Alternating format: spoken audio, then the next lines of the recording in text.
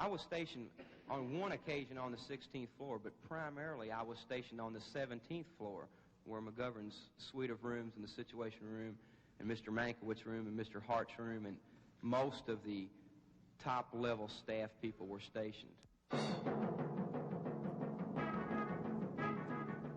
In the Senate of the United States, a resolution to establish a select committee of the Senate to conduct an investigation and study of the extent, if any, to which illegal, improper, or unethical activities were engaged in by any persons, acting individually or in combination with others, in the presidential election of 1972, or any campaign, canvass, or other activity related to it. From Washington, NPAC brings you gavel-to-gavel videotape coverage of today's hearings by the Senate Select Committee on Presidential Campaign Activities. Here is NPAC correspondent Jim Lehrer. Good evening. Sedan Chair 2 took his turn today telling the Irvin Committee and the rest of us what it was like to be a paid undercover agent for the Nixon re-election campain. His real name is Michael McMinoway, Sedan Chair 2 being a code name, and he told a story of one success after another, infiltrating the Muskie, Humphrey, and McGovern primary campaigns. The second witness for the day was the first Democratic campaign man to appear before the committee, Fred Taugher, Southern California campaign coordinator for McGovern in 1972, was questioned about the use of McGovern campaign facilities in organizing a Los Angeles demonstration against President Nixon. Taugher said he felt it was a legitimate project, and he authorized it only after he was assured that proper precautions against violence had been taken. McMinoway, in his testimony, detailed undercover activity in Wisconsin, Pennsylvania, California, Washington, D.C., and finally at the Democratic National Convention in Miami. As a Nixon agent, he was on the McGovern security staff at the convention, and on one occasion he even sat with George McGovern and watched television in McGovern's hotel room. McMinoway was paid $1,500 a month and committed to re-elect funds to report back intelligence information he gathered in the course of his undercover work with Democrats. And like John Fat Jack Buckley yesterday, the 28-year-old McMinoway, now an insurance man, also said he did not consider his operations illegal, unethical, or wrong in any way. The third and last witness of the day was Lieutenant Kenneth Hickman of the Los Angeles Police Department, who was asked about the anti-Nixon demonstration and the bombing of a Nixon campaign headquarters in Hollywood, California. One note at this point, everyone knows by now, of course, that Vice President Spiro Agnew resigned today. About 3 hours into the proceedings tonight, you will notice when the news reached the hearing room. The press section is virtually vacated, and there's a lot of whispering among the senators. With us tonight to analyze today's testimony is Howard McCurdy, a former member of Governor Rockefeller's election research staff and now a professor of political science at American University. Now for the hearings, here's an hour-by-hour rundown of the testimony. In the first hour, Michael McMinoway explains that he needed a diary to keep people straight because he was gathering intelligence from so many campaign headquarters in the Democratic primaries. In Wisconsin, he observed McGovern supporters making signs and then taking part in an anti-Muskie rally. In the second hour, McMinoway testifies he was on the McGovern security force for the Miami Convention and quickly became a familiar face in the McGovern executive suites. Also in that hour, he and Senator Irvin debate sharply whether his spine was a fraud. He says no. In hour 3, McMinoway tells of driving a Democratic delegate to the Playboy Hotel while 2 women exhibited immoral activities in the back of the car. Also in that hour, he testifies that Hubert Humphrey was heckled by McGovern supporters during a visit to a California nursing home. In the fourth hour, a Democrat, Fred Taugher, takes the stand, and he confirms that anti-war activists did use McGovern phones for a rally at a Nixon fundraiser. One McGovern aide characterized the use of the phones as overzealous and a mistake, but Taugher says it was carefully considered and approved because the demonstration was to be peaceful. In the fifth hour, Lieutenant Kenneth Hickman confirms that the anti-Nixon rally was nonviolent. Only 3 arrests were made. And he testifies that there was, in fact, no bombing of a Nixon campaign office in Hollywood, as H.R. Haldeman had testified. And now to the opening gavel. I know they're not tabled. The committee will come to order, and counsel will call the first witness. Oh, Mr. Michael McMinoway, I understand, Mr. Chairman, that he's on his way momentarily. He's in the building. Well, we'll just relax and take a vacation while we're waiting for him. Be the nearest vacation we'll have.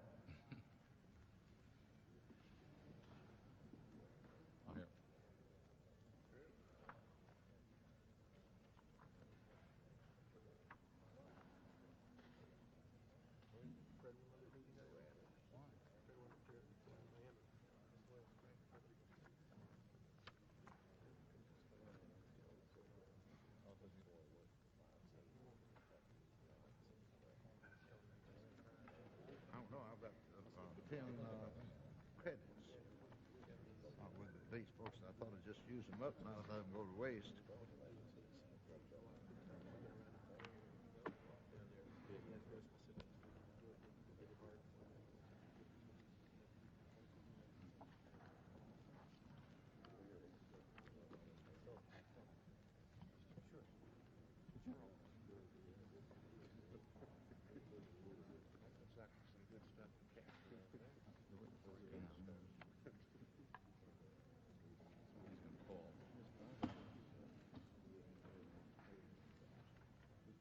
McMinoway. Mr. McMinoway, will you please stand and raise your right hand? Do you swear that the evidence that you shall give to the Senate Select Committee on presidential campaign activities shall be the truth, the whole truth, and nothing but the truth, so help you God? I do. Mr. McMinoway, I see you're accompanied by counsel. Will counsel identify himself for the record? My name is Frank E. Haddad, Jr. I'm an attorney from Louisville, Kentucky, and I represent Mr. McMinoway. And may the record please show that Mr. McMinoway is appearing here today pursuant to subpoena. Yes, Mr. Chairman. Mr. McMinoway is under subpoena and is not a voluntary witness. No, Mr. McMinoway has not requested, nor has the committee extended any immunity to Mr. McMinoway. That's correct. Mr. McMinoway, would you briefly give your background in political activity prior to the presidential campaign of 1972? Yes, sir. I initially became involved in political activities in the Could you take the microphone and bring it a little closer to you so that we can hear you?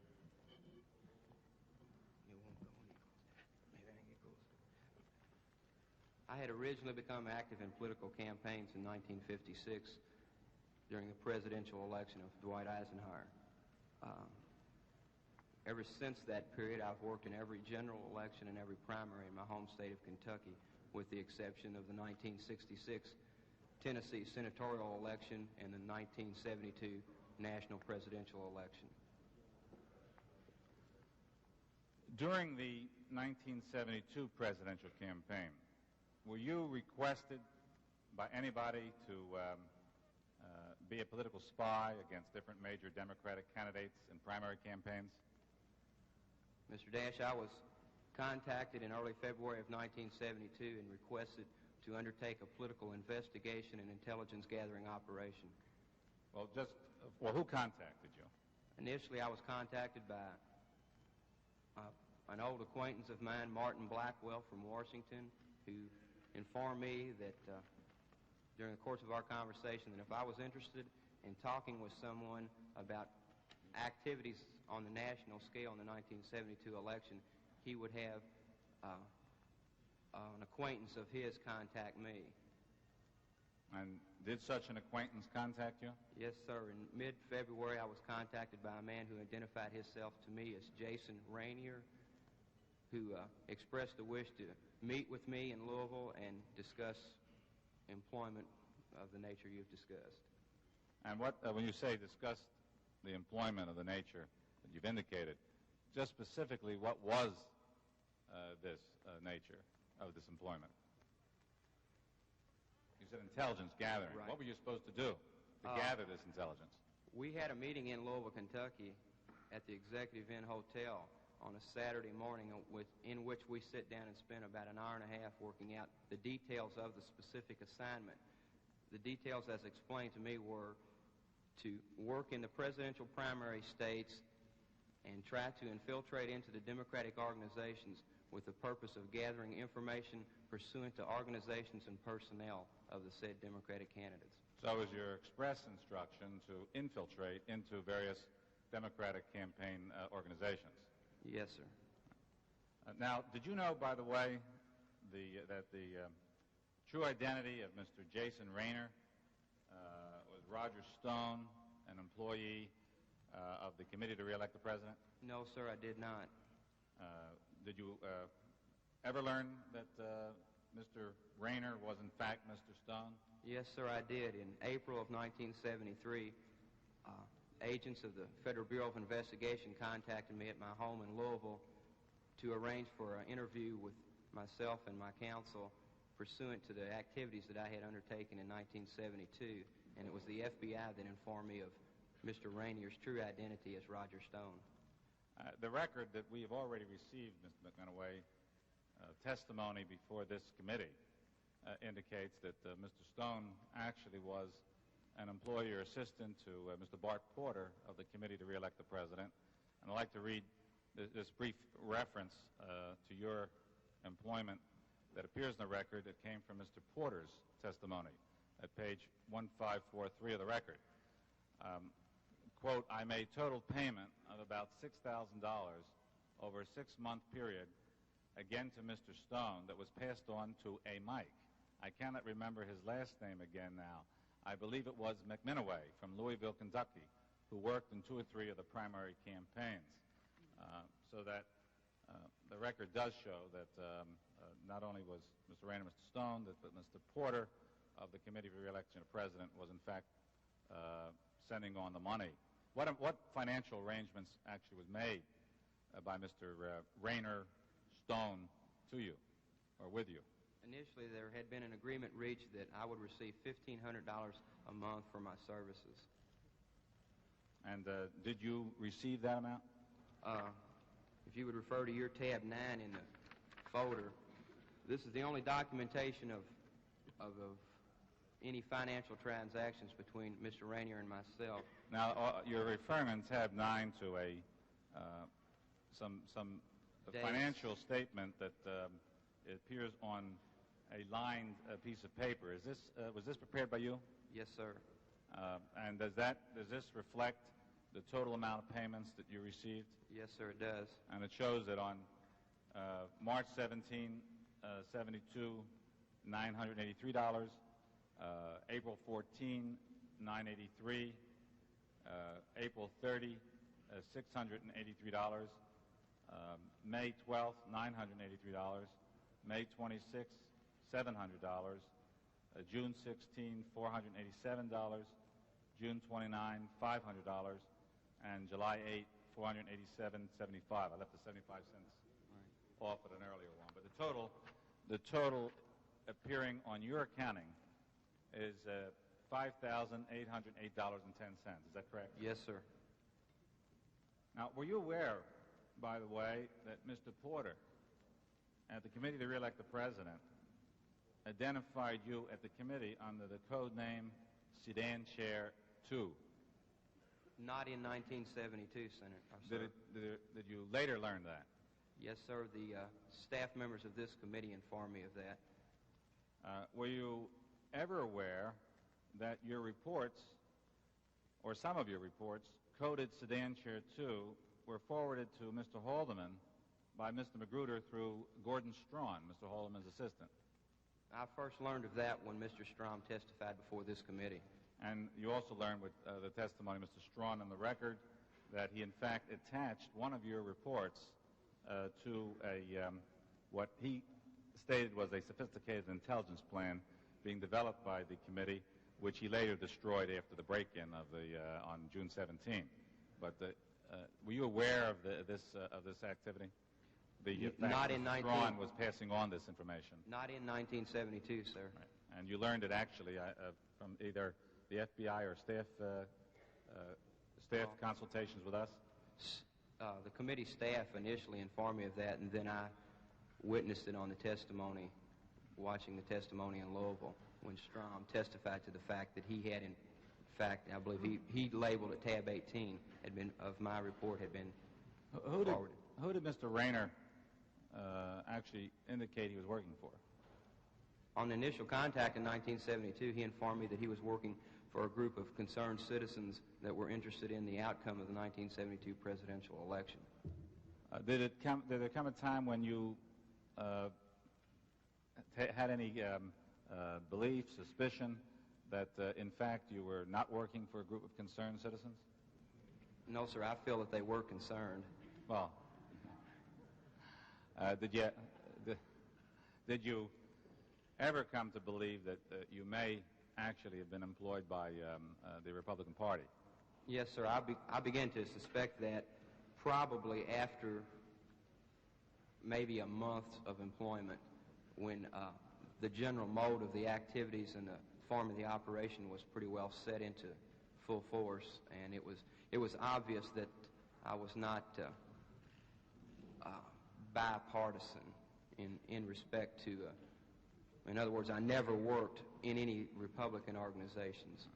Now, is it true, Mr. McMinoway, that you infiltrated the Muskie headquarters in Milwaukee for the Wisconsin primary, the Humphrey headquarters in Philadelphia for the Pennsylvania primary, the McGovern headquarters in Los Angeles for the California primary, the McGovern headquarters in the District of Columbia, and after the Watergate break-in, just before the Democratic Convention, the McGovern headquarters at the Democratic Convention in Miami? All of those assumptions are correct, except I worked in the Humphrey headquarters in Los Angeles and not the McGovern headquarters. I did have contact with McGovern people in California, but primarily I was sent to Los Angeles to work in the Humphrey campaign. Now, did you choose each of these assignments, such as the state to go to, on your own, or were you following instructions? I was following instructions. And these were, again, instructions of Mr. Rayner, who we now know as Mr. Stone. Yes, sir. Well, now, did you get for each assignment a specific instruction, or were the instructions covered by the initial meeting with Mr. Stone? The itinerary of the different assignments was set by Mr. Rayner. In other words, he would tell me to which state to travel, usually to which city. He would tell me what organization they would like to have information about.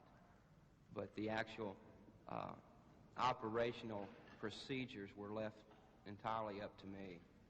Now, did you on a fairly regular basis send Mr. Rayner or Stone materials that you were able to get from the particular headquarters you had infiltrated? Initially, sir, the procedure was I was supplied with a post office box in Washington, D.C., to which I would send any relative documents or information that I would feel necessary to fulfill my obligation of intelligence gathering. And you obtained these documents or any materials that you felt necessary in your assignment from inside the headquarters you had infiltrated? The documents I refer to are not private or secret documents. These documents are documents that were planned for public inspection. I, at no time during the course of my employment, copied or borrowed or stole or removed any documents from the headquarters other than those which were given to me by a person in authority to pass out this information. But you did obtain some of the advanced scheduling of the candidate, did you not? Yes, sir. I made it a specific part of my operation to work whenever possible on scheduling and advanced work, so that and you received this prior to the time that schedule was made public, did you not? In most instances, sir, I was working with the group of people that were making the arrangements for these schedulings. Yes, but I mean, the advantage of your having it in advance was that you could provide this information prior to actually the public publication of this information, was it not? Yes, sir. You had advanced intelligence on the objective was to get the information before the newspapers printed it. Yeah, so that actually was, at the time you got it, it had not yet been made public. No, sir. You also got such things as copies of lists of workers, copies of intercom numbers of internal staff workers, things of that nature. Did you not? Yes, sir. I tried to compile myself a list of personnel working in the different organizations and their functions within that organization. And while you're in the organization, I'll get to your diary in a moment. You, wherever you could, read whatever you could read that was on desks or around, and I think it's sometimes you referred to, you pumped various staff members for information. Is that not true? Yes, sir. I did try to read as much as I could and listen. That was one of the major sources of my information, was from conversation with with the actual staff member and organization people. So that you were trying to do as thorough an intelligence gathering operation as you could, having infiltrated any particular campaign headquarters. Yes, sir. When I took the job, I made it a point to try to do the job well and to verify all the information I could. And sometimes I would see written statements and verify them through conversation or vice versa. Now, by the way, when you took the job, you used the term infiltrate. I asked you whether you'd been asked to become a political spy, and I'm not trying to deal in semantics, but when you obtain each of these jobs, for instance, when you went up to Wisconsin and joined the Muskie, the campaign headquarters operation in Milwaukee, how did you obtain the job? The normal procedure was to start off as a volunteer worker in the particular organization from which I wished to gather information. And how did you represent yourself? As a volunteer worker. Interested in working for the, say, the Muskie primary election? Yes, sir. I progressed throughout the organizations and throughout the campaign by being able to perform campaign organization activities very successfully. I would actually work for the candidate to gain the confidence of the particular organization. You did not, in fact, inform any of these people that you were one, Republican, and two, were being employed to come into that headquarters for the purpose of obtaining information to send either to other candidates or back to your employer. Did you inform anybody that that was your role? I was never asked that, sir. Well, you were so successful, perhaps, that nobody even thought to ask, but you never volunteered that information. No, I never volunteered the information. As a matter of fact, the success of your operation depended upon the fact that you were able to have the Muskie people, for instance, in Milwaukee, believe that you were a true volunteer interested in helping Muskie's candidacy. I would assume that that's the reason that they told me a lot of the stuff they did. Now, in addition to any materials that you might have sent on to Mr. Stone or Rayner, as you knew him, were you in telephone communication with him? Yes, sir, I was. How frequent was the communication you kept with Mr. Stone? In Milwaukee, it was about on a every other day basis. But later on in the operation, as the operation became more and more technical and involved more and more information gathering, it became at a minimum of daily conversation, sometimes several times a day. Now, Mr. Stone was very much interested in what you were learning on a daily basis then. Yes, sir. Some of the information that I obtained was rather timely. Right. Now, did you keep a diary in your infiltration work in Wisconsin and in Pennsylvania? Yes, sir, I did. I think just for a purpose of identification of these diaries, if look at tab 2, which appears to be a diary beginning March 21st, Milwaukee, ending March 31, and then tab 4, I think, a diary which appears to be one in Philadelphia, beginning April 10 and ending on April the 22nd. I think you've had an opportunity to review these on prior occasions with the staff. Do these reflect accurate copy of the diary entries you made? Yes, sir, they do. As a matter of fact, I understand that your diary entries were really handwritten and that at a later time you had them typed. Is that not true? Yes, sir, at the request of the committee. So what we have here is not actually your diary entries, but a typed copy that you had made of the actual entries. Yes, sir. Right. Now, was it the purpose of your what was the purpose of keeping the diary? So that I would be able to refer back. The particular operation that I was involved in required a considerable amount of name dropping and association, and I was involved with quite a few different people, and I was sometimes working in 2 or 3 different headquarters, and it was necessary for me to keep a diary so I knew where I was on particular days and dates and times and where I planned to go, and especially to keep the people straight. the names of the people and the particular organizations they worked in. Well, now, after your Pennsylvania activities and you moved on to California, District of Columbia, and then later to Miami Convention, we don't have actually a diary. We have some reports or summaries of your activity. Did you, after the Pennsylvania activity, cease keeping a diary? Yes, sir. I went to the note system for two reasons. One, I was informed by a friend of mine who works in intelligence gathering operations for the United States government, unrelated to the re-election committee activities, that if you keep a lot of notes, you might lose your notes and somebody might find your notes. And so I felt that the least amount of written material that I left lying around. What provoked this initial thing is my room in Wisconsin was broken into, and it made me start to think about, somebody could break in to steal money and find that, and it might be embarrassing if it came out during the time that I was working in these different organizations. Advice might have been well given with regard to the diary that was actually kept in Wisconsin, Philadelphia, which the committee now has in its possession. By the way, Mr. Dash, yes. He voluntarily turned that over to the we committee, know. and no one knew that he had that until he did. We know, but it was in his possession. And he did, by the way, for the record, voluntarily turn that over. In Wisconsin, what kinds of questions did Mr. Stone ask you? What was he interested in obtaining? I think we had some reference in some earlier information that you had given the staff that he was that Mr. Stone had questioned you about anti-Muskie activity, anti-McGovern, anti-Nixon activity, financial contributions to Mr.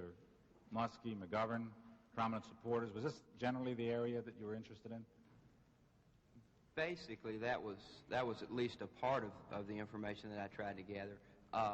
Personnel-wise, I was to try to obtain as much information on as many of the actual staff of the particular candidates, a little about their background and what their specific duties within the organization were at that particular time.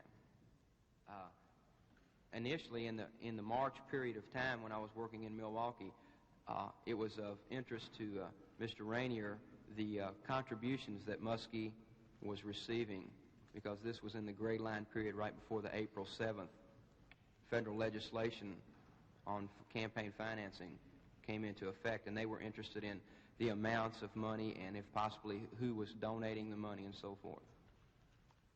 Now, while you were gathering this information in your role as an infiltrator or as a spy, whichever you may wish to accept, you will occasionally cause some either disruption or confusion in Senator Muskie's campaign activities. Is that true?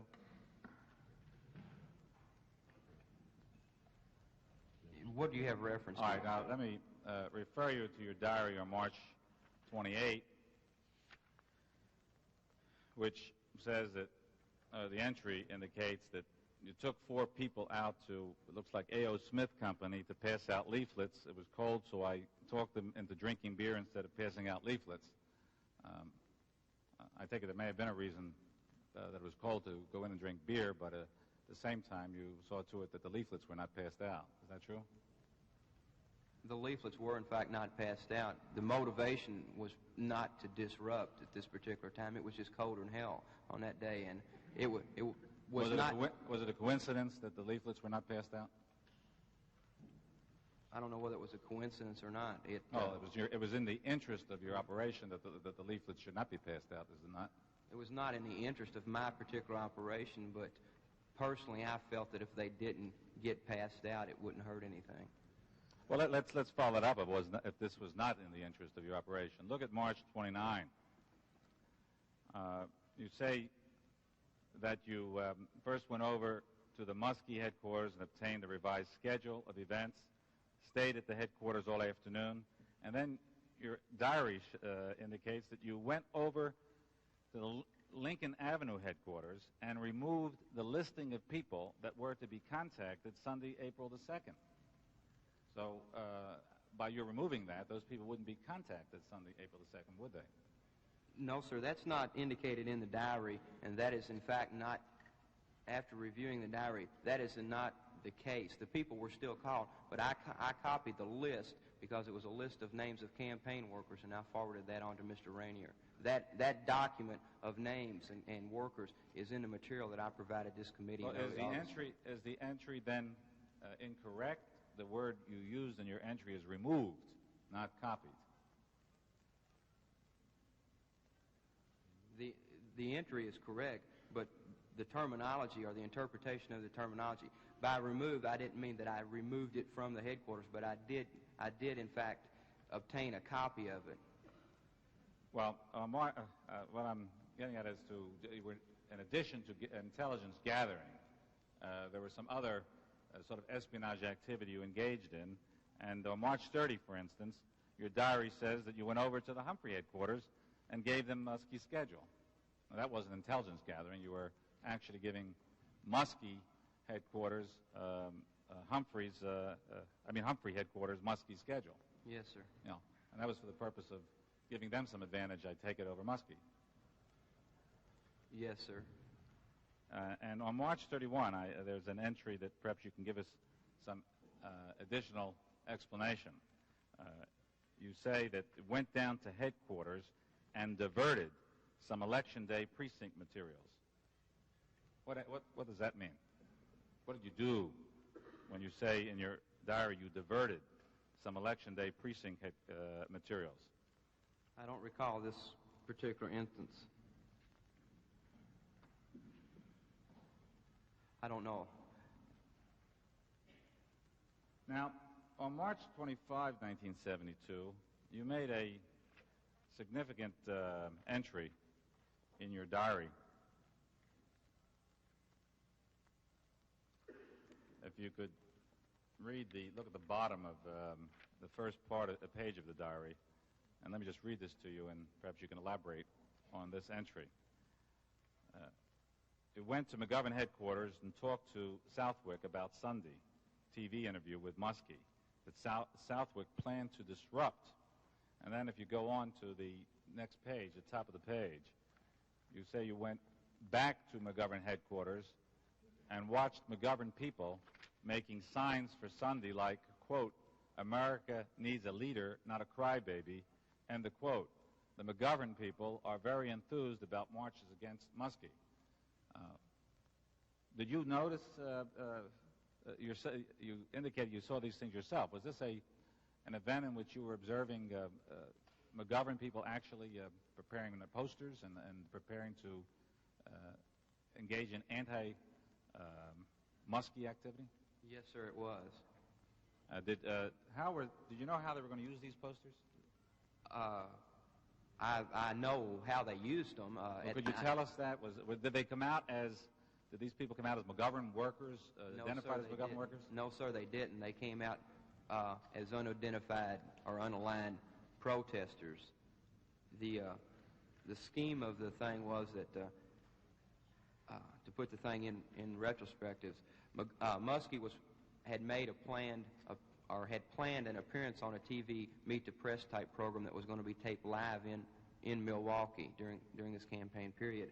And the objective of the McGovern people were to get outside of the TV station before Muskie went there to tape the show and have a little protest and hold up these type of signs, hoping to upset him.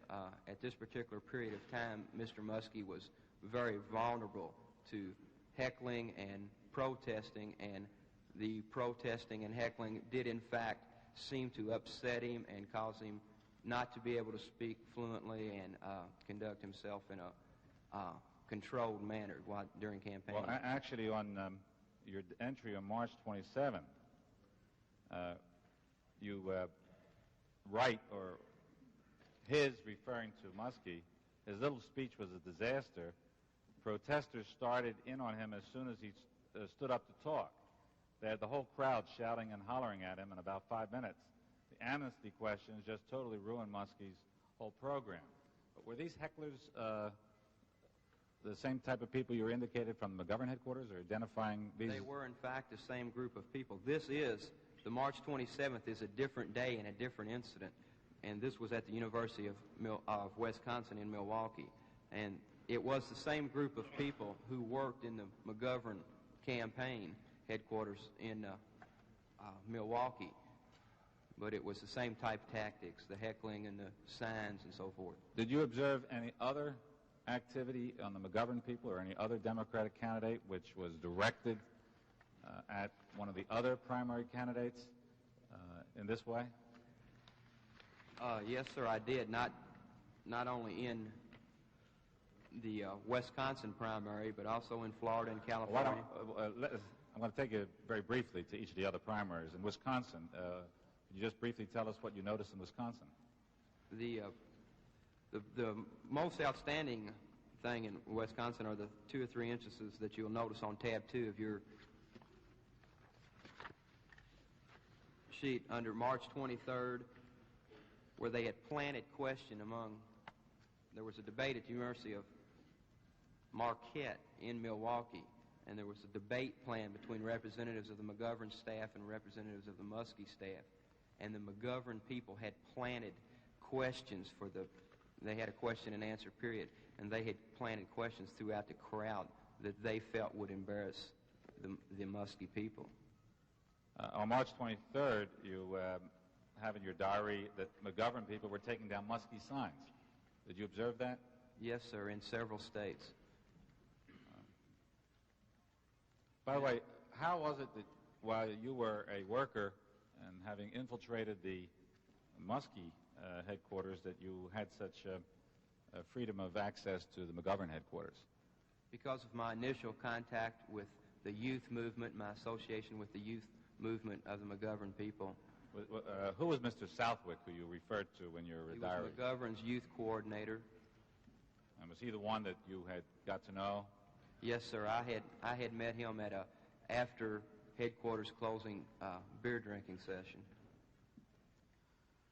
All right. After the Wisconsin primary election, did Mr. Stone or Rayner instruct you to go to Philadelphia and infiltrate the Humphrey campaign? Yes, sir. It was several days later I received the procedural call that instructed me to go to Philadelphia.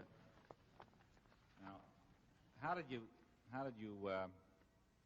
become a member of the Humphrey campaign activity in Philadelphia?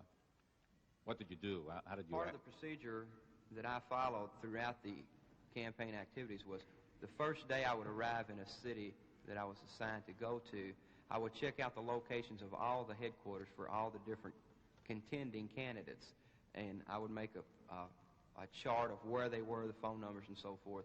And what I did is I found out the location of the main Humphrey headquarters in Philadelphia, and I presented myself there as a volunteer. And who did you speak to at that time? Miss Gertrude Atkovitz, who I was informed was in charge of the volunteer workers. Did you identify yourself with any particular name? What name did you use? In Philadelphia and throughout the remainder of the campaign, I used the name of Michael Snow with the Humphrey people and my own name, Michael McMinoway, with the McGovern people. And how did you identify your occupation or work when you spoke to the Humphrey campaign workers? The Humphrey campaign people assumed that I was a salesman. Did they assume it on the basis of representations you made, or? No, I'm not really sure how this particular... The first time that I actually knew that they thought I was a salesman was when I read an article in the Louisville Courier-Journal yesterday that said that Miss Atkovitz referred to me as a salesman. But I don't recall using that modus. Well, did you ever tell her that you were at least a businessman that worked during the day and you could give them volunteer work at night? No, sir. I worked daytime, nighttime, and throughout. It was never really asked. They were grateful that they had a volunteer, and they weren't going to question. But as in Wisconsin, you represented yourself to be a volunteer interested in helping the Humphrey campaign. Yes, sir. Now, was your assignment the same in Philadelphia as it was in Wisconsin? Yes, sir. Initially it was. And did you have the same type of reporting schedule with Mr. Stone? Yes, sir. Up until midway through the Pennsylvania or Philadelphia assignment, I would continue to send documents and so forth in. Your Philadelphia diary, which you've identified as an accurate record that you kept, indicates that you were put in charge of the phone bank and block captain programs. What were these programs? Initially, the Humphrey headquarters in Philadelphia had set up a phone bank headquarters separate from the main headquarters. It was a building, a three-story building. On the second floor, there were 20 phones. They had operators at these phones that they used a system that Mayor Rizzo had initiated in his successful candidacy for the mayor of Philadelphia, whereby they would take cross-index cards of streets or blocks, as they refer to them, and they would call all the people on the respective blocks until they found a worker that would volunteer to be a block captain and represent the Humphrey people in that area. And the purpose of this was to have an outlet for their literature and their campaign propaganda and to help get out the vote on Election Day and so forth. And you were put in charge of that phone bank operation? I was assigned to help supervise it. I was not put in charge, but... Well, now, after you had that assignment to help supervise it, you did promptly begin to sort of mess up the program, did you not? I didn't help the situation any. Well, let me just read on April 11th in your Philadelphia diary, down towards the bottom, you wrote, "I promptly put people on calling and duplicating cards that had been done by the day shift." In other words, there was a day shift that called people to become block captains, and you had people call the same people in the evening. Yes, sir. They had stacks of cards similar to 3x5 index cards, and previous to the time I came over there, the thing was not working very successfully, but I just stopped after that day. The cards that were there the day I came were the ones that were there the day I left. I never went to the stockroom to get new supplies of cards. No, but look at April 12th, which doesn't show a passive act. You wrote on April 12th, "I rearranged the cards again so that night shift would recall a lot of day shift cards." So I take it that's an accurate statement of what you did. That's the way I read it, sir. All right. Now, the impact and the effect of this repetitive calling, you reflect in your diary on April 14th. And you write, "Repetition of calls is starting to aggravate the volunteer block captains. The captains are getting called 2 or 3 times, and it is beginning to bother them. Some captains have already quit because of the repeated calls." So that this repetition did have a disruptive effect in getting block captains. You want me to answer that? Yes. Yes, sir. Actually, again, on April 20, you state that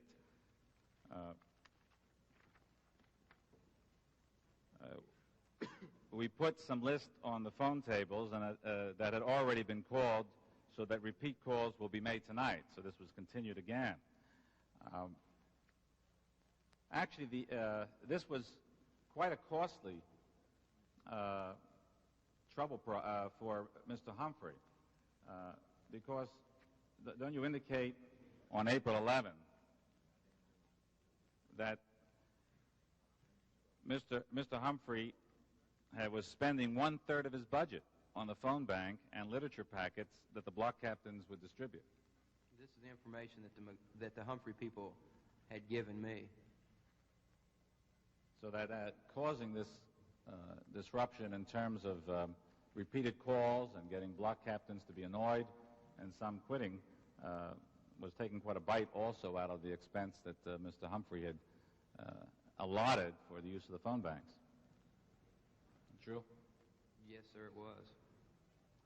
You also, by the way, on April 22nd, wrote that you yourself called people out of the Humphrey headquarters and urged them to vote for Jackson.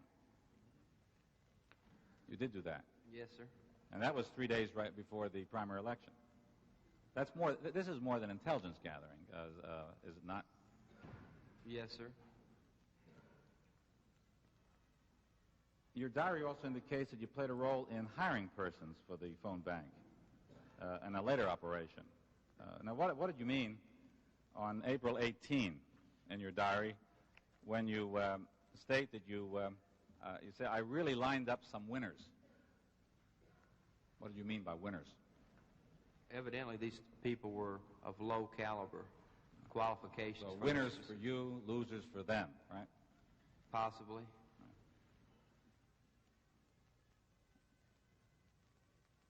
On April 19, you wrote in your diary that went to the phone bank and checked on my workers as they were waiting for me at the door. I got them to separate the Union and Negro cards into uneven ration stacks. The 60 people lined up yesterday did not show up for work. Only 24 came. The cards were so placed that anyone calling them could not distinguish between a Negro call sheet or a Union call sheet. The call sheet is the speech read to the person called. And so, as a result of that, I take it that some Union people received a call that was directed to black voters, and a black voter received a call directed to a Union member. In some instances. Now, I think you were able, by the way, you managed with all this to win quite a bit of confidence in the Philadelphia headquarters. Yes, sir. The jobs that I did with Miss Atkovitz and with the other staff members were always carried out to the best of my ability to be successful for the Humphrey candidacy. Anything that I did that they specifically instructed me to do was done correctly. Well, I take it what we've just referred to on the phone bank, some of these things weren't done to carry out successfully the Humphrey activities. To put the situation into context, the phone bank situation was a mess when I got there. There was no proper supervision by the Humphrey staff conducted in that area. They spent a lot of money paying the expenses of the phone bank, but they spent very little time supervising it, and no real direct orders were given to the people working there to the proper way of carrying it out. The phone bank system was new to me when I got there. I did use this opportunity to learn about it, and so that in the future I would understand what this type of a setup was with the block captain. Whatever bad situation it was, you took advantage of that also to keep it that way. I didn't take advantage of it to keep it that way, sir.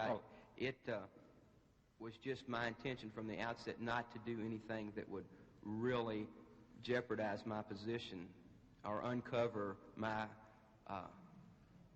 Well, if you were a true volunteer really trying to help the Humphrey activity, and you would have seen the fact that these various calls have been made, you would not have arranged cards to have people called again, and you would not have permitted a situation where the cards would have been so disarrayed that black voters would get Union messages and Union voters would get black citizens' messages.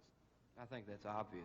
All right. Now, in fact, you were really so successful in winning the confidence of those you were working with that on your diary on April 13th, you'll notice that you wrote, I went over to the Adelphi Hotel where I met ex-Mayor Jim Tate. He is so thankful I am helping at the phone bank. He invited me to a big party election night. He told me they were depending on me to get the sample ballots distributed to block captains. That was quite a commendation on your role. Now, at that time, by the way, I take it you did not inform ex-Mayor Tate that what your real identity was. No, sir. You accepted this as this compliment as a volunteer for Mr. Humphrey. Look at April 20.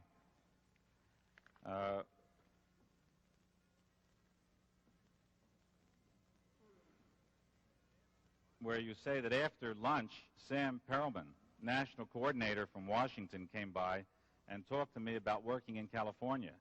Perelman called Joe, is it Sorrell? Yes. Joe Sorrell, the L.A. chairman for me, and told him I would work in L.A. headquarters.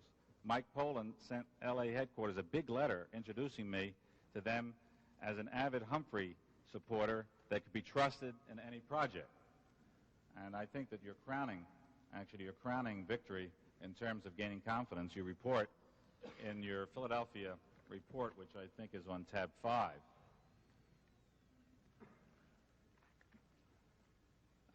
Where you indicate that after your infiltration of the Humphrey headquarters by complimenting the elderly office manager, Gertrude Adkovitz, into believing that you were a dedicated Humphrey supporter, once I gained her confidence by working like hell on menial projects, I was home free. It has continued to amaze me how far you can go inside headquarters by just walking in off the street. Gertrude told me one night, while we were working late on our separate goals, that, quote, once in every campaign, a great worker walks in off the street and really helps in the campaign, and the quote, and she was referring to you. That's in the report, yes, sir. Right. And then you add the interesting comment, I often wonder how many great workers were also serving a dual role.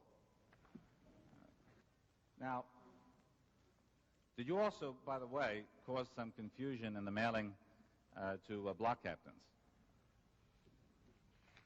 Specifically, what are you referring to? The stamping? I want to refer you to April 20, where you say that the mailing today, on the second page of the April 20 diary entry, the mailing today was successful. The block captains will receive the mailing Monday that should go to ward leaders.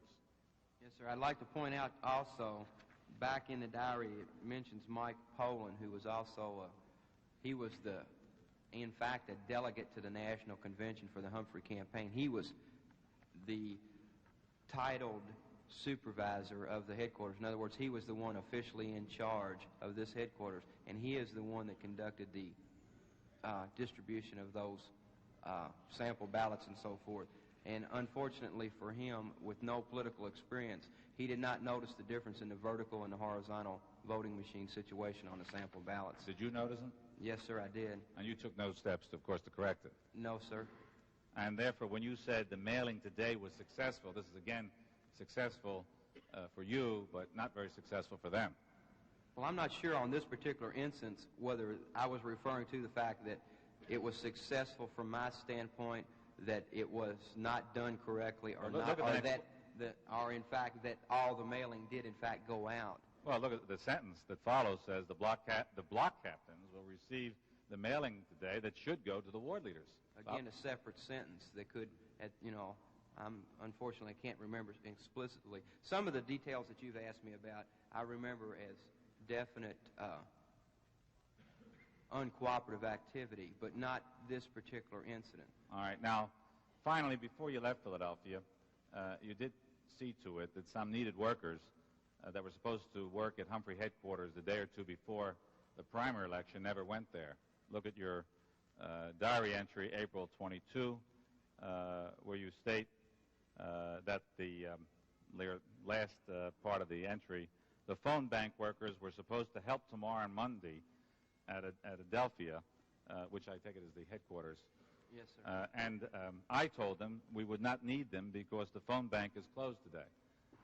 So that meant that those particular workers, which was just prior to the primary election, were not available on the day they were needed. Yes, sir. Right. Now, while you're working, by the way, inside the Humphrey headquarters, did you learn of a person named Mr. Zimmer? In the Humphrey headquarters? Working either in McGovern, any of the other Democratic candidates. Did you know of a person by the name of Mr. Zimmer? No, sir, I don't believe so. Did you learn while you were working in the Humphrey headquarters of any heckling that Mr. Humphrey experienced in his appearances in Philadelphia? Practically every time Mr. Humphrey appeared, especially before any youth or younger organizations or group, he was heckled and protests took place, and oftentimes objects were thrown at him. Were you aware of the fact that, did you know of a Mr. Donald Segretti? No, sir, I did not.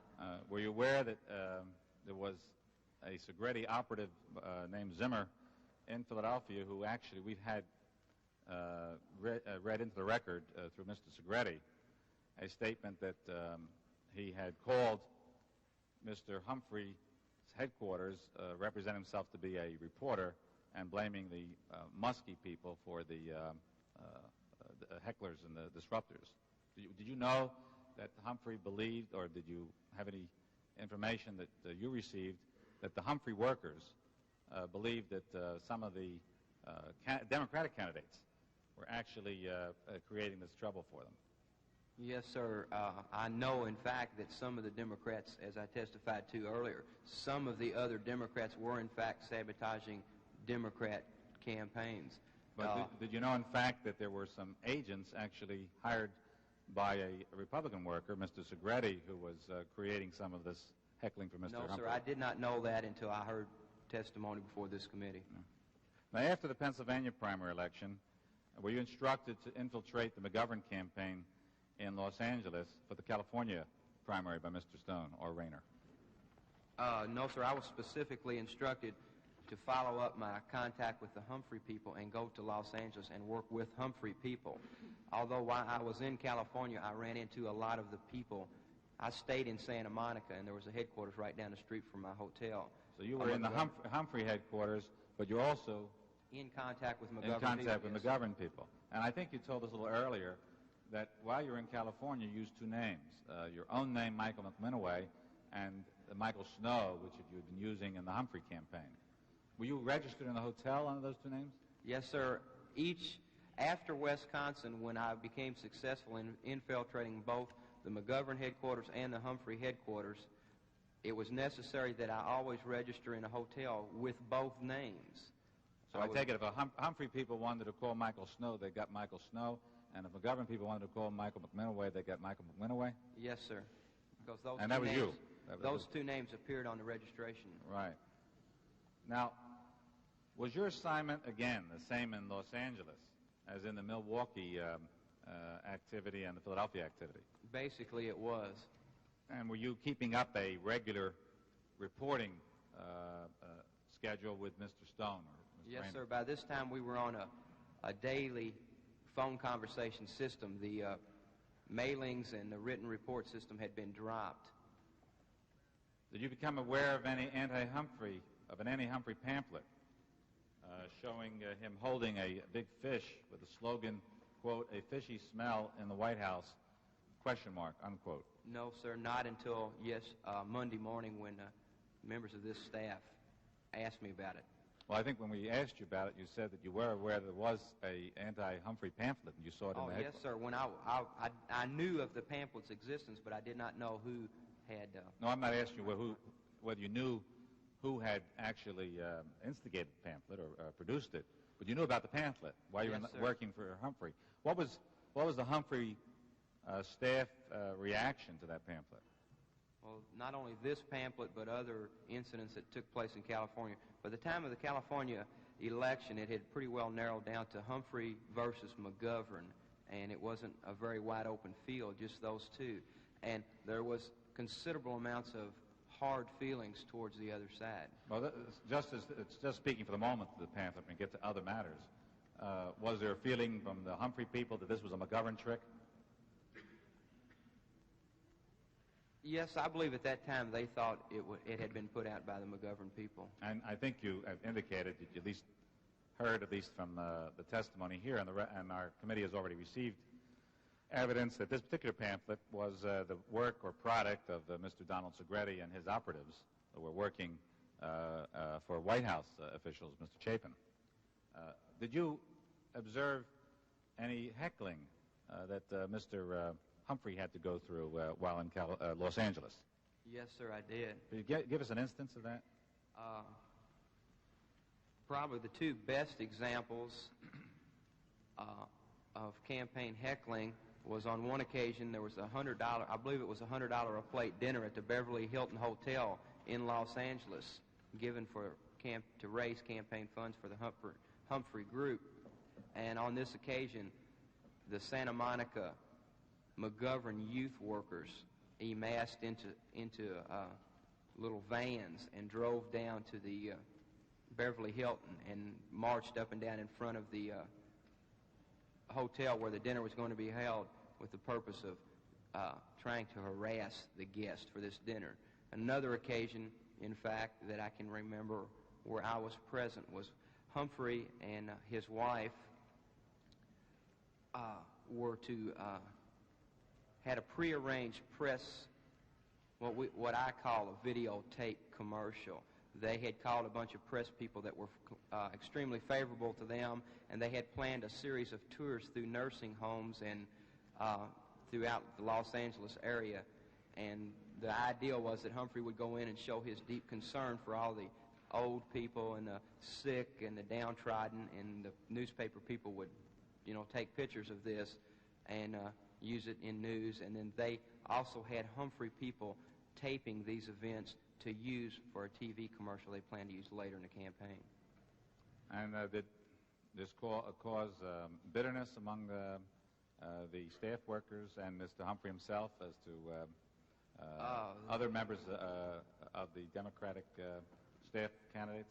There were times when Mr. Humphrey would become slightly irritable. Mr. Humphrey, of all the Democratic candidates that I worked for or with or in association or in the same organization, Humphrey could handle the hecklers and the demonstrators much better than say, Muskie or McGovern.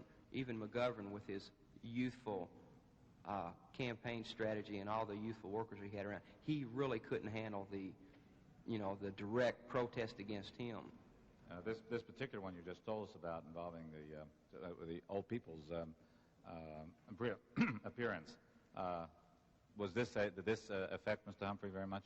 I think the major effect of this was that it disrupted the schedule, and it was not permittable for the cameras to film it in quite as smooth a manner as they had hoped. The disruptions outside, the noise, it was impossible to have audio with the video because of some of the obscene things that were said, and the language and the tone, especially the tone and attitude of the demonstrators. Often in California, demonstrations that I noticed were more verbal and had a more violent attitude than some of the earlier ones. The ones directed against Muskie, for instance, that we mentioned in Milwaukee, were simply efforts to shout him down. But by the time that I got to California and traveling with the campaign, the demonstrations have become more personal and more deceit-oriented. They were specifically directed at individuals and at slur-type remarks. And I think the committee already has received some evidence from Mr. Segretti that his assignment and to his operatives was to arrange for hecklers against any one of the candidates who would appear, making it appear like it's coming from one of the other candidates. Did you know what the source of some of this heckling was? No, sir. The only sources of planned protests that I knew of were the ones that McGovern had planned against Muskie in Wisconsin and against Muskie in Humphrey in California. Now, after the California primary, which was just prior to the break-in at the Watergate, you learned of the break-in. When did you learn of the break-in, and where were you? I returned from California, and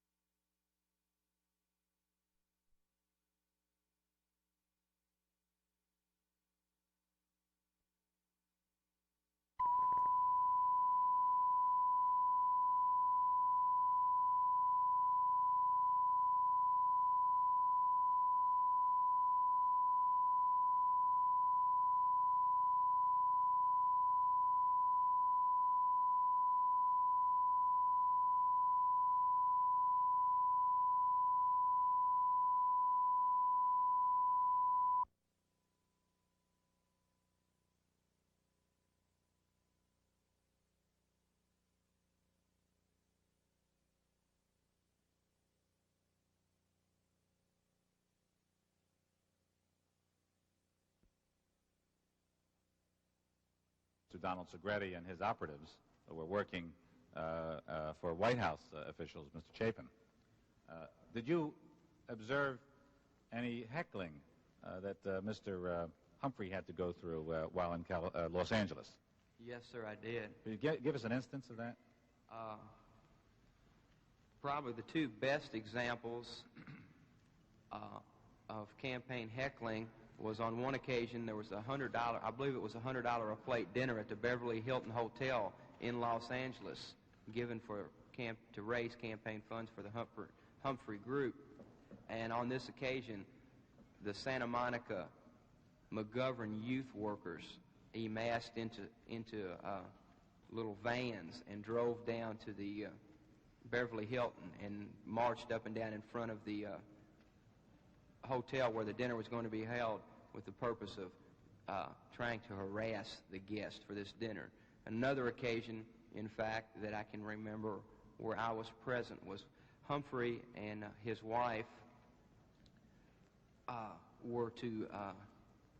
had a prearranged press, what I call a videotape commercial.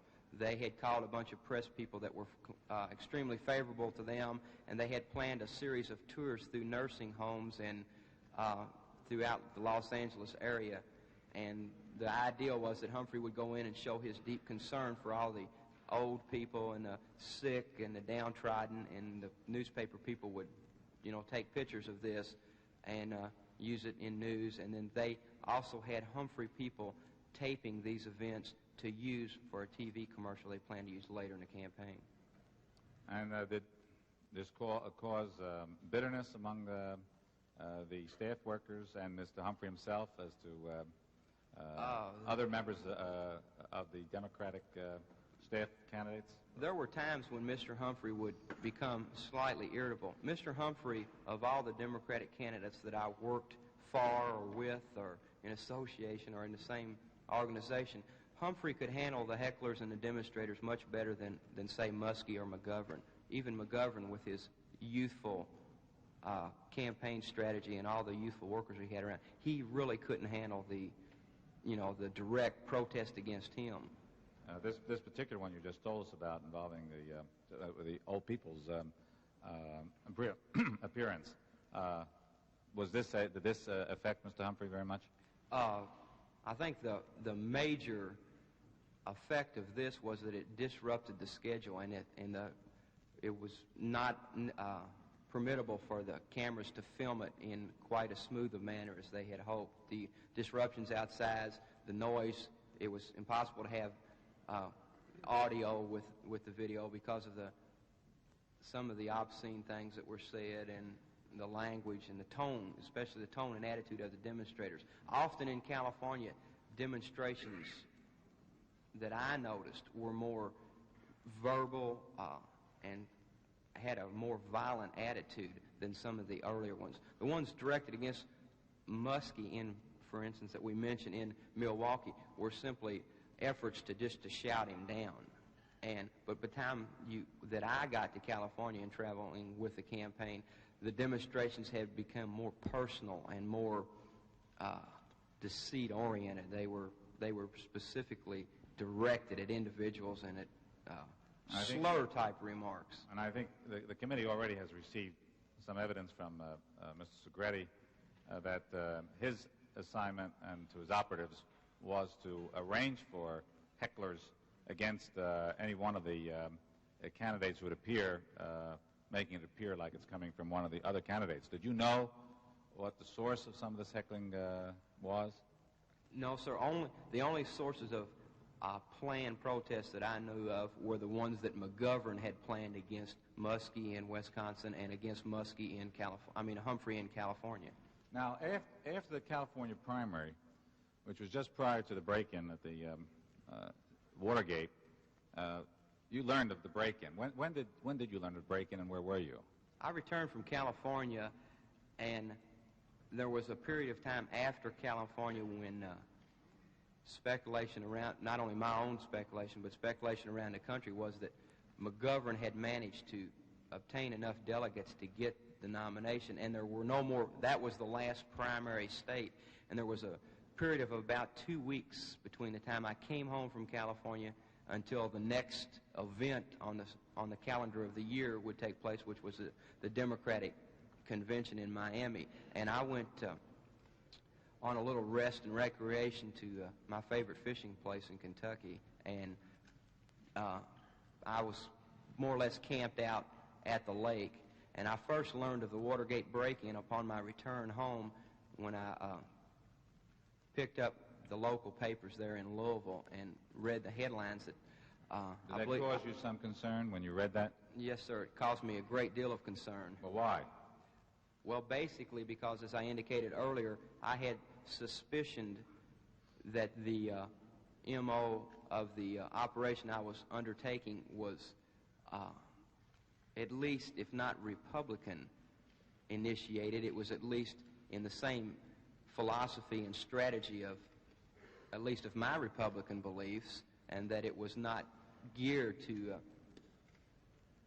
help any Democrats, but merely to observe their operations. And when it was disclosed, or when I read the newspapers and started hearing the news, that it was disclosed that some of the members of the Watergate people, or the people that had been apprehended inside the Watergate headquarters, were affiliated with the Republican Party, it caused me to have suspicions that possibly not only did they have an intelligence gathering operation, but possibly they had other operations as well. Well, what did you do after you became concerned?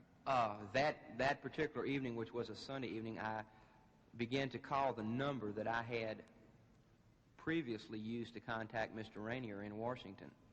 And what happened? Were you able to contact him? No, sir, I was not. The phone had been disconnected. According to the operator, it was disconnected that very morning. Were you later able to contact him? I was not able to contact him, but 2 days later he contacted me. We had a conversation concerning my concern over these suspicions. As a result of those conversations, did you come to the District of Columbia?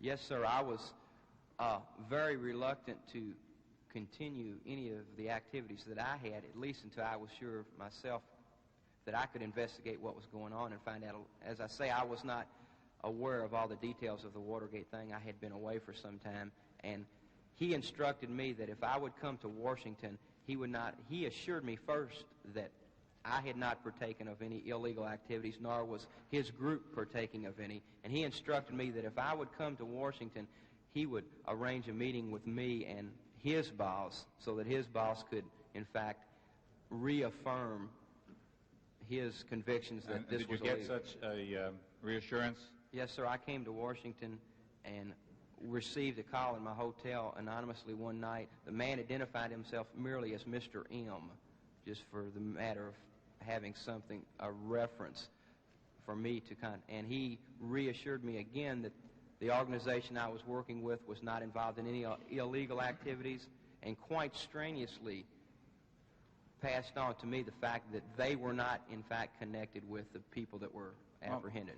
Well, Mr. McMinoway, I think that what was striking you, and you say that caused you some concern, was the break-in at the Democratic National Committee headquarters, and I take it the placing of bugs there. What occurred, and I think this committee has already received evidence on that, is that there was a surreptitious entry into the headquarters and the placing of microphones and telephones. Now, do you see much difference between, say, a secret entry into a headquarters and the placing of a microphone to hear information, and your own activity of entering a headquarters through a misrepresentation and hearing and actually seeing activity? As a matter of fact, were you not actually more effective than what was done in the Democratic National Committee headquarters? You were a more flexible receiver of information by sound and a much more flexible receiver information by sight. Were you not, in a sense, a human bug or a human camera infiltrating a Democratic headquarters? Well, your question got rather lengthy, but to answer as I understand it, the main point of your questioning is, yes, I feel there is a great deal of difference between what I did and the illegal acts of the people that were caught inside the Democratic headquarters. To me, there's a lot of difference in breaking the law than in breaking confidence. I merely obtained information that was voluntarily given to me. I didn't twist anybody's arm. I never broke into any place. I never bugged any phones or used any kind of electronic surveillance at all. The information I obtained was obtained because I was there at the time. It was like the newspapers. Because they are present at the hearings and because they have so far been able to obtain information of pre-hearing testimony and so forth, I wouldn't consider them spies, and I wouldn't consider them doing anything illegal. That's their job to report. That was my job, to report on the activities of the Democratic candidates. I'm not suggesting that any of these laws apply to you, but by analogy in the law of theft, there is a law of larceny, which is the taking of property, and then the law of obtaining things by false pretenses, which is not you don't have to break into any place, but it's the misplace of confidence and a misrepresentation where you take it. And would you think that if we were to consider legislation that just as in the theft law, where the various state legislatures and the Congress has felt that actually theft of information or theft of things, of property, is the same whether one picks it up without the knowledge of an individual or where one gets it by deceit and misrepresentation? One point that I think needs to be brought out, at least from my standpoint, is that you're putting a lot of emphasis on obtaining this information by misrepresentation. And in fact, in 1972, that was not really, in my opinion, the key to me being able to obtain this information. It wasn't the fact that I misrepresented myself as a Humphrey worker or that I misrepresented myself as a salesman or any other misrepresentation. The reason I got the information was because I was there. The reason I was there is because I was a good precinct and campaign worker. If you had gone into the Humphrey headquarters in Philadelphia, the Muskie headquarters in Wisconsin, the Humphrey headquarters in Los Angeles, and truly identified yourself as to who you were, do you think that you would have been allowed to work in that headquarters? I would assume not, but I never used methods of misrepresentation or lying. They never asked me. You indicated you wanted to be a volunteer for Humphrey. Now, was that a true statement? Yes, sir. I did volunteer, and in fact, I did considerable amounts of work. But actually, you were following instructions. You had an assignment. You were being paid by somebody else to do that. You weren't a volunteer. You were paid. You were paid the amount at least you've indicated. I was paid to do surveillance and intelligence work, but I wasn't volunteer in that particular headquarters. Well, you were paid to be a volunteer. They were not paying me. I received no money or compensation. You were paid to be somebody else's volunteer, right? Yes, sir. Now, after you did work, by the way, after you were reassured that you weren't doing anything wrong, that you did work in the McGovern headquarters in District of Columbia for a while. Yes, sir. I was called to Washington, as I say, primarily for the conversation between the unknown person and myself and the reaffirmation that I would not be involved in any illegal activities.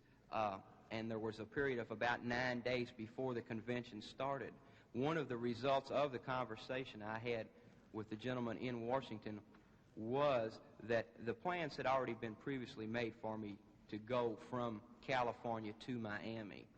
And as I understand it, the reservations at the hotels were made, and the general pattern of the events was already established. And you did go on to the Miami Convention. And therefore, I did agree to continue that one last assignment. But when I went to Florida, it was with the stipulation that that would be my last assignment. All right. You did go on to the Miami Convention, and what position did you obtain in the McGovern camp in the Miami Convention? I eventually became a member of the security staff of the McGovern headquarters. And very, very briefly, what did that permit you to do? How did you get that position, by the way?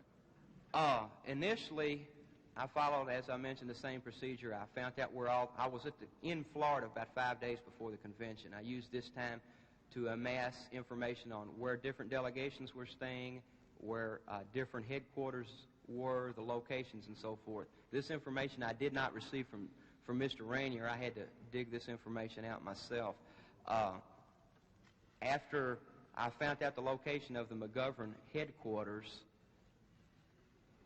in Washington while I was working, I met quite a few people on on the administrative staff of the McGovern headquarters, and I did work in the Washington McGovern National Headquarters. And it was just a transition from physically from here to physically to Florida, and I just took up the same type of activities. I, by this time, had become a familiar face. Well, how important a security post did you have? I don't know how important when you say important. Well, where were you stationed? Throughout the Dole Hotel.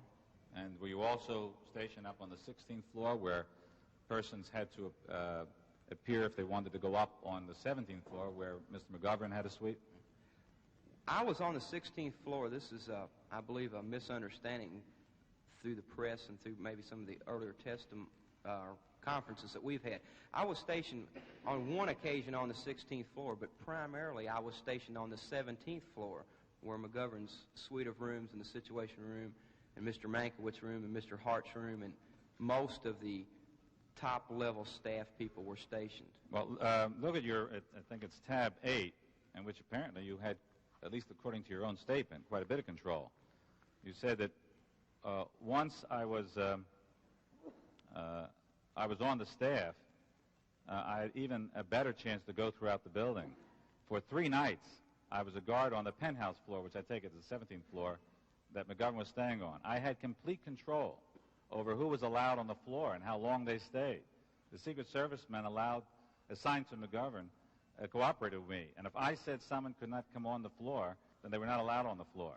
And I obtained a list of everyone on McGovern's staff and what he did, and I got copies of Secret Service clearance lists, and I had access to all McGovern's convention operation rooms.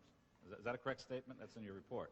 Yes, sir. That's correct to the extent that I did not have total, complete control of who came on that floor. I could certainly hold up the people. The Secret Service instruction they were primarily concerned with the physical safety of the candidate, and they worked with us in cooperation with.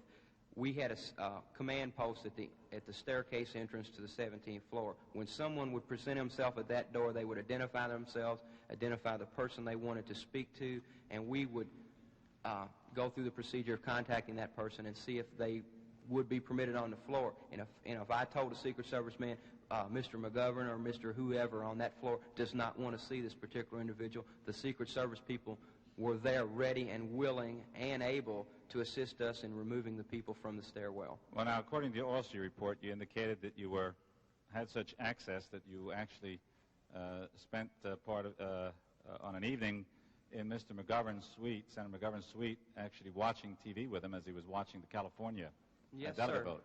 By the time of the California challenge vote on Monday evening, I had become at least recognizable even by the senator himself.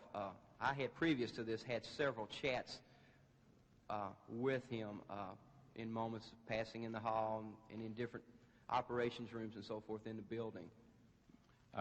You comment towards the bottom of your Florida report. It is amazing how easy it would be to be right in the midst of all the operations and planning and yet be an enemy. That is in the... I take it you consider yourself an enemy, did you not?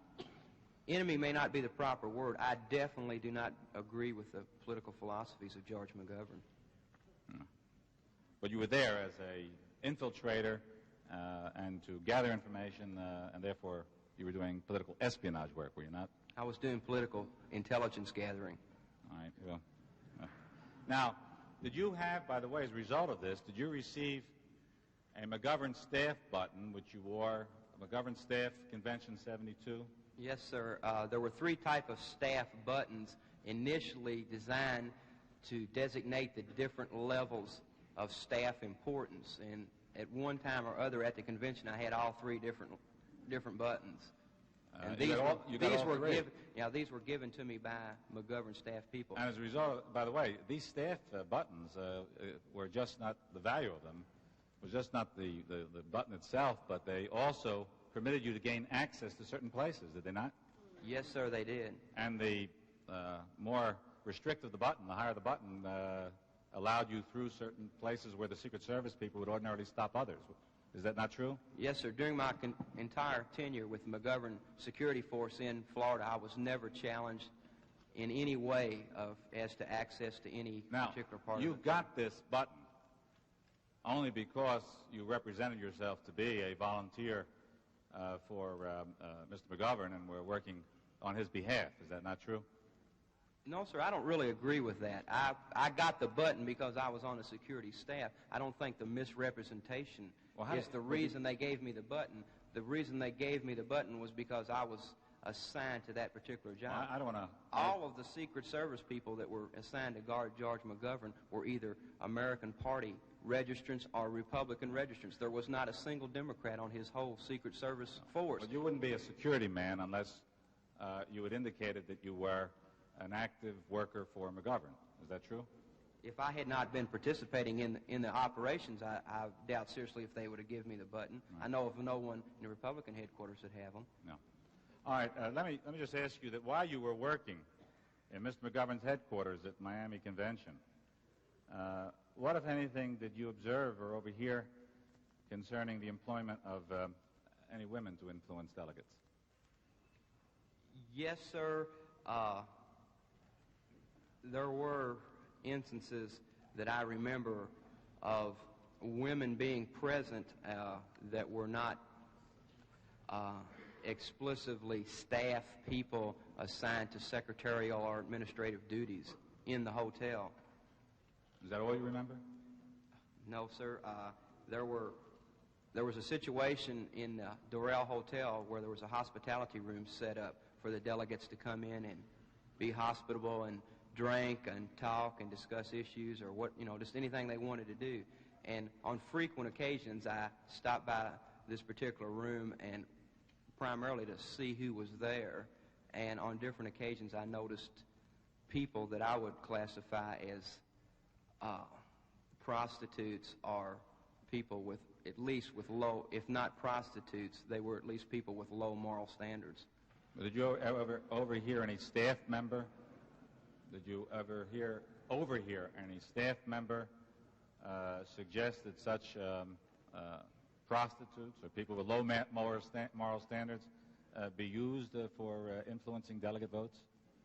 No, sir. Not in a policy-making type of conversation. I did not. In any conversation? Several people on the staff had talked about the not necessarily the obtaining of any of these type of people, but they did, in fact, I'm sure, know that these people existed in the building, and they never instructed us to remove these people from the building.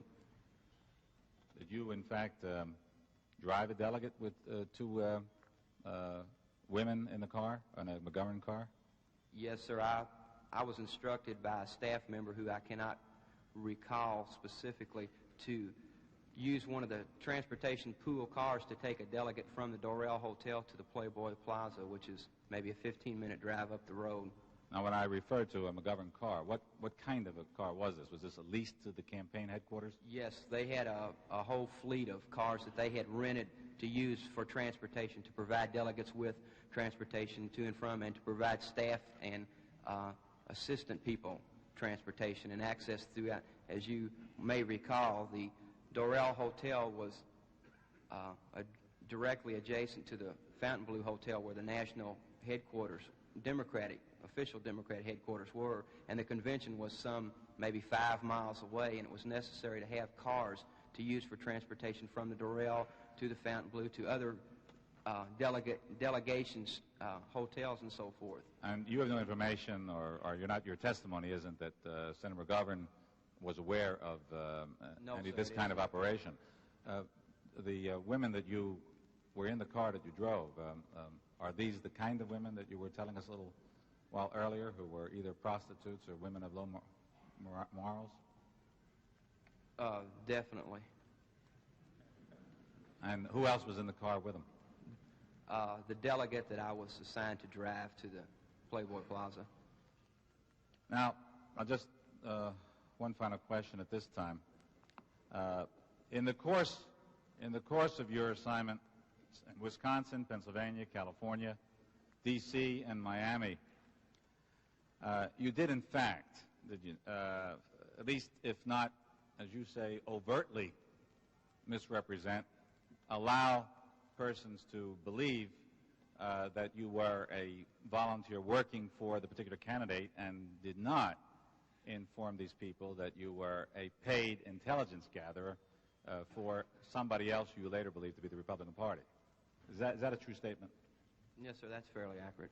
And as a result of your not informing these people of that, or actually allowing your true identity not to be known, you were able to obtain valuable information and materials from these various headquarters.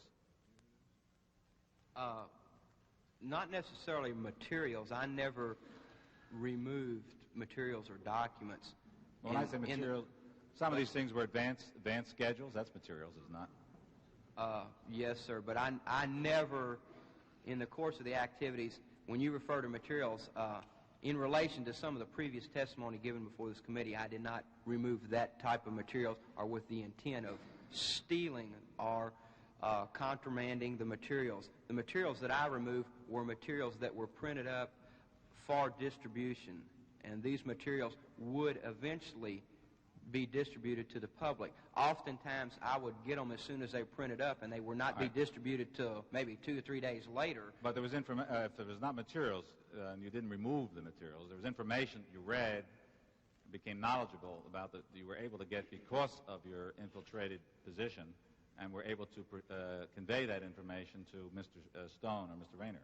Is that true? Yes, sir. I did obtain important information, or I felt it was important, that I passed along to Mr. Rayner. And you did obtain such a thing as all these various types of buttons that you mentioned? Yes, sir, I did. I have no further questions, Mr. Chairman, this time.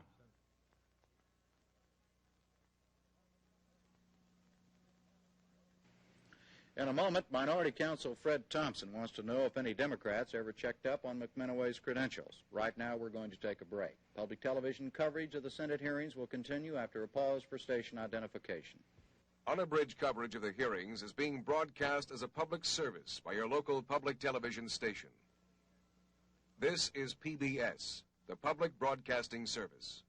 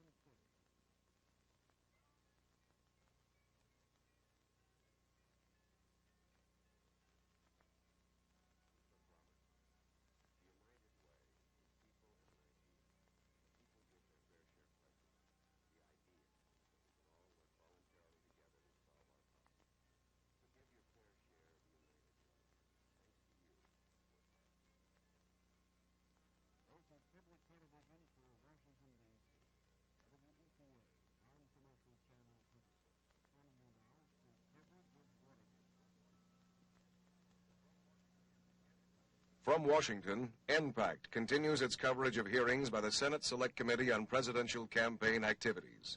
Here again, NPACT correspondent Jim Lehrer. As we go back to the hearing, Senator Ervin has mistakenly referred to Fred Thompson as Senator Thompson. The witness is Michael McMinoway, also known as Sedan Chair 2. Wait a minute. He's not Senator Thompson, Mr. Chairman, and I get wary of anyone that's called that who comes from Tennessee. So that was entirely thus demoting him and reducing him to a very low estate. I was acting upon an inadvertence. Mr. Chairman, I apologize to him and recognize him for what he is, the counsel.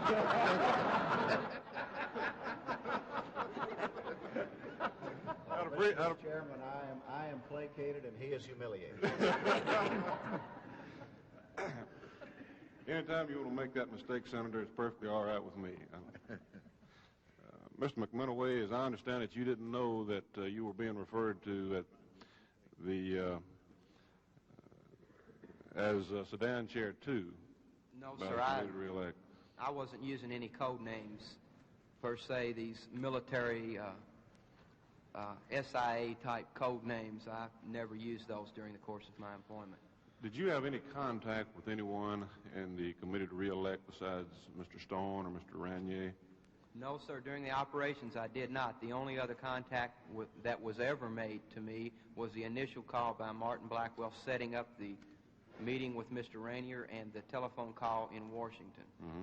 And Mr. Blackwell, I assume, did not explain to you his true situation with regard to his connection with the committee to re-elect or any other organization. When you refer to true, I don't know whether it was true or not. He told me that he really didn't know, the specifics about this group or about the assignments. And to this point, it has not been made readily available to me whether Mr. Blackwell was in fact a member of the committee to re-elect. Did you have ever have any contact, either directly or indirectly, with anyone at the White House? No, sir, I did not. Did you ever have any contact with anyone directly or indirectly with the Republican National Committee? No, sir. When you were working in Wisconsin, Pennsylvania, California, or any other state, did you ever have any contact with any local Republican leaders and work with them on your projects? Only the ones that were working. There was quite a bit of, in Wisconsin especially, they have no party registration type primary. I mean, it's not a straight line primary. And there was a lot of Republicans working for Muskie and a lot of Republicans working for Humphrey and McGovern and all the candidates, because it's those were not covert operations. No, sir, they were not. They were not planned activities. Or right. As you went around from campaign to campaign, did you have any overall game plan as to what candidates you were trying to help, what candidates you were trying to hurt, or were you just gathering intelligence? I was simply gathering intelligence on all of them. I was not purposely planning to hurt or help anyone. Did you ever have any discussion with Mr. Stone or anyone else to the effect that it would be better for the president if a certain candidate won or if a certain candidate lost the Democratic primary? No, sir. You mentioned several instances of things that you, of course, everything that you did and some other things that you observed. The March 27 instance where you related where the McGovern workers heckled Mr. Muskie, you went a little more detail, I believe, in the staff interview with regard to that. How effective was that? Was it stating of opinion? Was it disruptive, or what was the situation? It was very disruptive, sir.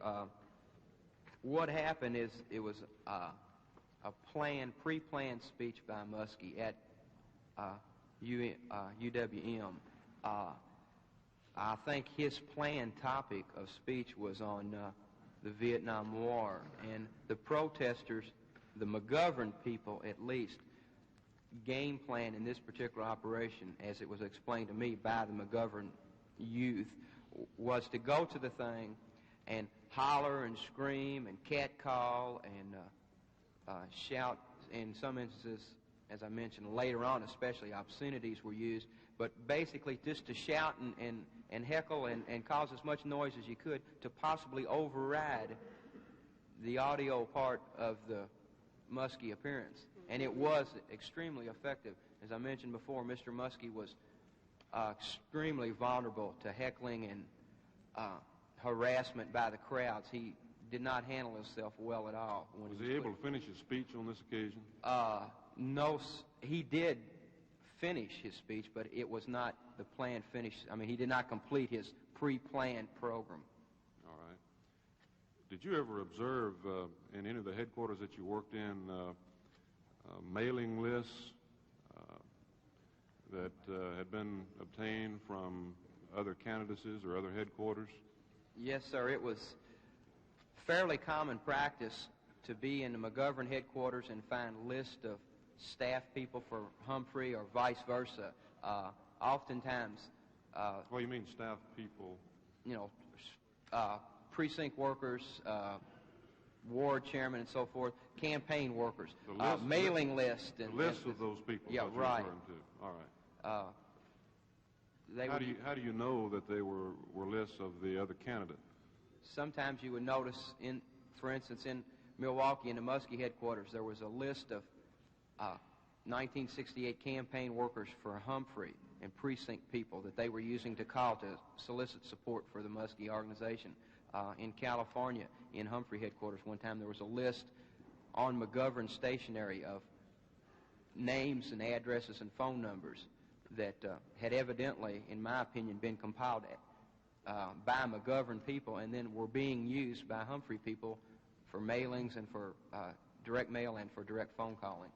Do you know how the Humphrey people obtained that list? No, sir, I don't know. All right. Getting back to the convention, you state here in your notes that you had complete control over who was allowed on the floor. That's the penthouse floor. You got copies of Secret Service clearance, had access to all McGovern convention operation rooms. Said I was in the room where Frank Mankiewicz slept, Gary Hart's room. I went to the senator's room several times. By invitation only, sir. All right. During the course of my security duties, I met Pierre Salinger and the wife of Henry Kimmelman and his wife and all the big-time McGovern staff. On Monday night, I watched television with McGovern while the California vote was taken. How was it? Could you explain a little bit more detail how it was that a person who just, in the beginning, walked in off the street could get into a situation where you actually watched the returns with the candidate? Did anyone ever check you out or ask you any questions about who you'd worked for previously, your political affiliations, your friends, references, anything like that? No, really, no one ever asked those specific questions. Part of the operation in Florida was that there were questionnaires that were filled out, that I filled out with my own name, address, and etc., that the Secret Service used for a security check.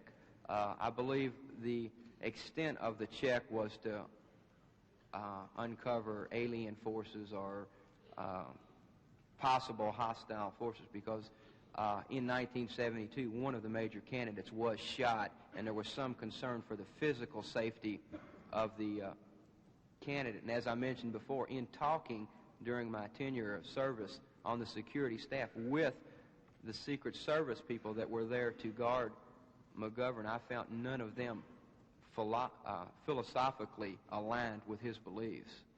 As far as you know, you were never checked out by the McGovern people themselves. I was never challenged at all. How much challenging would it have taken in order for your true situation to have been discovered? Well, they could have read my name and address and called the Jefferson County, Kentucky county clerk's office, and checked voter registration, and they would have found that I was a registered Republican. And then I'm sure they could have, as usual as the procedure in some of these security check situations, contacted either the local authorities or the local newspaper and found out that I had previously been active in Republican politics. This wasn't just the McGovern campaign either. No one checked you out in the Humphrey campaign or... No, sir. As I mentioned before, throughout the whole tenure from March until July, I was never challenged, and I was never in the position where I had to lie about my true political philosophy. Let me ask you a little bit more detail about these girls that were at the Doral Hotel. You mentioned one time that you carried a delegate and two of the girls to a certain place.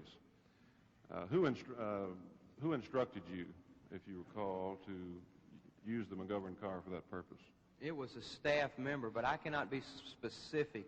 This is an instance where I recall the event but do not recall the specifics of the event. I know I was instructed to do it. I didn't just voluntarily go out and get the car from the carpool and drive him down there, but I don't remember specifically who had instructed me to do it. On that day, when is the first time you had seen that delegate? When he came to I was on security duty on the 17th floor. He came to the stairwell entrance and asked to see a member of the staff. Did he ask you? Yes, he asked me. Who did he ask to see? Gary Hart. Where was Mr. Hart? In his room. Where was his room? 2 doors down on the right, around the corner from the stairwell. On the 17th floor? On the 17th floor. All right, what did you do when he asked you that? Picked up the phone, called Mr. Hart's room, asked him if he wanted to see this particular delegate. He said, send him on back. Did you send him on back? Yes, sir. All right, what happened next? As I mentioned, someone come out and instructed me to, by this time it was about 11 p.m. and my tenure of duty, assigned duty specifically that door, my relief man had come to that position and I was still there, and they asked me to go down and get the car and wait for the delegate outside. For that same delegate? Yes, sir, specifically for that delegate. Did he call him by name? He did at that time, but I don't recall the name. I know where he was from. All right, now let's stop there just for a minute. Well, I'm not going to ask you that. If somebody else wants to, they can. And it's not from Tennessee, I will say that. No, sir, it's not from our states. Who would have been an authority to give you an order, in a position of authority to give you an order like that, to pick up a car and carry anybody anywhere? Almost anybody on the administrative staff. On the administrative staff? The policy, the upper echelon level of staff. Decision-making people. The Harts, the Mankiewiczes, people of that caliber. On the McGovern staff? Anthony Barrage, for instance, who... Well, no, there would be more than that, I assume. I mean, you're not saying that either of these men, as far as you specifically remember... No, I'm not specifically singling these gentlemen out, sir. Right. It's... About how many people would there be on the policy-making staff who would...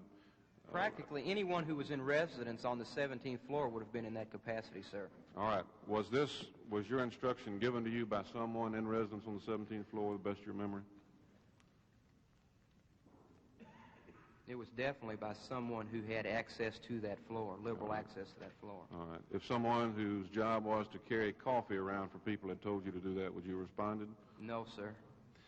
All right. Now, you say you were given instructions to go get one of the cars that the McGovern people use. Did you get the car? Yes, sir. All right. What did you do after you got the car? Pulled to the front of the Doral Hotel. All right. What happened then? The delegate was standing there. Was he with someone? Yes, he was with two women.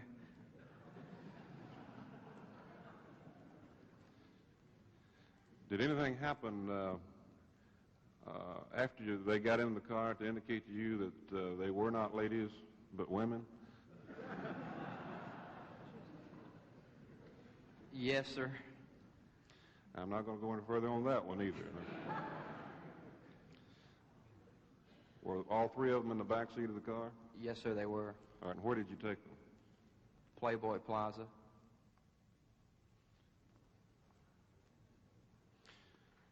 Did you ever hear anyone in a policy-making position there discuss generally the utilization of women like this? No, sir. Ever anyone ever state that a girl ought to be sent somewhere or something to that effect? No, sir. All right. I have no further questions. Thank you.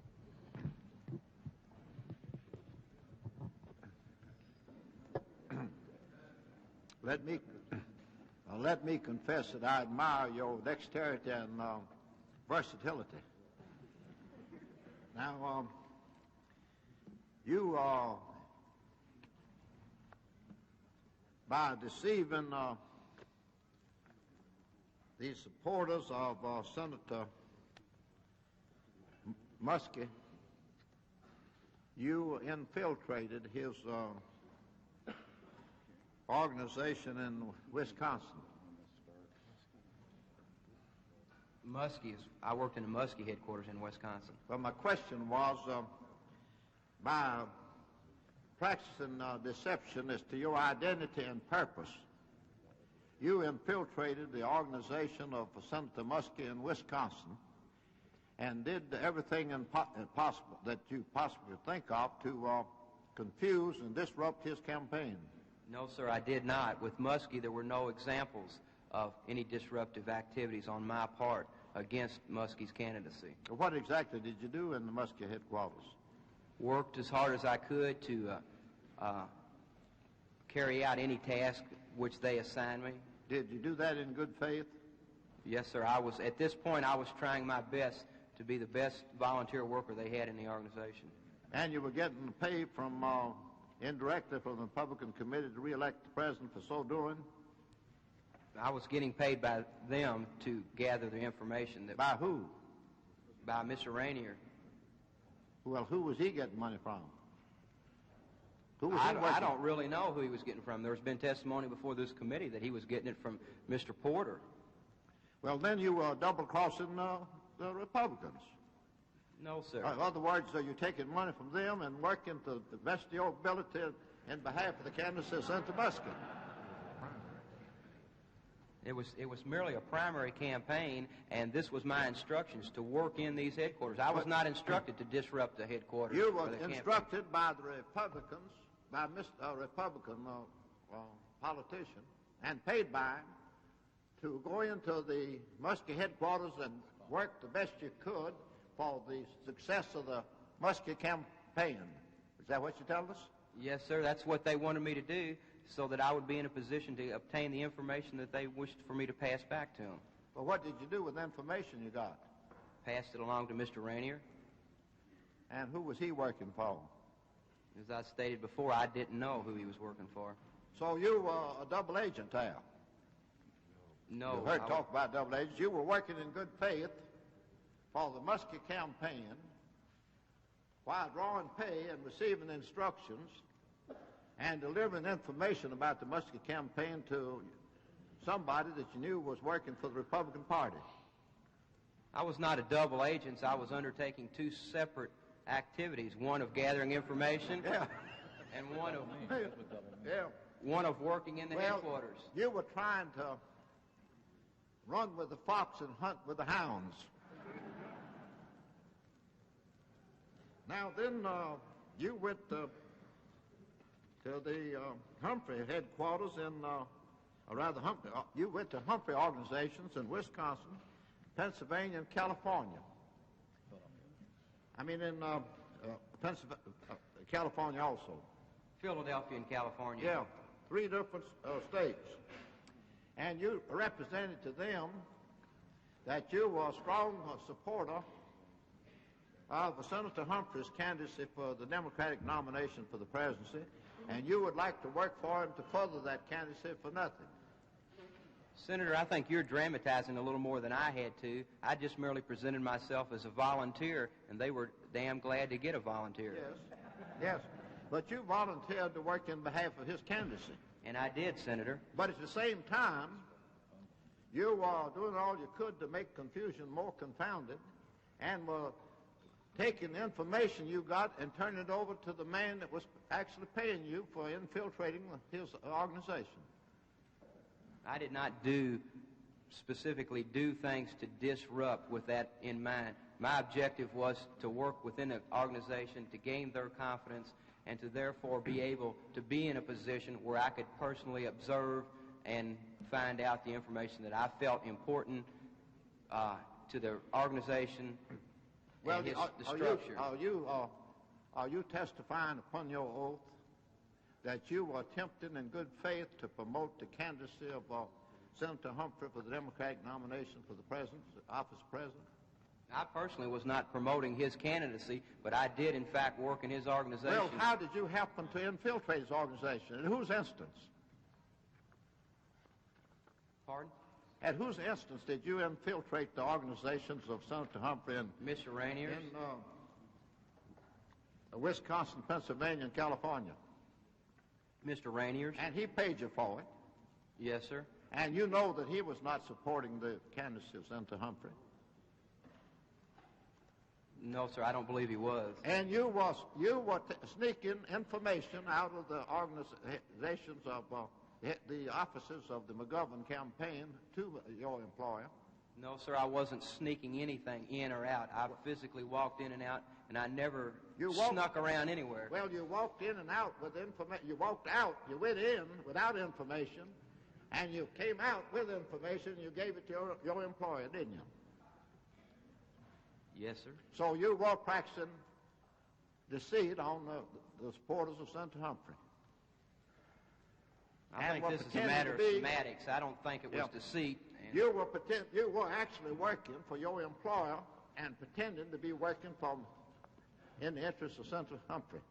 I did work in the interest of Senator Humphrey. Do you think you were working in his interest when you were walking out with information about his plans and giving it to his political opponents? Do you actually think that, Mr. McMinoway? No, sir. I don't think that it helped him for me to obtain the information, but I think my activities during the time I was gaining this information helped him a great deal. Well, I want to ask you a very simple question. You were, whether you call it sneaking or something else, you were actually infiltrated the Humphrey organization for the purpose of acquiring information concerning his activities and for the purpose of giving that information to his political opponents. Isn't that so? In 1972, Senator... Wait a minute, answer that question. You can answer yes or no, and then explain. No, sir. In 1972, I did not know that the people I worked for were Republicans, Democrats, atheists, communists, or what. I was merely assigned to gather political information about organizations and structure of campaign activities. Well, you're doing that merely to expand the intellectual horizons of your employer?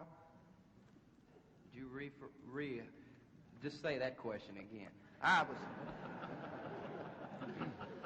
was asking you whether you were infiltrating these organizations of these people seeking the Democratic nomination and taking compensation from some outsiders for so doing, merely for the purpose of expanding the intellectual horizons of these outsiders that were paying you to do these things? I believe they were very interested in this information. What they did with it, I'm not sure.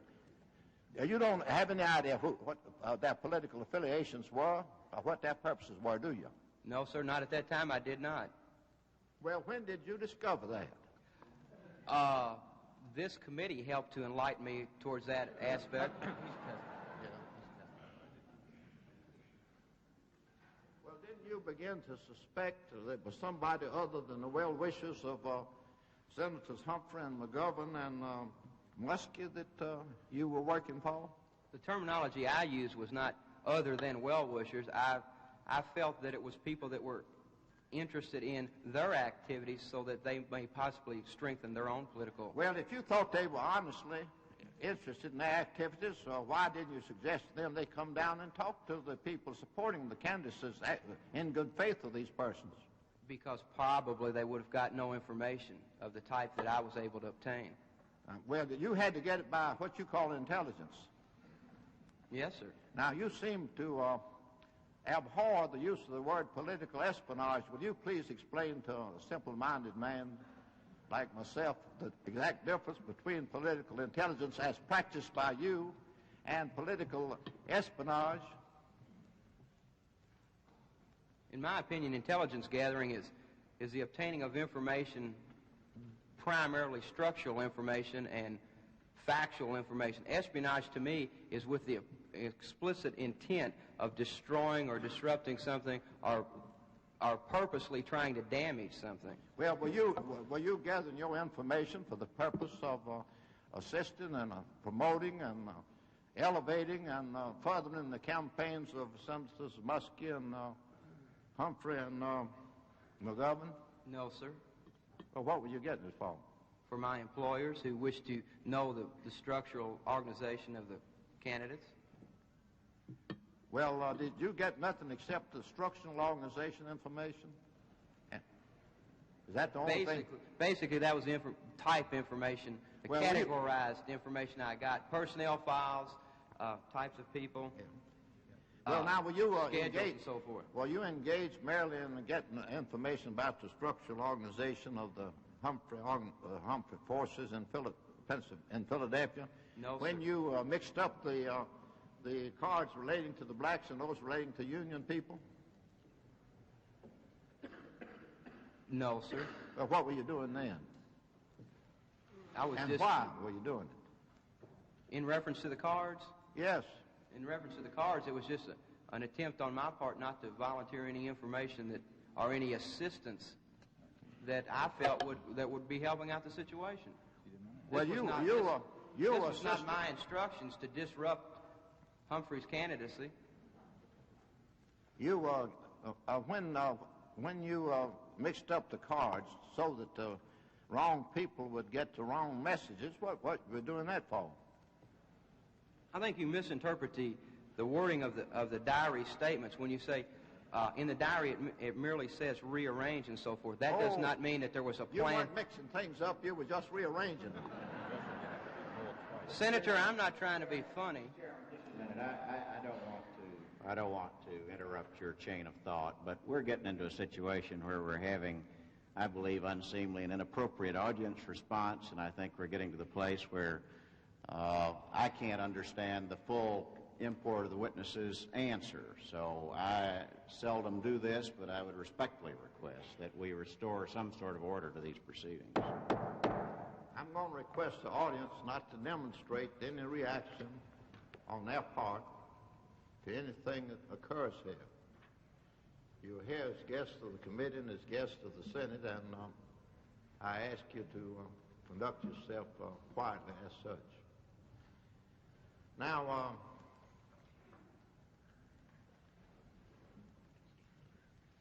you say you said you promptly put people, this is about your activities in Philadelphia, you promptly put people to calling and duplicating cards that had been done by the day shift. Why'd you do that? To keep them busy. Whoa. You were just acting on the assumption that an idle brain is the devil's workshop, so you wanted to get their brains all stirred up doing the confusing things.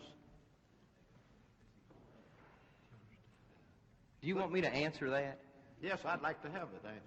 No, sir. I wasn't trying to keep the devil from having idle hands to work with. No. Well, you're trying to get him to have some overworked hands to confuse things, weren't you? No, the particular people that were involved in this organization were the type of people that needed to stay busy. That might keep them out of some other trouble. Oh, yes. In other words, you were engaged in the righteous act of finding what you considered honorable labor for other people to do. Is that what you're telling this committee on your oath? Well, I'm not trying to get into a philosophical motivation behind whether I told them to do it to confuse them, to keep them busy, or save them from the Lord. I'm not an evangelist.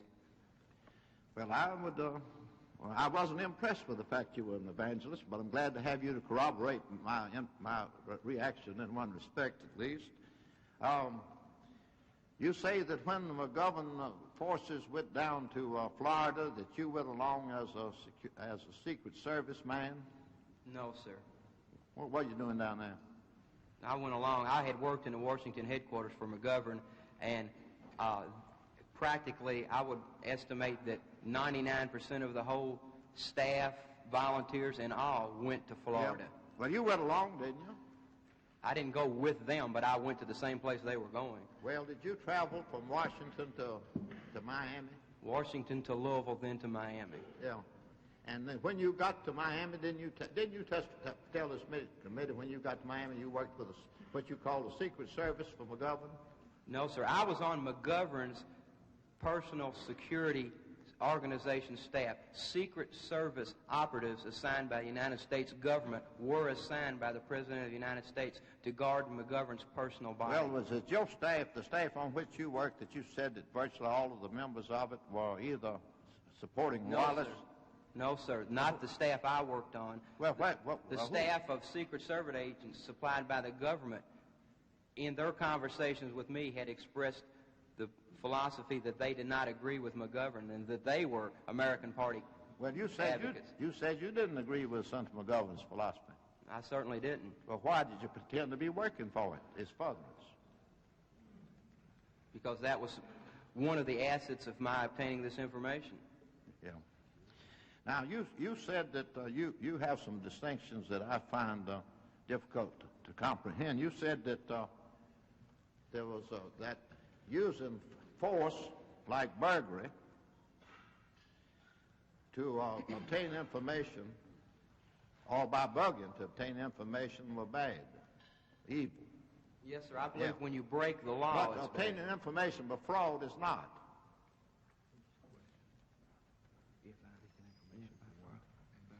Would you, my counsel would like for you to restate the question, please. I said that obtaining information by fraud is a righteous activity, in your opinion. I never try to use fraud or misrepresentation. You mean you didn't use any fraud at all in connection with the 1972 campaigns? No, sir. Well, why did you give the wrong name? Why did you conceal your identity? That's in my opinion, that wasn't fraud. I used two different names because I was working simultaneously in two different headquarters. And so you wanted to defraud two different groups of people, thinking you were two different men.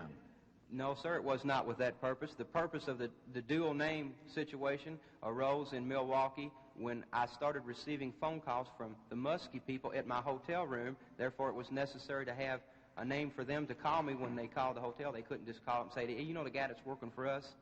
They had to have a name to call, and it was a similar situation with the Humphrey people. Well, did you tell the truth when you gave a false name?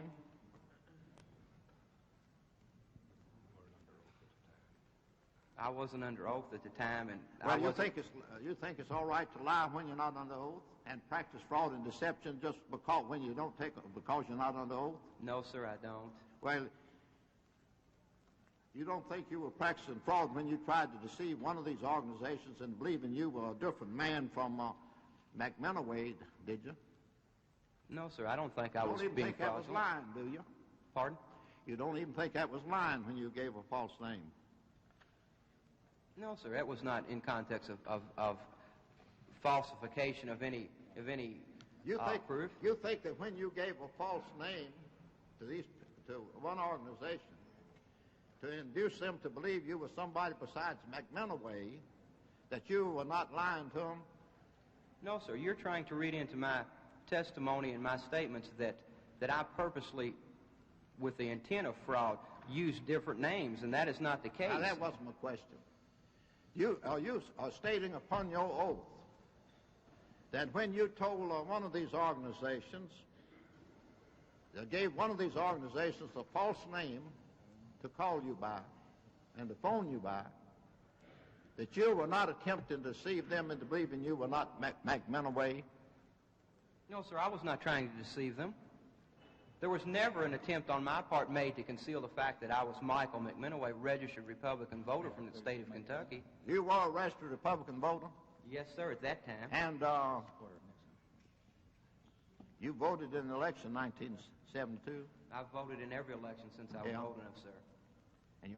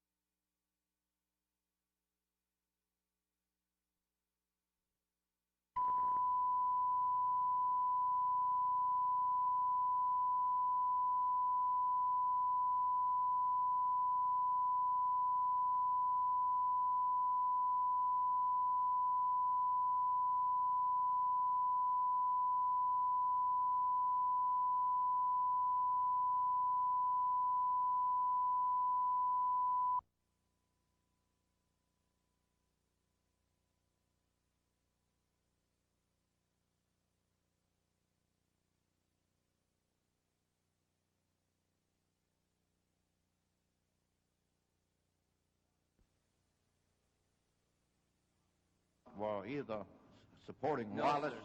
No, sir. Not the staff I worked on. Well, The staff of Secret Service agents supplied by the government, in their conversations with me, had expressed the philosophy that they did not agree with McGovern and that they were American Party Well, you said advocates. you said you didn't agree with Senator McGovern's philosophy. I certainly didn't, Well, why did you pretend to be working for it? Its furtherance. because that was one of the assets of my obtaining this information.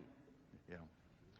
Now, you said that you have some distinctions that I find difficult to comprehend. You said that there was that using force like burglary to obtain information, or by bugging to obtain information, were bad, evil. Yes, sir. I believe Yeah. when you break the law, But it's obtaining bad. information by fraud is not.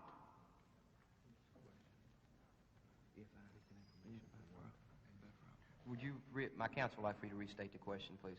I said that obtaining information by fraud is a righteous activity, in your opinion. I never try to use fraud or misrepresentation. You mean you didn't use any fraud at all in connection with the 1972 campaigns? No, sir. Well, why did you give the wrong name? Why did you conceal your identity?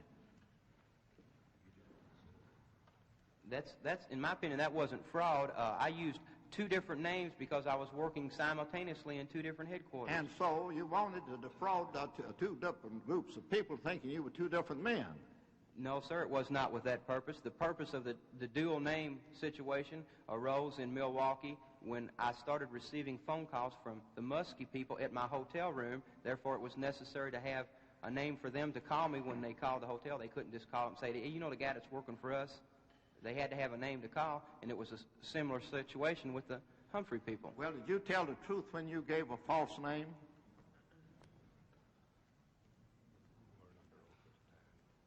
I wasn't under oath at the time, and Well, you think it's all right to lie when you're not under oath and practice fraud and deception just because because you're not under oath? No, sir, I don't. Well, you don't think you were practicing fraud when you tried to deceive one of these organizations and believing you were a different man from McMinoway, did you?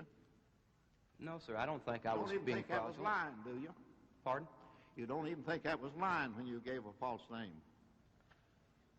No, sir, that was not in context of falsification of any proof. You think that when you gave a false name to one organization to induce them to believe you were somebody besides McMinoway, that you were not lying to them? No, sir, you're trying to read into my testimony and my statements that I purposely, with the intent of fraud, used different names, and that is not the case. Now, that wasn't my question. You are stating upon your oath that when you told one of these organizations, gave one of these organizations a false name to call you by and to phone you by, that you were not attempting to deceive them into believing you were not McMinoway? No, sir, I was not trying to deceive them. There was never an attempt on my part made to conceal the fact that I was Michael McMinoway, registered Republican voter from the state of Kentucky. You were a registered Republican voter? Yes, sir, at that time. And you voted in the election in 1972? I've voted in every election since I was old enough, sir. And you always voted for the Republican candidate? No, sir, I have not. Well, who'd you vote for in 1962 for the office of president? 62, I don't think we had an election. 72. I don't believe that's the senator's right to ask me that. I believe that's my right to conceal that. Well, who did you vote for? You were registered a Republican, though. Yeah, you were a registered Republican. Yes, sir. So you wanted to keep the registrar ignorant, which you have a right to do. In Kentucky, sir. But here, I respect the right to a secret ballot. But it's the first time I've ever been told in my life that a man doesn't practice deception when he misrepresents his identity and misrepresents his political philosophy, at least impliedly, for the purpose of infiltrating and getting intelligence from people he's opposed to politically. Well, you have the prerogative to believe that and to accept the terminology in that manner, Well, as can do you- I have the prerogative to assume that. I mean, we're talking about terminology here, Senator, and I think Yeah, that I think so. we can save a lot of time because you're interpreting the actions that I undertook in 1972 as deception, and I'm interpreting them as a part of my political operation of intelligence gathering. I have never, I don't think the committee has implied, nor have I admitted, nor will I admit, nor did I do any illegal activities. Now, we could sit here for the rest of the winter and talk about ethics and politics, and we can talk about politics and religion, but these things are not relevant to my particular operation. My particular operation was intelligence gathering. The MO or the modus operandus that I use to gather this information can be argued from both sides. Well, now, I just have one more question of you. You are swearing upon your oath that you believe that everything you did, as revealed by your diary, was righteous conduct. Senator, if I might object to that, that's a matter of opinion, and it's not a matter Well, I'm of asking his opinion on the matter, but I'll be glad to. That might be material in this situation as to how he might feel. I think he's expressed quite openly what his operation was, what his feeling of his operation is. Well, he has. And obviously, you don't agree with that. Oh, I agree. I believe everything he said about his operations, except his conclusions about them. Well, I think that's a matter for each one to draw for themselves, isn't it? Sure. And I think he's amply answered, Senator, in all due respect. Well, you object to his answering a question as to whether he believes that his conduct was altogether righteous. I think he's answered it, and I don't think that whether it was righteous or not is really material. What did he tell me about that then? I didn't catch his answer. Well, he's answered you quite a number of times on what he felt his operation amounted to and what his feelings and what his opinions of what it was. You disagree with him on the terms of whether or not it was espionage, whether it was intelligence gathering. Well, I'm going to order him to answer my question. All right, under that Now, my direction, question we'll is, let him answer it. Do you honestly think that these activities which you have described and which are described in your diary were righteous activities? From my interpretation, yes, sir. That's all. Senator Baker. Mr. Chairman, thank you very much. Yeah, why don't you wait just a few minutes? I have an idea that this is a good point to reiterate what I said on yesterday. That we're now in that nether world of trying to establish subjective considerations and values, as distinguished from whether something is legal or illegal. I really very much doubt that many would claim that political practice, if it is political practice, to conduct political intelligence activities against one's opponents or potential opponents is an attractive or desirable thing. I am not one of those who believe that anything is fair in love, war, and politics. But I am concerned for how this committee goes about an orderly examination of the political mores, of the habit, the patterns of conduct and activities that have grown up in the American political system. Your use of the word righteous and your order to the witness that he answer whether his conduct was righteous or not disturbs me. It disturbs me because, of course, the word righteous isn't used in the resolution that created this committee. I really do not aspire to be righteous, which has a fairly imperative tone to it. I do hope to be right as often as I can, but that too will be imperfect.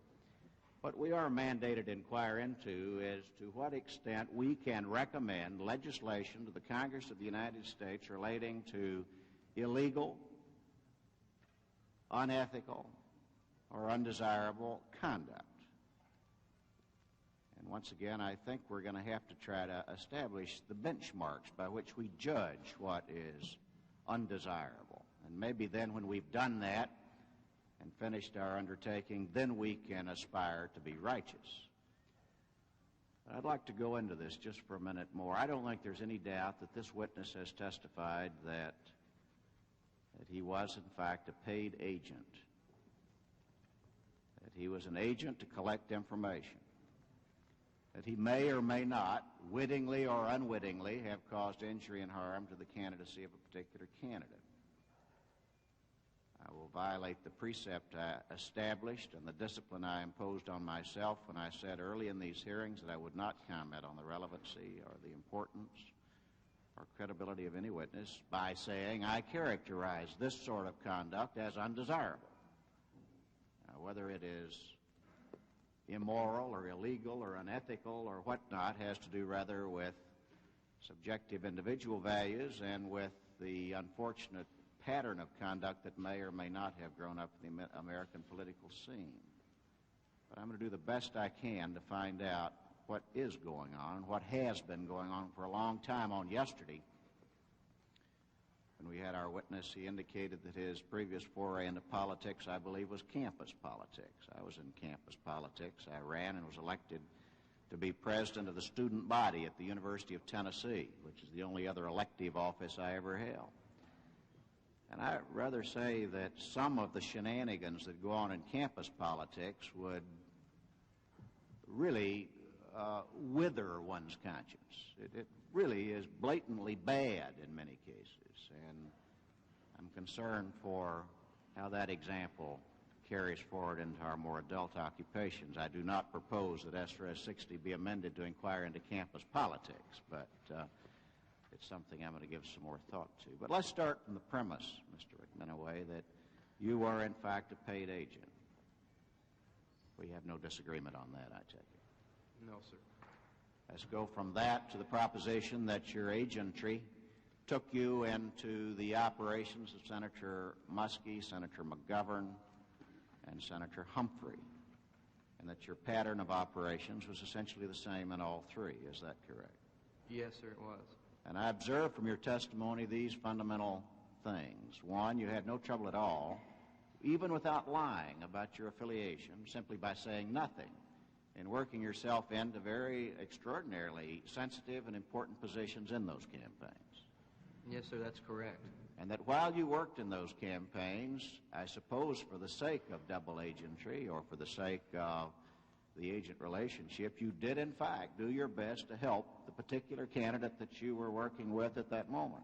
Yes, sir, I did. But your primary and motivating instinct was to perform your original agentry, and that is to gain information to report to your employer who was involved in some way in the Republican campaign of 1972. Yes, sir. In the course of that endeavor, you did your job, and you did in fact report from time to time. You also observed other conduct by other than Republicans against Democratic aspirants for the nomination to be President of the United States. Yes, sir. At that time, I was in a better position to observe the Democrats than I was the know Republicans. Whether or not there was anyone comparable to you who was being paid by one of the other Democratic candidates to work against his fellow Democrat in the campaign? Yes, sir. You do know? Could you give us an example of that? Richard Tuck would be an example of a paid operative in the same capacity of which I operated in, with the exception that I believe that he is admitted to purposely partaking in political tricks and pranks. Do you know of any others? No major characters that... All right, let's examine some of the information you've already given us. You say you know of precinct worker, campaign staff, and other information and paraphernalia of a competing candidate appearing in the headquarters of the candidate for whom you were working with at that time. Did I understand you correctly? Yes, sir. Now, I'm a little unclear. Are you telling us that you think that information, say, Humphrey precinct worker list showed up, for instance, in Muskie headquarters by some surreptitious or immoral or illegal way? It is my opinion, and this is just based on my own personal knowledge, that there was quite a bit of literature and information passing from headquarters to headquarters. Is it your opinion that it was being transferred freely and openly, or that it was being transferred surreptitiously and secretly? It was definitely not transmitted openly and above boards. Do you know whether that was done by volunteers or by paid agents? I don't really know, sir. But you do know that the end result was that you observed firsthand that structural information or important political information of one candidate showed up in the campaign headquarters of another candidate. Yes, sir, it did. Let's examine another piece of your testimony. You indicate that on occasion you know of episodes where the campaign staff of one candidate for the Democratic presidential nomination, I believe you identified Senator McGovern's effort, planned and executed demonstrations against one of his fellow Democrats, Senator Muskie, and that there was a discussion of some sort about the susceptibility of Senator Muskie to demonstrations of that sort by McGovern supporters. Yes, sir. By the supporters, at least. I mean, all right. Now, that's what I want to reach for. You've given us that piece of information, which is useful to establish the habits and the patterns and the practice and the political mores of the country. But can you go one step further? Can you tell me how high up in the pecking order, what degree of responsibility did such participants have, let's say, in the McGovern campaign? Were they big fish or little fish? I believe some of them to be big fish in their particular capacities. Can you identify them or describe their assignment?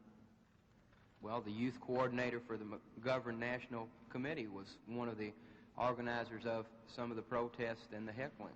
What was his name? Tom Southwick. And Mr. Southwick was the national director of the McGovern Youth Campaign? That's the way he was identified to me. Did you see or hear him participate in plans to demonstrate against Senator Muskie? Yes, he conveyed these thoughts to me, and he also was helping in the manufacturing of the posters that are mentioned in my diary.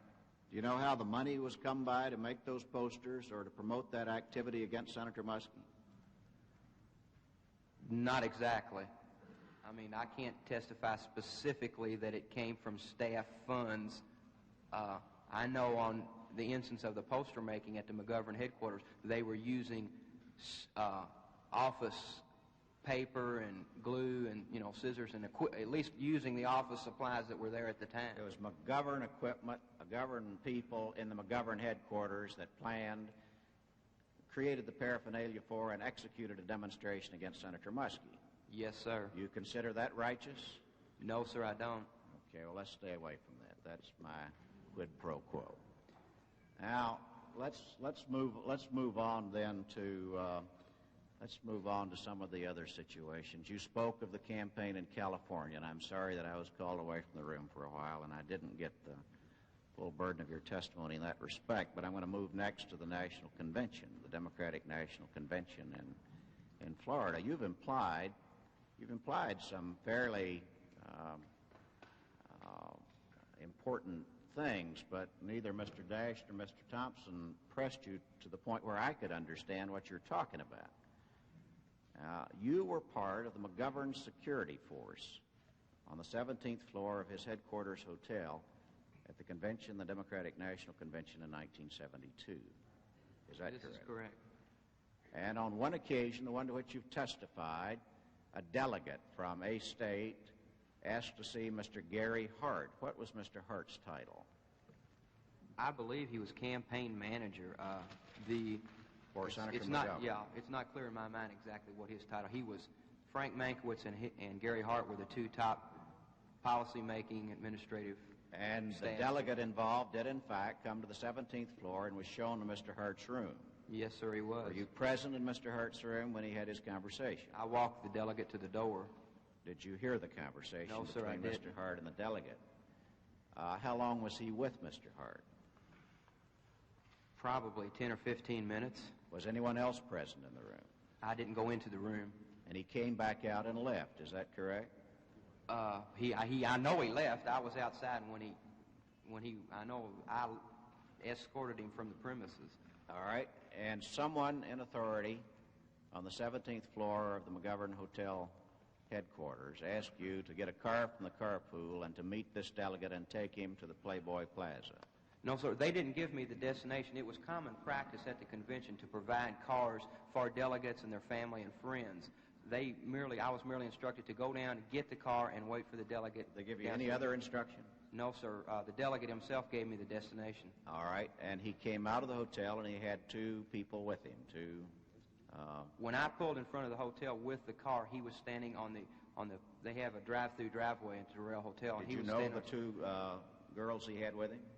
No, sir. One of them I had seen before in the hotel, but Well, I did not know. Down to the fundamental, were these girls known to you to be prostitutes, or did you later learn that they were? Not prostitutes, Senator. They were. They exhibited some what I consider immoral activities in the car between the Rail Hotel and the Playboy Plaza.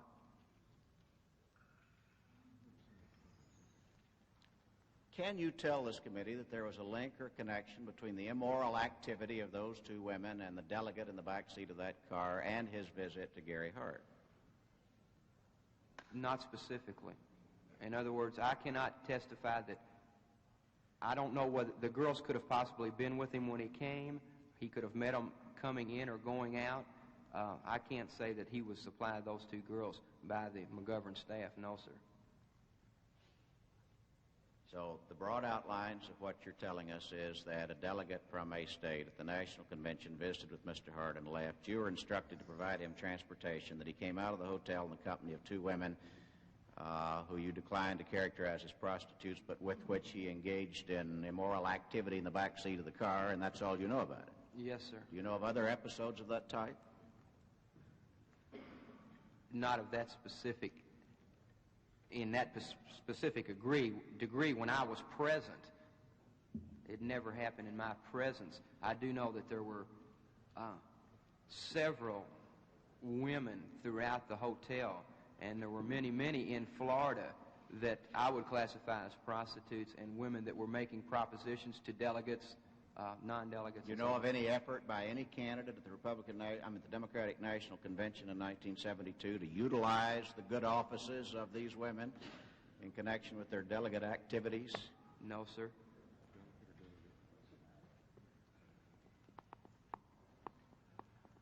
My final questions are these. As I indicated at the beginning, it will be our ultimate responsibility to try to make recommendations to the Congress, not only on the status of this investigation with respect to the existing law, but also with respect to new and additional laws that might be appropriate to the elective process, and to identify those things that are undesirable or immoral or unethical. Now, you've been through a unique experience for a young man, and I think you've been very forthcoming and frank and candid in your replies. I do not believe that you should be taken to task for outlining the breadth and scope of your undertaking. I disapprove of it. As I said a moment ago, I think that maybe the principal function of this committee will be to establish those things that ought not to happen, even though they may happen. But can you make any recommendations? Do you have any ideas or suggestions that you can make to this committee about where we ought to draw the line, what we ought to make illegal, what we ought to identify as clearly undesirable or unethical political conduct? Do you have any suggestions for us, Mr. McMinoway? My major suggestion to the committee and to politicians and the public in general would be that I personally deplore the break-in type activities and the illegal type activities, but I feel personally that political intelligence gathering by the means that I try to employ are a necessary function at the present time of political campaigns, especially on a national level. If you assume that I disagree with you, can you recommend how we could stop that? For instance, how would you feel about a statute that made it illegal for the paid agent or informer of another candidate to offer himself for service as a volunteer or otherwise in the campaign of another national or federal candidate? If it was against the law, then I would feel it should not be done. If that statute were passed, would you have declined to undertake the job you did undertake? Yes, sir. You think the American political system would be better off had there been such a statute at the time you were approached and asked to do that job? If it was an effective statute, sir. Well, assume it was an effective statute. Assume that you were asked to do what you did in fact do, and that you knew, or is brought to your attention, that if you did it, that is, if you accepted pay and compensation to gain intelligence and information from potential Democratic opponents, that it would be a violation of federal statute law and a felony. Now, that's, I think, all you need to assume. You must assume that the law would be enforced. I would not, therefore, not have undertaken the operation, no, sir. All right. Would the American political system have been better off or not had that law been in place and in effect at the time you were approached to undertake this job? I really can't answer that, Senator, with a yes or no answer. In my opinion, some system of coordinated political activity, campaign, structural activity would have to be worked out first. I don't think that it's possible to undertake a democratic form of government with free election where one candidate operates totally without the knowledge of the other candidate. I think if the legislation would include some sort of negotiated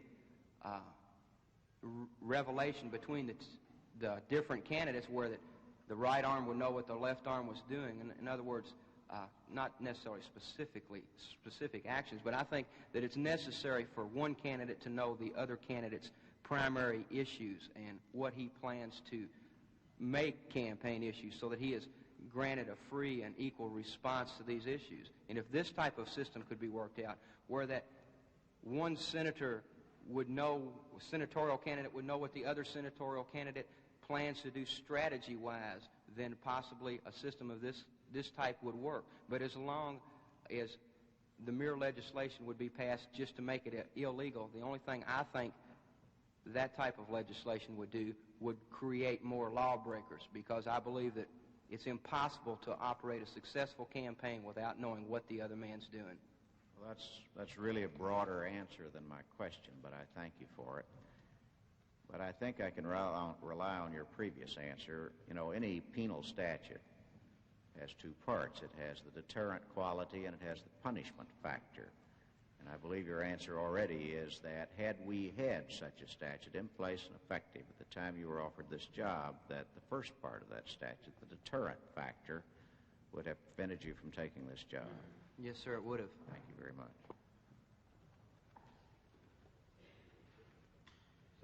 Senator McMinoway. Thank you very much.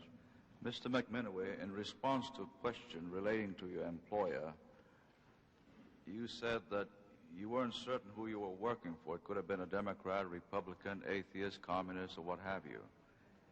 And that you found out who your employer was as a result of these hearings. Is my recollection correct, sir? I found out who the employer was definitely from the hearings. As I mentioned earlier, I had suspicions that the people that I were working for were aligned with the political philosophy, at least, of republicanism and of my interpretation of that. You've listed the sums received for your effort as $5,800. $5,808.10. Did you list the sums received in your income tax return? Yes, sir, I did list the money I made in my income tax. How did you identify the source of this income? I believe on my income tax form it states research work or investigative work. I'm not sure of the exact terminology, but it's listed separate from my other employment income.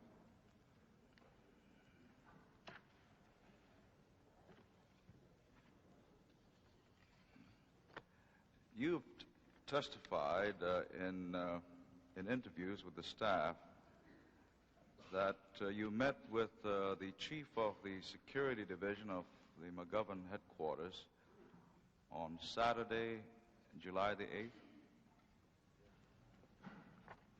Yes, sir, I believe that was the initial contact with Mr. Barash. Is that who you're referring to? Yes, and then you were immediately hired by him? serve as his deputy? Well, I was referred to him by Mr. Tom Southwood. And when did you begin your service as security officer? About 5 minutes after the initial handshake with Mr. Barrage. And you've testified that you were on duty for 3 days as security officer? Approximately 3 or 4 days, sir. So that's July 8th, 9th, and 10th. And I was also there on the 11th and 12th. The period of time was scattered from July 8th until July 13th when I left Miami, so it Florida. was more than 3 days. Yes, sir. I'm looking over the summary. There were several days that I was assigned to a shift, or I assumed a shift post. And there were other days that I worked there in the hotel, not specifically on the 17th floor. I think the 3-day reference in the notes is to the 3 days that I actually served at a specific assigned post. In other words, the 17th floor? At a command post, right. What days were these? The Monday of the California vote,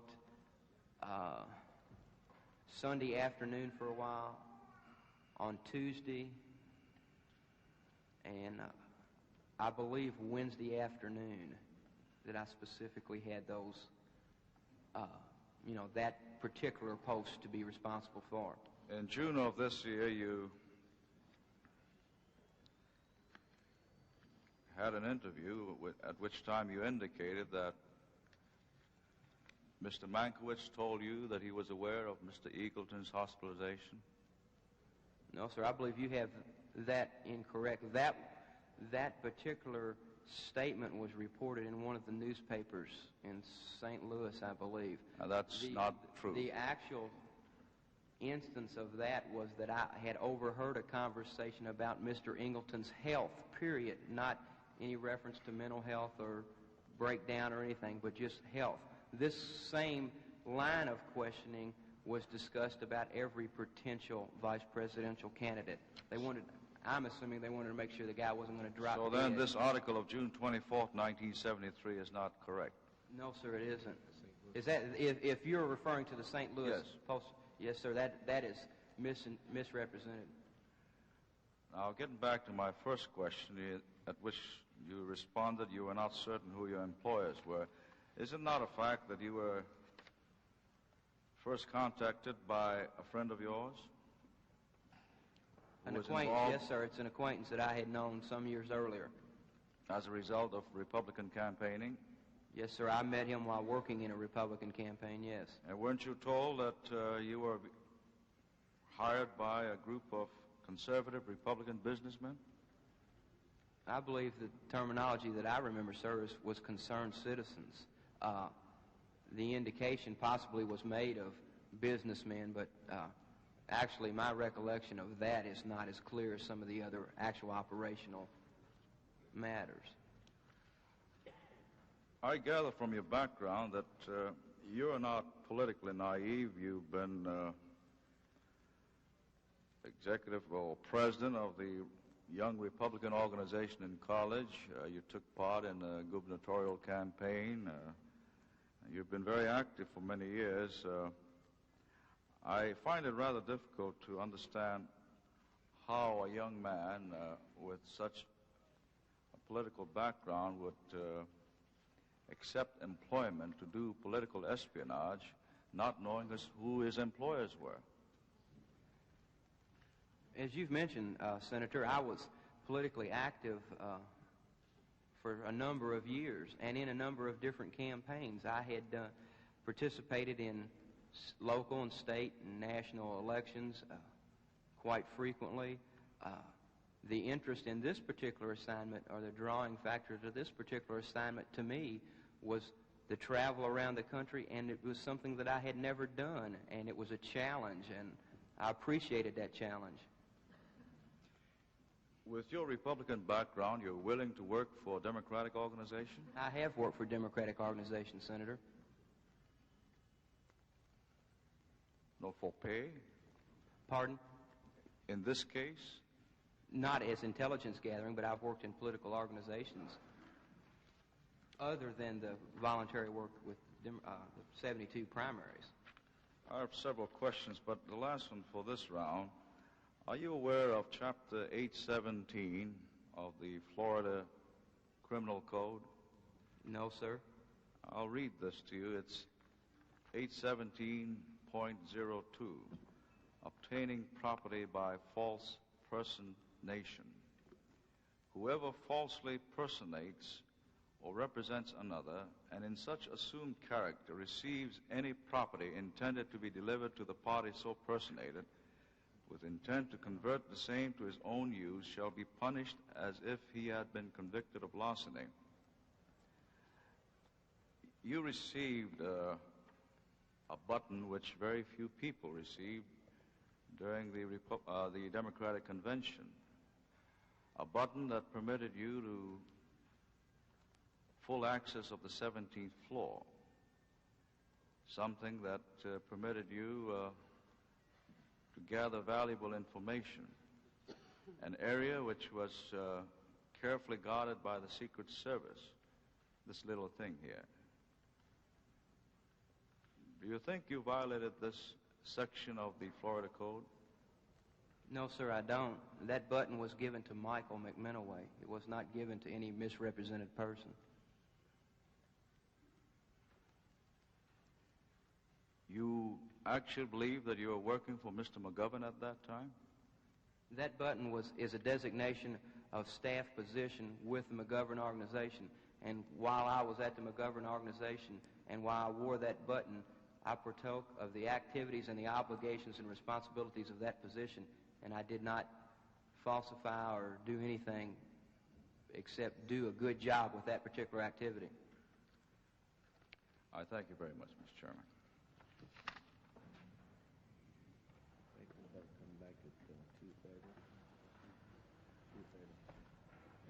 The committee will stand in recess till 2:30.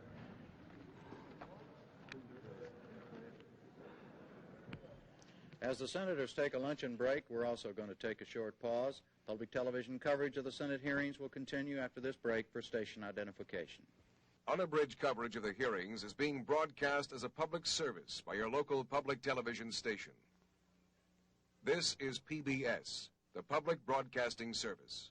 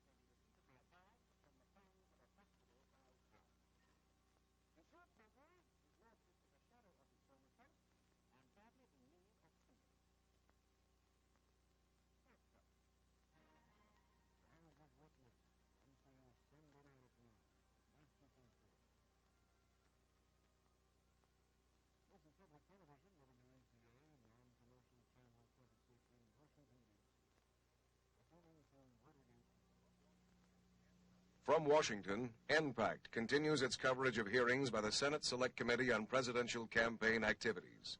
Here again, NPACT correspondent Jim Lehrer. As the hearings resume, Senator Ervin is passing on some information about his appearance in the Vesco case. There is no formal announcement about the resignation of Vice President Agnew, but you will notice shortly that the press tables will be empty and there will be a lot of conferring among the senators. The committee will come to order. Senator Gurney, if you'll pardon me, just before you start questioning the witness, I'd like to make an announcement about the resolution the Senate has just passed at the request of the committee. As chairman of the committee, I have been served with subpoenas requiring me to appear in the United States District Court for the Southern District of New York to testify and produce certain Senate documents in the custody of the committee on the 23rd of October. The committee is, all members of the committee are anxious to cooperate in every possible way with the enforcement of the laws, and at request of all members of the committee, Senator Baker and I introduced a resolution whereby the Senate gave me permission to testify in that case and to produce any documents which are relevant to the issues joined in the case in which the subpoena is issued. The case involves a so-called Vesco contribution. The resolution authorizes the Select Committee to attempt to determine something not revealed by the subpoenas, namely whether the information sought is relevant to the issues joined in the case in which the subpoenas have been issued. And the resolution adopted by the Senate authorizes the committee to undertake to ascertain that question, settle that question by consultation with attorneys in the case or by appropriate motions before the United States District Court itself. The committee is anxious to cooperate in every way with the production of any evidence in its possession which may be relevant to the controversy involved in that case, and I thought it'd be proper to make this announcement. Senator Gurney. Thank you, Mr. Chairman.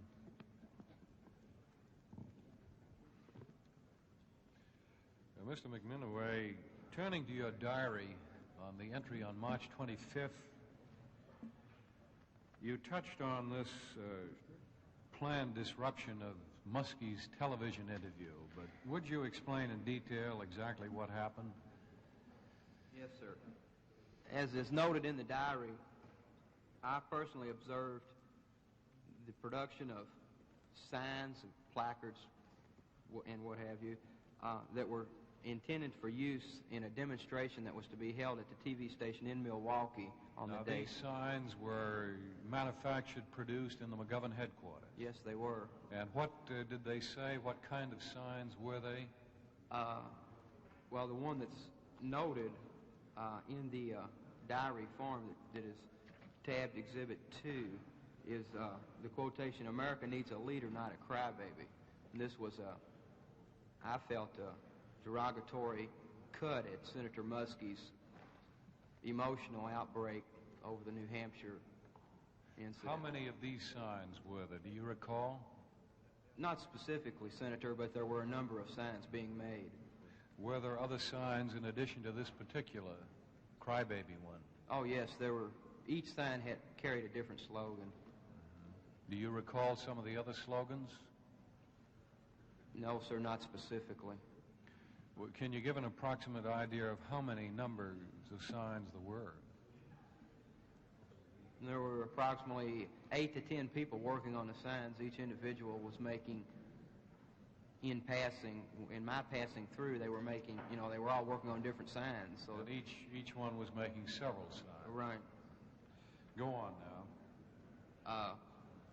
As the plan was explained to me by Mr. Southwick what they had planned to do was use those signs on Sunday morning over at the radio TV station headquarters to just protest up and down and hopefully upset Senator Muskie's composure before he went in for the Meet the Press conference. I supplied this committee staff a copy of the transcript that I obtained from the press of this particular TV interview, and it may be noted in this particular transcript an agitation and a less than composed attitude taken by Senator Muskie during this particular TV appearance. In fact, I recall that television appearance, and my recollection is similar to yours. He did seem somewhat upset. And it's your thought that one of the reasons why he was because of the demonstrations outside. Yes, sir. I found this to be at least my personal observation that during harassment or heckling by the crowds, Muskie did become quite upset and shaken. Were there quite a few demonstrators outside? Could you give an approximate idea of how many? Unfortunately, that particular morning I overslept and I did not go to the TV station myself. It was normally my practice not to be in the vicinity of such, even though I knew about such things, I tried purposely not to go around those. Would you characterize this as a dirty trick by the McGovern people on Senator Muskie? Yes, sir. I noted also in your diary of the witness sheet that you obtained a Muskie schedule and gave it to the Humphrey people in Wisconsin. Is that correct? Yes, sir. Now, who did you give it to in the Humphrey headquarters? The man that was handling the advanced press scheduling for Humphrey. One of Humphrey's key people? Yes. It was the name I can't recall right off the top of my head, but the gentleman's function was to help in scheduling press appearances and scheduling for the senator. Did you tell him how you obtained the schedule? No, sir. In most instances, the passing of the schedules from one headquarters to another was handled anonymously. But you gave it to him, so... Not personally, sir. I verbally gave it to him, but I did not physically hand him the document. Usually these things were handled over the telephone. I would call and ask for the press secretary or the advance man for that particular city, and in just a matter-of-fact conversation, give them what I purported to be the schedule. Well, did he know who you were? No, sir. Anyway, he knew he was getting information from someone out of the Muskie headquarters. Yes, sir. Did he object to getting this information? No, sir. They were very thankful. So, to paraphrase it, he was very grateful that somebody was gathering political intelligence on Humphrey for Muskie. Is that a fair way to put it? Yes, sir. I believe they were quite willing to receive the information. Then I noticed on page 6 of the witness summary that you did the same thing in reverse. What day? What day, Senator? Well, let me see where that is. If I can find it here.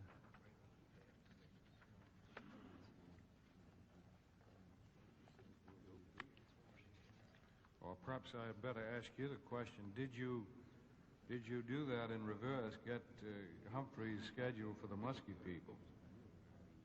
Yes, sir. After I initially gave the information to my contact, oftentimes I would pass it along to the other people. Well, was there any objection on the part of the Muskie people to getting the Humphrey schedule? No, sir, there wasn't.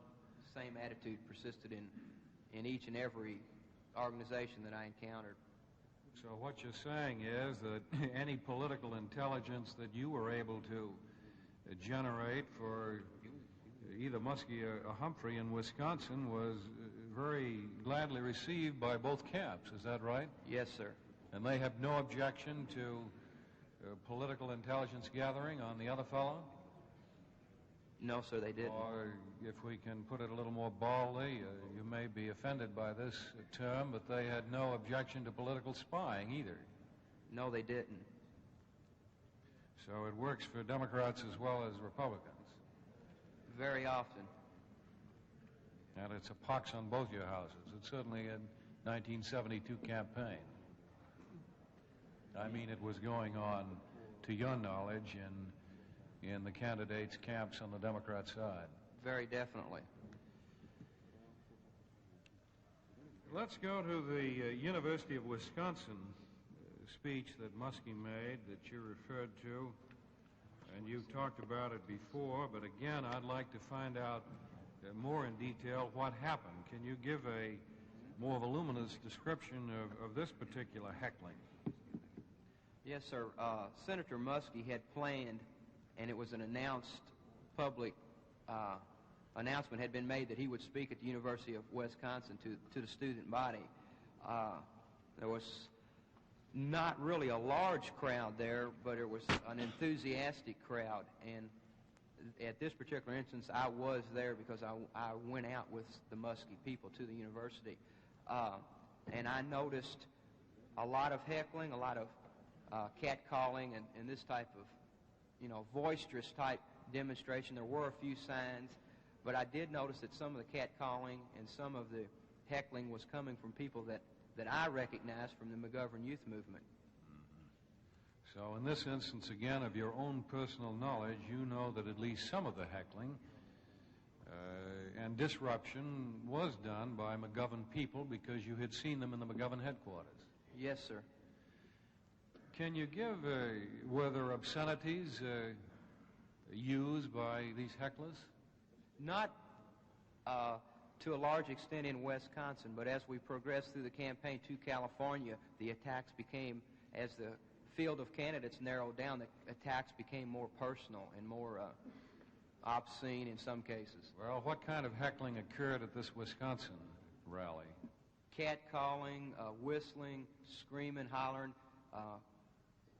chanted, clapping and singing, any kind of boisterous noise that would disrupt the communications over the PA system and make hearing the senator very, very difficult. Was Senator Muskie able to complete his speech?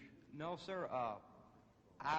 He did complete speaking there, but I am, at the time, I was advised of what he was planning on talking about, but he didn't cover completely the topics in the area that he had originally planned to cover.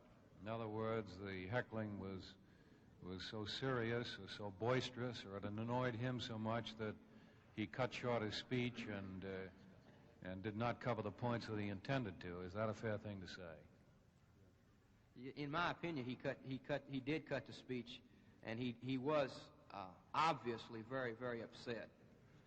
Would you characterize this, at least insofar as the people you identified as McGovern people, as being a dirty trick played by the McGovern people on Senator Muskie?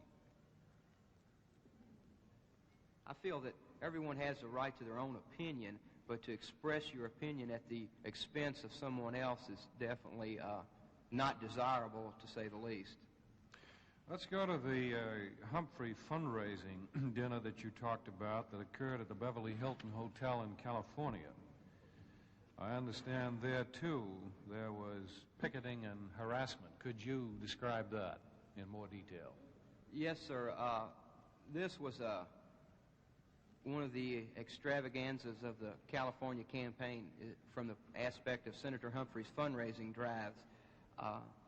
I believe it was $100 a plate sit-down dinner where the senator was to speak.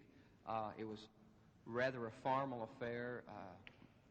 The drive had centered upon getting large contributors there and a lot of personalities and known faces.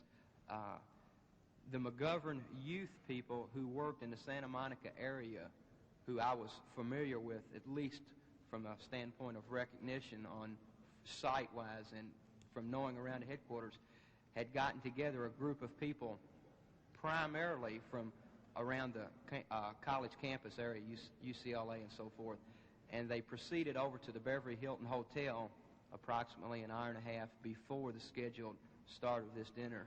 They, in many instances, the McGovern people would caravan to a rally or to a demonstration in as few number of vehicles as they could, and all of them would pile in one car, maybe 8 or 10 people, and drive to save expenses and so forth. But I remember specifically on this evening, they took as many different cars as they could so as to take up as many parking spaces close to the hotel to really necessitate the guest at the banquet having to walk at least some distance where they would have a chance to observe the signs and the protesters. What kind of signs were they carrying? Same type, sir. Anti-Humphrey, especially, they weren't pro-McGovern signs, but they were not pro-Humphrey signs. They were some of the concern-type signs with some of the statements taken out of context and used from the standpoint for embarrassment to Senator Humphrey. Do you recall how many were engaged in this heckling and harassment? I recognized several faces. There were several people. I would say there were upward of 30 people involved in the total demonstration, but I did recognize myself at least 4 or 5 probably people that I knew were actively working in the McGovern campaign. What about verbal harassment? Did they use that? The verbal, as I mentioned earlier, the verbal attack and heckling had become more personal, and there was a lot of not hollering and screaming because there were policemen in the vicinity, and eventually, in my opinion, that's what finally broke up the demonstration, not a police intervention, but the fact that the police were there and there was no desire for confrontation with the law authorities. You mentioned, too, the Humphrey press conference. As I understand it, he was going through a nursing home, and he'd be followed by cameras that would film this, indicating his concern about people, elderly people who had to spend their time in nursing homes. Was that the idea? As I interpreted it, Senator, the idea was to make an appearance and thereby gain some free publicity. And the people that accompanied the senator on many occasions, each candidate had a core of pressmen favorable to, or at least seemingly in the favor of the candidate, and they would grant the candidates a little extra special treatment and sometimes report the news from that perspective. And now describe the harassment that occurred on this occasion. Well, just as the senator was entering, it was a suburban nursing home in Los Angeles. Again, I was not present for the tour. I did drive in one of the cars over to the nursing home area, and I observed just as the senator and all the cameramen were preparing to enter the home, a little spontaneous type demonstration started. All of a sudden, from nowhere, there came several protesters carrying signs and heckling, and that's when they started the Hubert really doesn't care type chant, and the put-on type. Did they go into the nursing home? No, the demonstrators did not. You mentioned this business of the women in Miami, and I don't particularly want to go in that in detail, but there are one or two things I did want to ask you about it. You mentioned when the delegate got in the car that you were driving to go from the Doral Hotel to the Playboy Plaza Hotel, that he was joined by 2 women. And I think I recall you saying that you recognized one of them. Is that correct? I recognized to the point that I had seen her in the hotel previous to this My occasion. question is, where did you see her in the hotel? Do you recall? As the hotel was laid out, when you come in the front entrance of the Doral, you come in directly into the lobby. There's a large lobby reception room type area to the right. The elevators and the stairs go up to the mezzanine floor. The mezzanine floor was a gathering point for delegates, their wives, friends, curious spectators. It was probably the most free access area to the hotel. And you had seen her there before? Yes, sir. Well, what was her job there? What was she supposed to be doing? What did you think her mission was? Excuse me.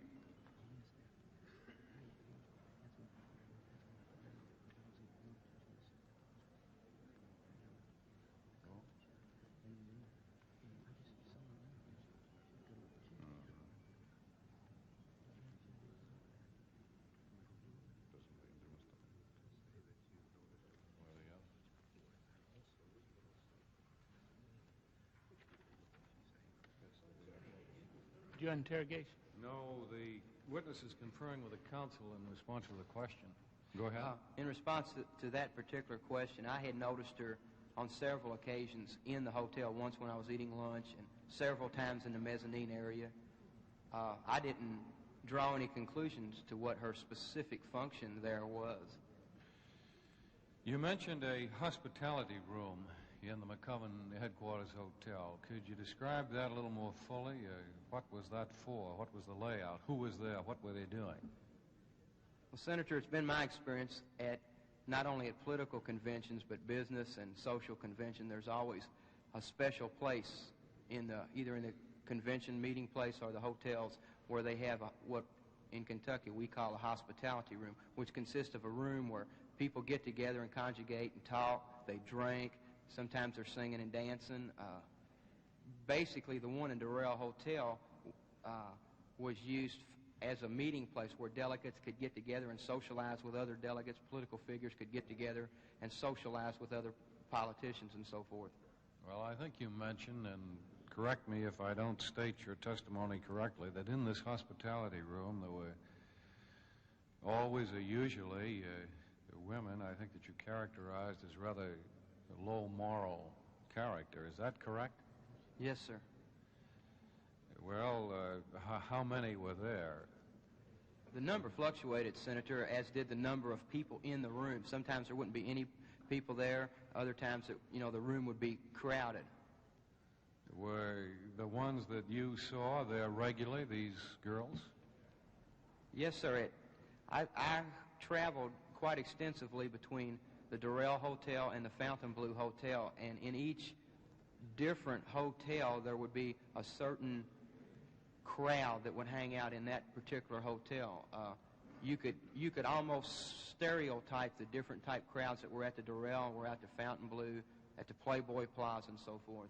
Well, what was the common knowledge as to why these girls were there? To serve coffee or cokes or what? I thought they were prostitutes. And that was the general understanding in the... Well, I can't speak for anyone else. I'm just, in my opinion, the girls were prostitutes.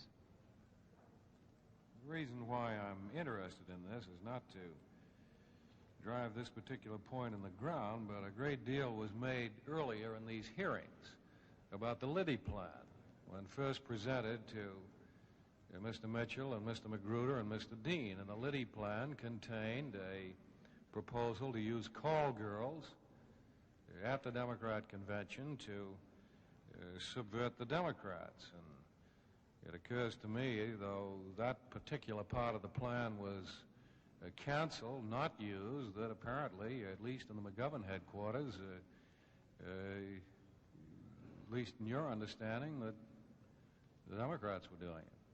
And I think it's pertinent to the inquiry.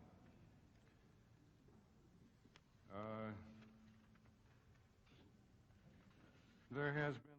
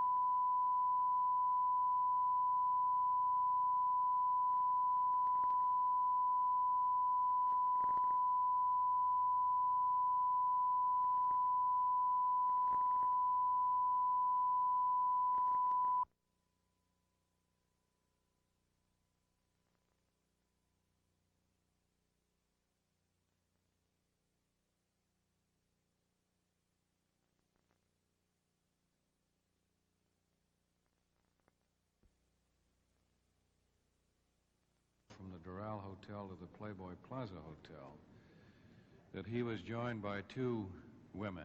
And I think I recall you saying that you recognized one of them. Is that correct?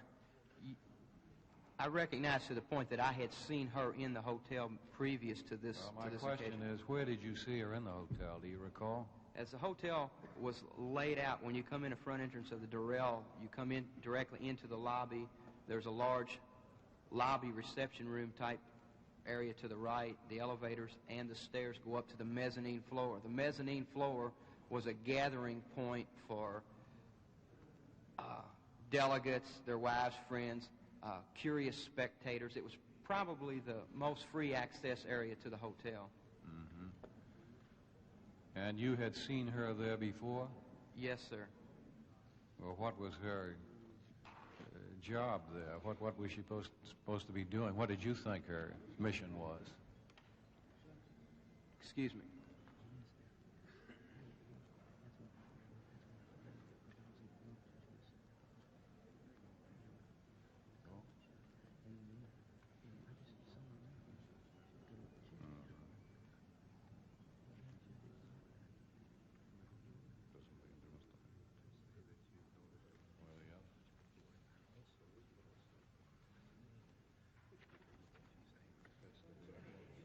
Your interrogation? No, the witness is conferring with the counsel in response to the question. Go ahead. In response to that particular question, I had noticed her on several occasions in the hotel, once when I was eating lunch and several times in the mezzanine area. I didn't draw any conclusions to what her specific function there was.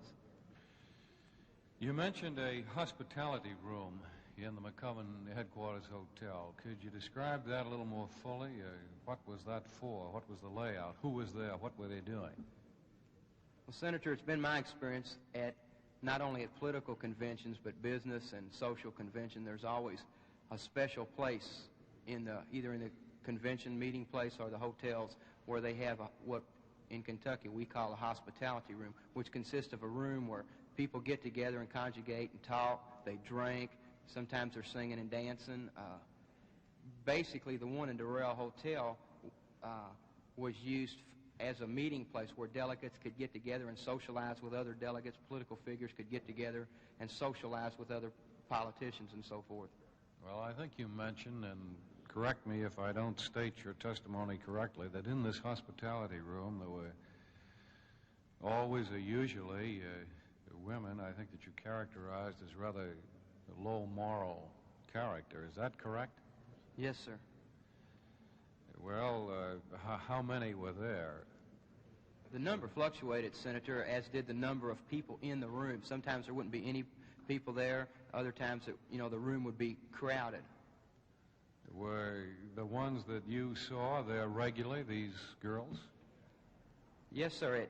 I traveled quite extensively between the Doral Hotel and the Fontainebleau Hotel, and in each different hotel there would be a certain crowd that would hang out in that particular hotel. You could almost stereotype the different type crowds that were at the Doral, were at the Fontainebleau, at the Playboy Plaza, and so forth. Well, what was the common knowledge as to why these girls were there? To serve coffee or cokes or what? I thought they were prostitutes. And that was the general understanding in the... Well, I can't speak for anyone else. I'm just, in my opinion, the girls were prostitutes.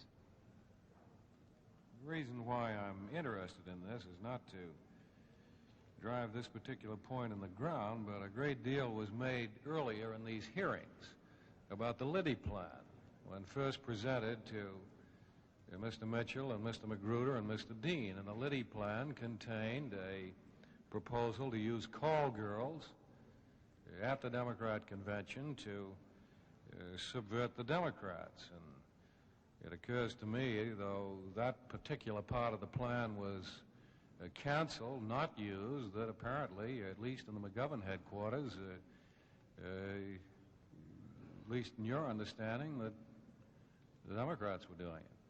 And I think it's pertinent to the inquiry.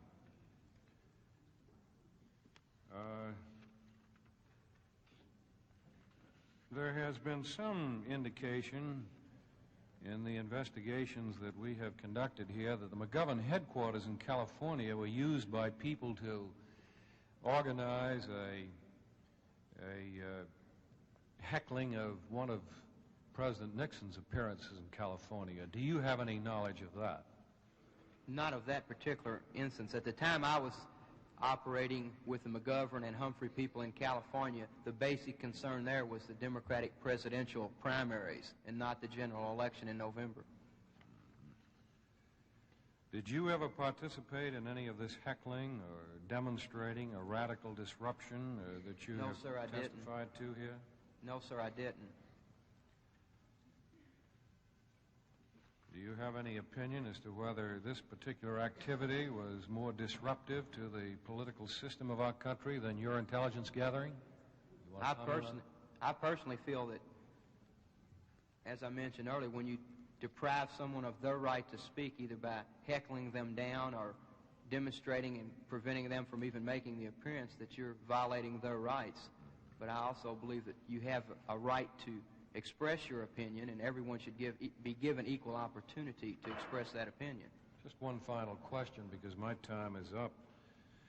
When you were performing the security duties in the McGovern headquarters in Miami, did you at any time prevent anybody from seeing Senator McGovern? If you mean without authority from the senator to do that, no, sir. I never obstructed his visitation. I mean on your own. No, sir, I did not. Thank you. That's all, Mr. Chairman. Chair yields at this time to Senator Montoya. Thank you, Senator Talmadge. Mr. McMinoway, apparently from what you've related to this committee, you had quite a bit of training for the job that you were doing. Now, where did you receive this training? If you're talking about political experience or intelligence gathering? Both. The political experience I learned foot in hand by starting when I was 8 years old, working at all different types of tasks and gradually grasping a larger and larger knowledge of political operations of the American democratic system as I got older. How old are you now? I'm 27 years old. Where did you learn to infiltrate and gather intelligence in the manner that you did? By reading and talking with people who knew Bobby Kennedy. And did you have any conferences with anybody before you started out on your job? In relation to how to do this? Yes. No, sir. What transpired during your meeting with Mr. Rayner when you were hired? Were there any specific instructions given to you? Yes, sir. The instructions were that I was to travel through the Democratic primary states, gathering information pertaining to personnel and organizational structure of the Democratic candidates' individual campaign organizations. Did you ask him for any credentials as to what he represented? No, sir. The question of credentials never came up at the meeting. Wasn't it unusual in view of your political experience that a man went to Louisville, Kentucky and asked you to gather information on primary presidential candidates and did not represent himself to be affiliated with any political party or any political organization? No, sir. I have personal knowledge of this type of activity taking place at least statewide in my own state for non-political motivation. Oh, for instance, what? Many times newspaper reporters will volunteer and work in individual campaigns as volunteers to obtain information of the making of the president type stories so that later on after the election they can compile information on the particular campaign structures and organizations. You mean to tell me that newspaper reporters infiltrate too? I know of one instance personally where newspaper people, possibly you might not say infiltrate, but they work within a campaign. I think this is a fairly widespread practice of newspaper people and press people following campaigns, not just to report the news, but for writings and documents that they plan to publish after the elections. Now, you didn't buy Mr. Stone's story, or Blackwell's, that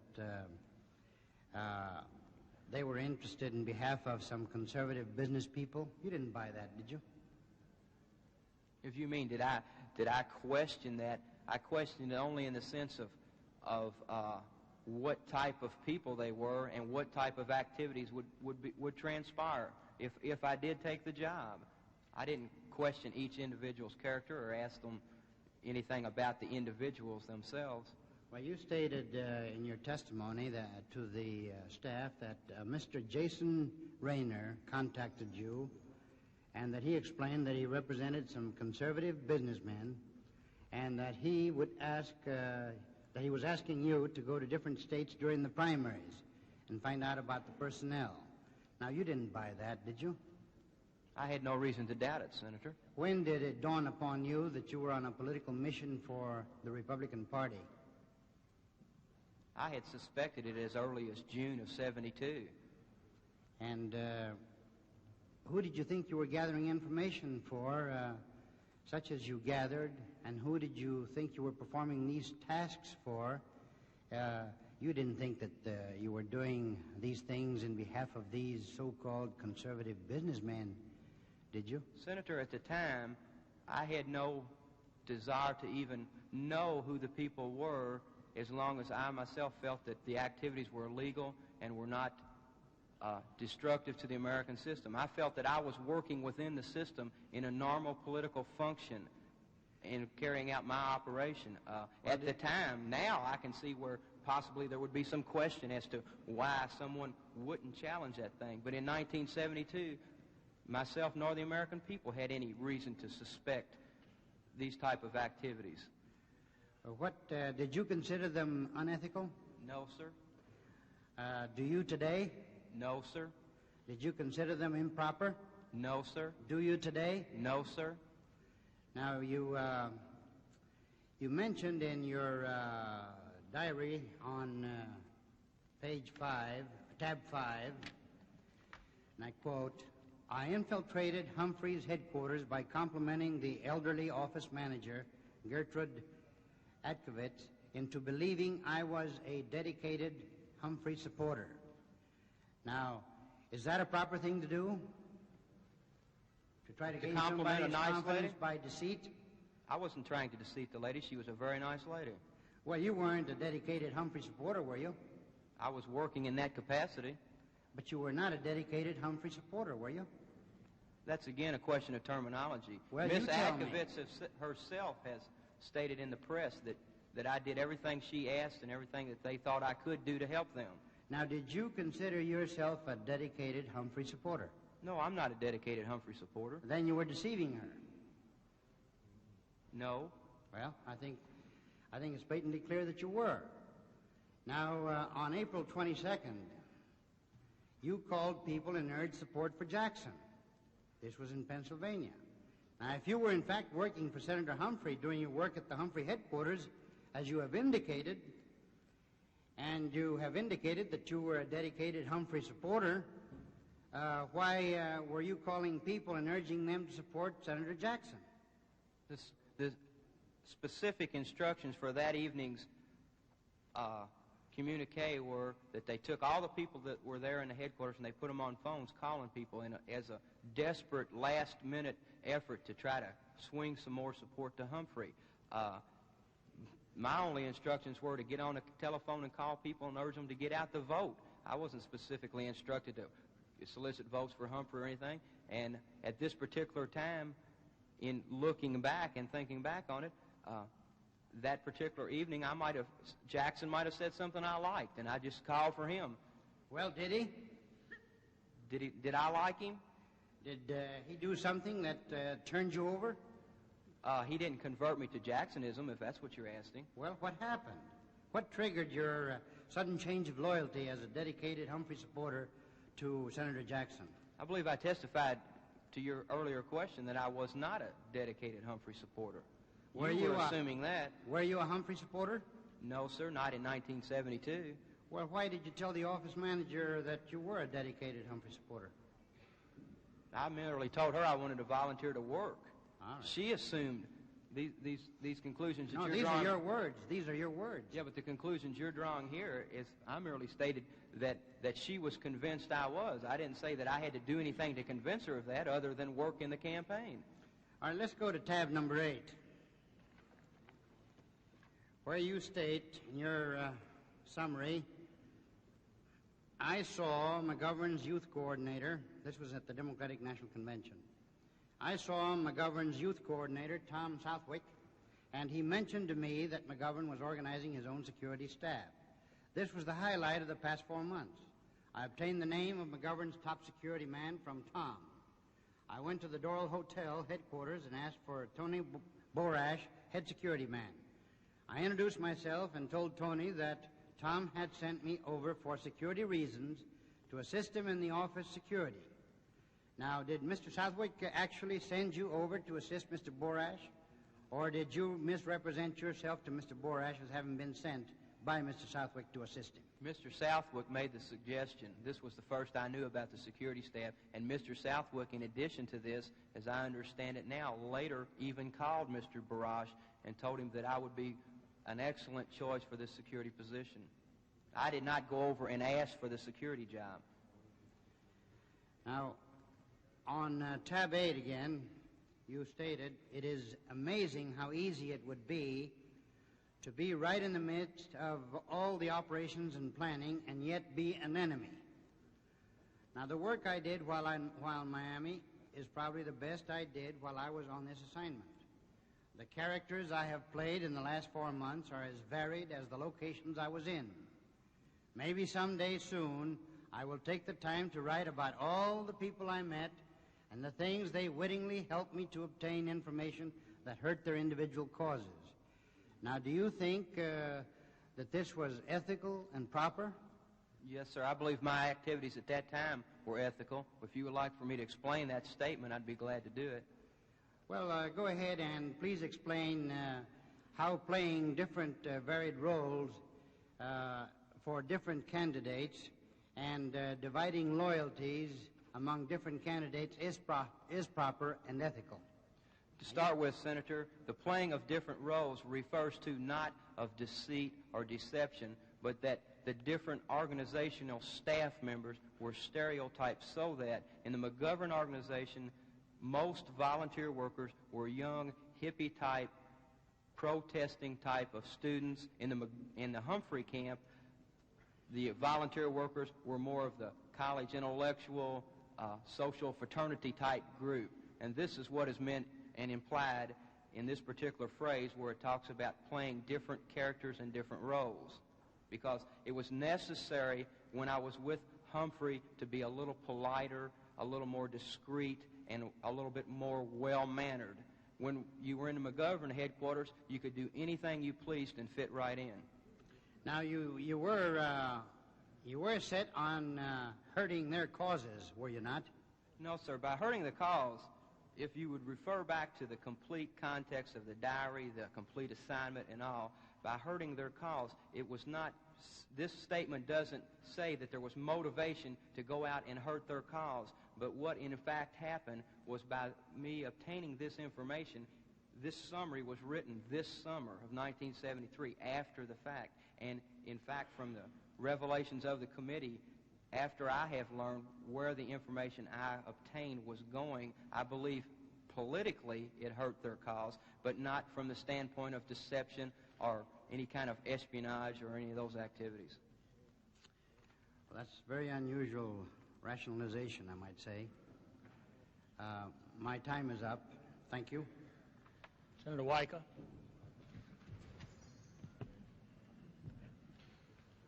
Mr. McMinoway, I just have a few very brief questions. Why do you think you were not challenged when you made application to work for these various campaigns? In a discussion with the minority counsel earlier today, specifically I believe it was when you attached yourself to the McGovern campaign, the question was asked as to what it would take to check you out, and you indicated a phone call and back to your hometown, et cetera. Why do you think that this didn't happen? Well, if you take each individual case, the position that I was placed in, or that I placed myself in with the different organizations, for instance, in Philadelphia. In Philadelphia, most of the youth volunteer, as was the case in California, went to the McGovern headquarters. Humphrey was very, very desperate for volunteer workers. And I believe that, as I stated earlier, they were just simply appreciative of the fact that I was willing to come over there and stuff envelopes and mail lists out and take charge of a group of people that weren't carrying out their jobs successfully. Well, do you think it might be that here in this country, whether your campaign happens to be a Humphrey campaign or a McGovern campaign or a Nixon campaign or whatever, that the basic assumption is that those that volunteer are not spies? Yes, sir, I believe that's a general concept in the country. In other words, apparently the basic assumption is somewhat at odds to your own personal opinion, and I might add the personal opinion of others that have appeared before you, that these things go on all the time. Because if, in fact, they went on all the time, then everybody would be checked out. I believe that that's correct. But, of course, if all of a sudden now it's thrown out on the table to this committee and also to the American people that it goes on all the time, then we're going to start checking each other out pretty closely, I would say. I would hope so, Senator. Well, I would hope that we never get to that point where in our political campaigns and our dealings with each other as fellow citizens that we have to check each other out. Now, again, in earlier testimony before this committee, you indicated, I think it was in response to Senator Baker's question as to, what should be done. And has it ever occurred to you that the public record is a perfectly adequate place to check candidates out as to their views on various issues, as to their past history, as to what they propose for the future? Don't you think that's quite adequate, the public record? What in addition to the public record should be known by the voters? Oftentimes, Senator, the public record is not an accurate, unbiased report on the actual events. I know myself, I've been victim to public press in the sense that when my name was first mentioned, many of the stories, and especially the rumors, leaks, or whatever you want to call them, that were circulating throughout the press have been proven by testimony before this committee and before other legal authorities that they were inaccurate. And somebody, in my opinion, it's necessary that these things be checked out. Well, don't you think that a free press guarantees the fact that the facts are going to be checked out and that innocent men are not going to be condemned out of hand by the American people? Senator, I don't mean to imply that Are you having your opportunity now to express exactly your thoughts and what you did and what you didn't do before the people of this country? That's what I'm doing, Senator. But I didn't mean to imply by my earlier remark that I feel that freedom of the press should be restricted or curtailed in any manner. I was just merely stating that all the time, all the public records are not always correct. And you need to check into it a little farther than just reading how a senator voted on the floor of the Senate on a particular bill. Sometimes there's motivation and reasoning behind that are more important than the actual vote itself.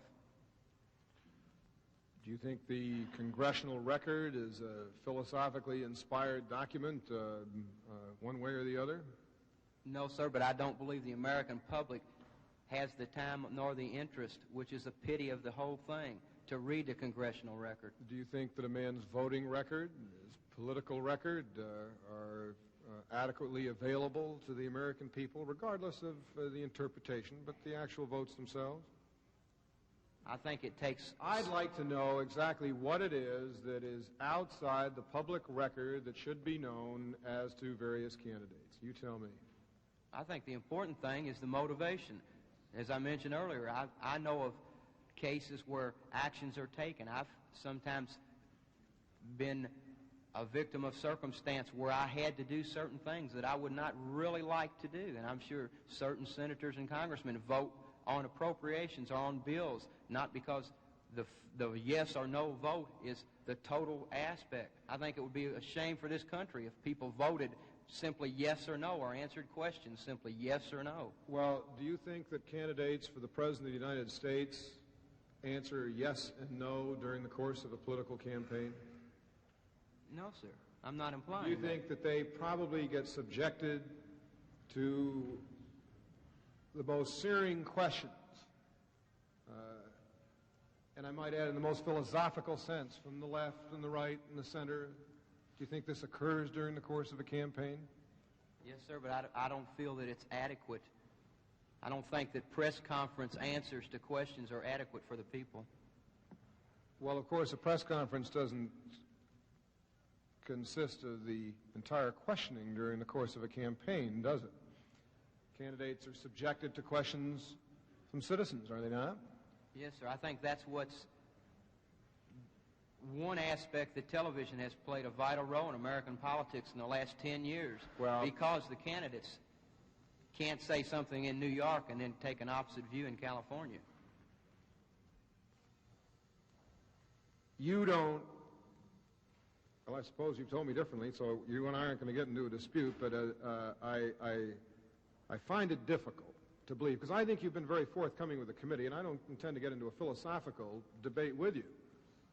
But what I can't allow to pass is the fact that apparently spying and the gathering of political intelligence during the course of campaigns is something that you feel, you not only thought was correct during the course of this campaign, but is a proper course of action for future campaigns. Is that correct?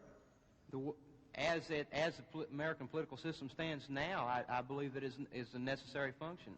I think Senator Baker mentioned But the way the earlier, system stands now, that system didn't check you out. That system obviously was based on the assumption that you were not a spy. Just like the system of this country operates on the basis that a man is innocent until proven guilty. And now what you're advocating to this committee and to all of us is that, yes, we had best check each other out, and we had best determine whether a man is innocent. It'd be a rather difficult country to live in, don't you think? I think you're reading into the statement. When I said, yes, I believe that people should be checked out, I did not say that that was the best system. I said, as it stands now, if I were a candidate for public office and I had staff volunteers, before I would put them in charge of my security, I would check them out. Well, I think it, quite frankly, a far easier and less involved process to get rid of the type of activities which you're talking about than to enter into a mass-scale checking out of each other in the course of our activities. Because what you did, obviously, was the aberration, not the rule. Otherwise, when you went into Mr. McGovern's headquarters and the other candidates' headquarters, they checked you out from top to bottom. But there still happens to be, I think, probably that certain idealism in the thought of candidates and their workers alike, that those that come to volunteer their services do because of their belief in the man and what he stands for, and not because they want to go ahead and gather political intelligence. I have no further questions, Mr. Chairman. Senator Talmadge. Mr. McMinoway, I think both the staff and the senators have explored your activity in detail, so I'll attempt to be extremely brief. Had you had previous experience infiltrating any campaigns prior to the presidential election of 1972? No, sir. Not on the same nature. That was your first endeavor? Yes, sir.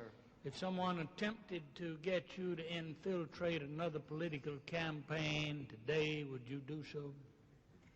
No, sir. Would you think that in the future all political candidates and political parties might well beware of volunteers? No, sir. I don't think they need be paranoia on volunteer workers. You would suggest they check their credentials rather closely, though, would you? I would suggest that people that are put in positions of high responsibility and duty be checked out or be confirmed in their convictions. Thank you, sir. I have no further questions, Mr. Chairman. Senator Inouye, I have none except to say this. Aesop had a fable sometime about sheep wearing wolf's clothing or vice versa. Thank you. That's all.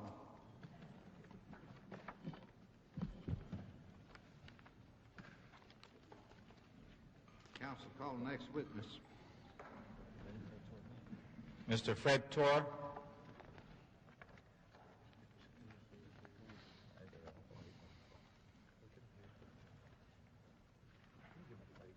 Will you raise your right hand? You swear that the evidence which you shall give to the Senate Select Committee on Presidential Campaign Activities shall be the truth, the whole truth, and nothing but the truth, so help you God? I do. Do you have a lawyer? No, sir. I take it you don't desire a lawyer? That's correct. Yes. Mr. Chairman, Mr. James Hamilton, Assistant Chief Counsel, will question this witness.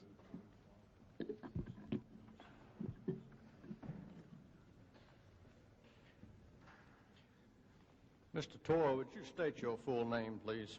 My full name is Frederick Joseph Taugher. And would you spell your last name for the record, please? Yes, the spelling is unusual. It is Taugher. And what is your address? 6400 South Land Park Drive, Sacramento. And your present employment? I'm presently employed by the California Legislature as the Chief Administrative Officer of the Assembly. What position did you hold in the campaign of Senator George McGovern? In the fall campaign, in the general election, I was employed as the Southern California Campaign Coordinator. And what was your tenure in this position? From August through early October. And was the city of Los Angeles in your jurisdiction? Yes, it, along with, I think, 5 or 6 counties in Southern California. Now, Mr. Taugher, to set the context for the questions I'm going to ask you, and also for the questions that I'm going to ask Lieutenant Hickman, who will follow you, I want to read certain brief portions of the testimony of Mr. Haldeman before this committee. And first I'm reading at pages 6060 and 6061, where Mr. Haldeman was discussing the type of prankster activity he had agreed to support. Quotation, the pranksterism that was envisioned would have specifically excluded such acts as the following: violent demonstrations and disruptions, heckling or shouting down speakers, burning or bombing campaign headquarters, physical damage or trashing of headquarters and other buildings, harassment of candidates' wives and families by obscenities, disruption of the National Convention by splattering dinner guests with eggs and tomatoes, indecent exposure, rock throwing, assaults on delegates, slashing bus tires, smashing windows, setting trash fires under the gas tank of a bus, knocking policemen from their motorcycles. Continuing the quotation, I know that this committee and most Americans would agree that such activities cannot be tolerated in a political campaign. But unfortunately, the activities I had described are all activities which took place in 1972 against the campaign of the President of the United States by his opponents. I'm going to have to go and vote since it's We'll have to recess, Mr. Taugher, until the Senator returns.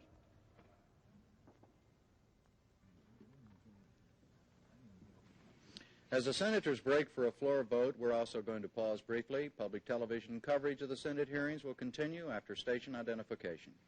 Unabridged coverage of the hearings is being broadcast as a public service by your local public television station. This is PBS, the Public Broadcasting Service.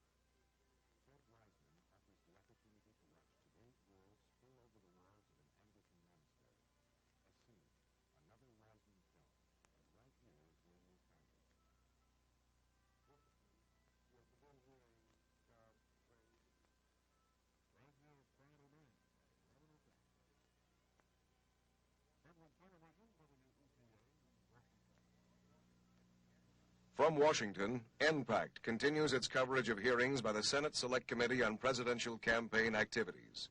Here again, NPACT correspondent Jim Lehrer. As we go back to the hearing room, Assistant Chief Counsel James Hamilton is reading from earlier testimony by H.R. Bob Haldeman. The hearings will come to order, and Assistant Majority Counsel will proceed with the question. Mr. Taugher, when we took that brief recess, I was reading to you brief portions of Mr. Haldeman's testimony, and I'd like to continue this to set the context for the questions that I'm going to ask you.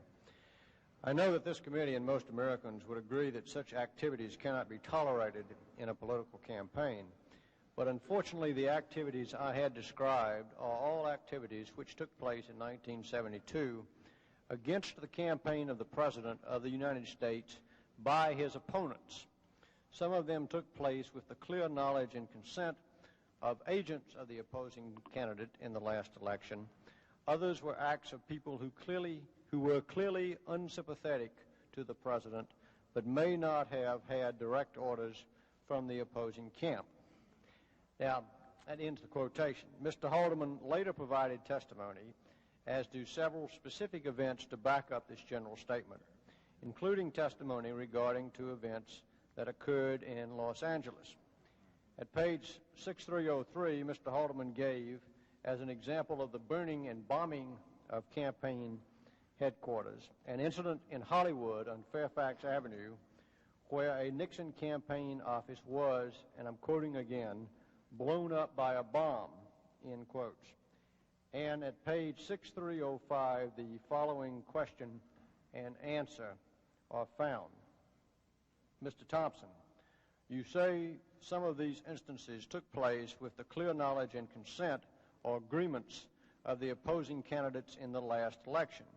Do you have any basis for that statement? Mr. Haldeman, I understand there is some in the documentation. The one specific that comes immediately to mind on that is the occasion of a trip to Los Angeles to the Century Plaza Hotel, at which there was a very large demonstration staged out in front. The handbills to notify people of this demonstration, of this planned demonstration, where to be, at what time, and that sort of thing, were handed out by the McGovern headquarters. And I understand there was a phone call program set up in the McGovern headquarters there for calling people to urge them to come and attend this demonstration. End of quotation.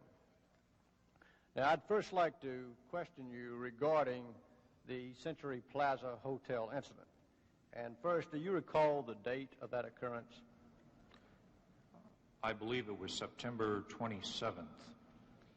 And what event prompted the demonstration? It was the visit of the president to Los Angeles, where he was being honored at a large fundraising dinner within the Century Plaza Hotel. And the demonstration was outside of the hotel.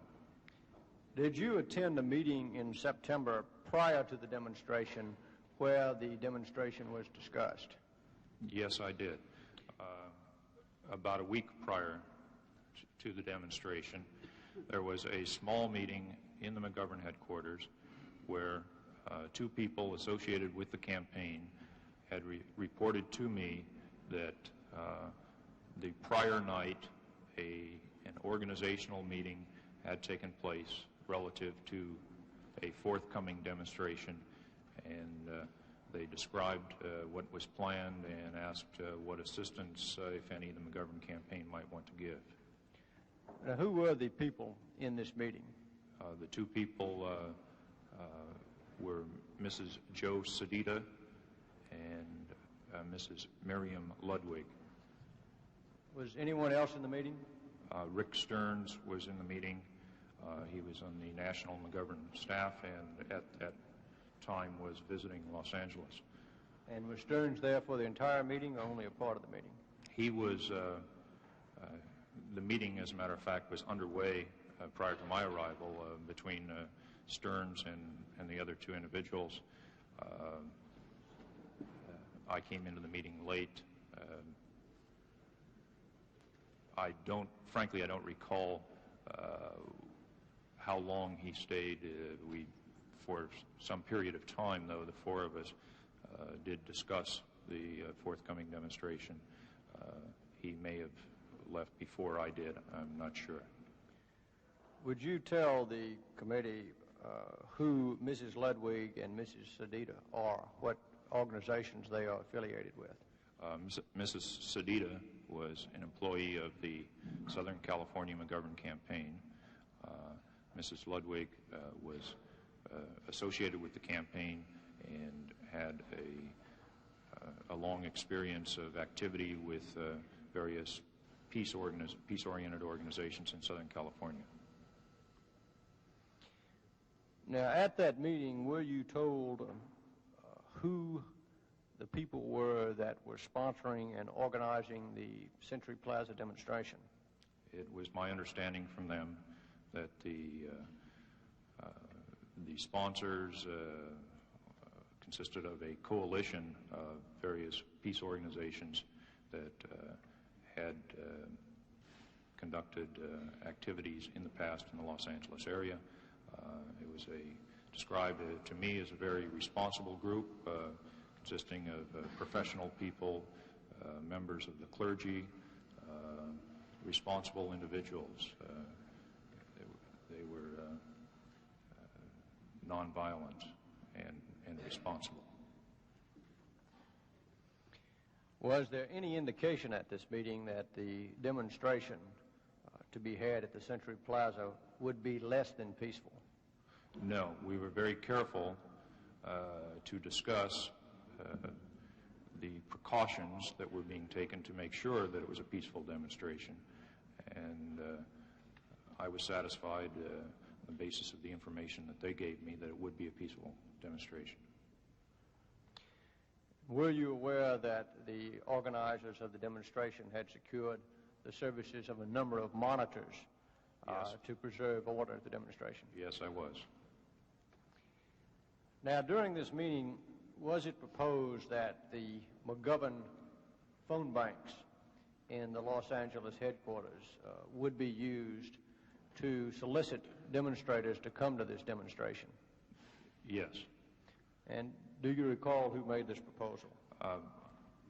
I don't recall specifically whether the proposal came from one of the others or whether I volunteered it. I was interested in assisting the demonstration in some way, provided it would not interfere with any of the higher priority activities of the campaign. And we did have a telephone bank in the headquarters that was not being used at that point in time.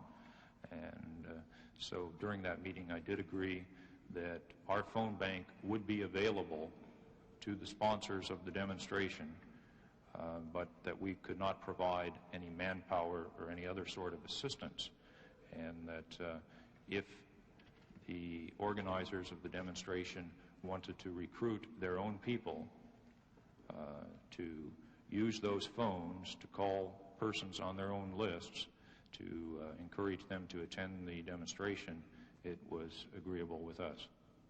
So it was your decision then that the phone banks could be used, is that correct? That's correct.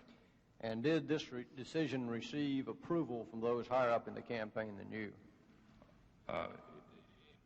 Yes, to the extent that Rick Stearns was at the meeting, and he agreed with this program that we came up with. Excuse me, he did indicate that this proposal had his approval. Correct, yes. Now, were these phone banks actually used? Yes, they were, I believe, for 2 successive nights. How many phones were involved? I don't recall precisely. I would guess, though, that in the room that we used for the telephone bank, we probably had 12 or 15 phones. And during these 2 nights that the phones were used, were they fully occupied? I think so, yes. There may be a couple of phones that went unused. And were the phones manned by the people who were sponsoring the demonstration as you had required? Yes, they were. Do you know if any McGovern staff workers made any calls to solicit demonstrators? No, they did not. We were interested in the McGovern staff workers to concentrate on our voter registration drive, and for that reason I did not want them to participate in this effort. What list were used to make the phone calls? Lists that were compiled by the people sponsoring the demonstration. I believe on their list they had names of persons who had in the past attended various activities sponsored by one or another of the groups that made up the coalition. Were any of the McGovern list used for this purpose? No, I specifically told them that we would not allow them to use our lists, and that we would be calling the names on those lists for other activities, and we did not want to overkill. We did not want to wear out our own supporters for things that were not of high priority. Were the persons called told that the demonstration was part of the McGovern campaign activity? Frankly, I don't know. Do you know if the callers were told that the calls were coming from McGovern headquarters? I don't know that either. I believe you testified that these phone banks were used for 2 nights. For how long each night were the banks in operation? As far as I recall, it must have been from about 6 o'clock to 9 o'clock or thereabouts. Generally, from the dinner hour to 9 or 9:30 is the acceptable time for phoning in Los Angeles. Why were the banks not used longer than 2 days? because after the second night, we were informed that Senator McGovern would be visiting Los Angeles on the following week, and so we then needed to use those telephones to call our own list of supporters to encourage them to attend an event that we were sponsoring for his appearance. Now, did any McGovern staff workers help distribute leaflets announcing this demonstration and urging attendance? Only to a very minimal extent. The sponsors of the demonstration printed up a large number of leaflets and asked for our assistance in distributing them. I told them that I felt that any massive distribution would interfere with our other activities, but that we would be agreeable to placing a small number of leaflets in each of our storefront headquarters for the information of the people that came to those headquarters. How many storefronts would that involve? Well, I would think that about that time in the Southern California area, we must have had 100 or more storefronts. I don't know precisely how many of them received those leaflets because they were only given out in instances where a storefront came to the headquarters to pick up a regular order of McGovern literature, and we did not make any special effort to get the leaflets to a headquarters unless we had some other reason for a contact. Would you estimate that leaflets were distributed in over half of the storefronts? I would, if I had to guess, I would say approximately half of the storefronts probably received them. Was the distribution of these leaflets approved at the same meeting where the use of the phone banks was approved? I think so. I think if not at the same meeting, it was later that afternoon. Do you recall if Mr. Stearns participated in the decision to distribute leaflets? It's likely that he may not have been there at that time. Now, did any McGovern staff worker place or pay for advertisements announcing the demonstration? No. Did any McGovern staff worker participate in the making and distribution of signs and placards to be used at the demonstration? No, not at all. Were callers to the McGovern headquarters, people who called in, told how to reach the demonstration and given instructions to bring a sign to the demonstration? No. Did you attend this rally, Mr. Taugher? No, I did not go. To your knowledge, did any McGovern staff members attend? Only one person who I can think of specifically, and she did attend and return to the headquarters right afterwards to describe for me what happened. To your knowledge, did any McGovern staff worker suggest that the rally should take a violent turn? No, not at all. Have you admitted in the public record that McGovern phone banks were used to contact potential demonstrators? Yes. And when did you do this? I believe it was between the time that we ceased allowing the use of the phones and the time of the demonstration itself. It came in response to inquiries, and we did admit that we had used the phones. So it was in the public record before the demonstration took place? Yes, it was. Now, as the campaign coordinator for Southern California, did you issue an apology for this activity? Absolutely not. And why did you not issue an apology? I don't think that there's anything to apologize for. I think it was a proper activity. Was the campaign, the McGovern campaign, asked by the California Committee for the Re-election of the President to post $1 million bond to cover the damages that might occur at the demonstration? Yes. And what was the response of the McGovern organization? No response? We did not respond. Now, turning to the second incident that was referred to by Mr. Haldeman in the testimony that I read to you, when did you first learn of the so-called Hollywood bombing? The morning after, I heard a news report or saw something in the newspaper to the extent that a Nixon headquarters in Hollywood did have a fire. Do you have any knowledge now as to the date of that incident? Around September 16th, September 17th, thereabouts, I think. And do you have any first-hand knowledge of that incident? None whatsoever. Now, we're going to receive evidence in a minute from Lieutenant Hickman, who's sitting behind you, as to what occurred at that incident. But I have one further question to ask you.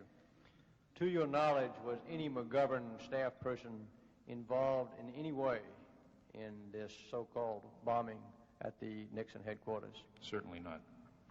Mr. Chairman, I have no further questions.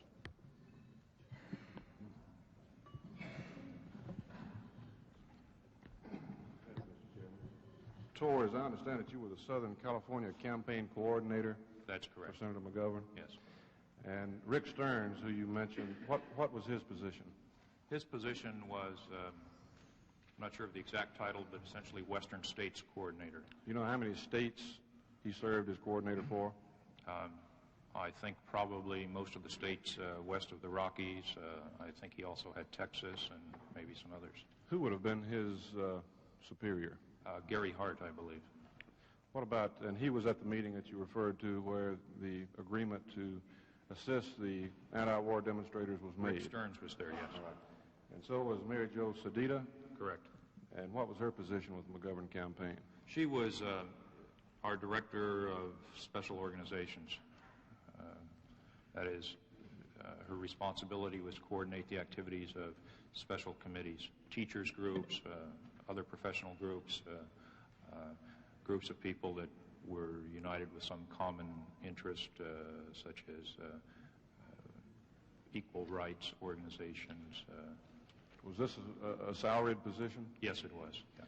Miriam Ledwig, what was her position with the McGovern campaign? She served essentially as our liaison under Joe Sedita's direction, as our liaison with various peace-oriented organizations in the Southern California area.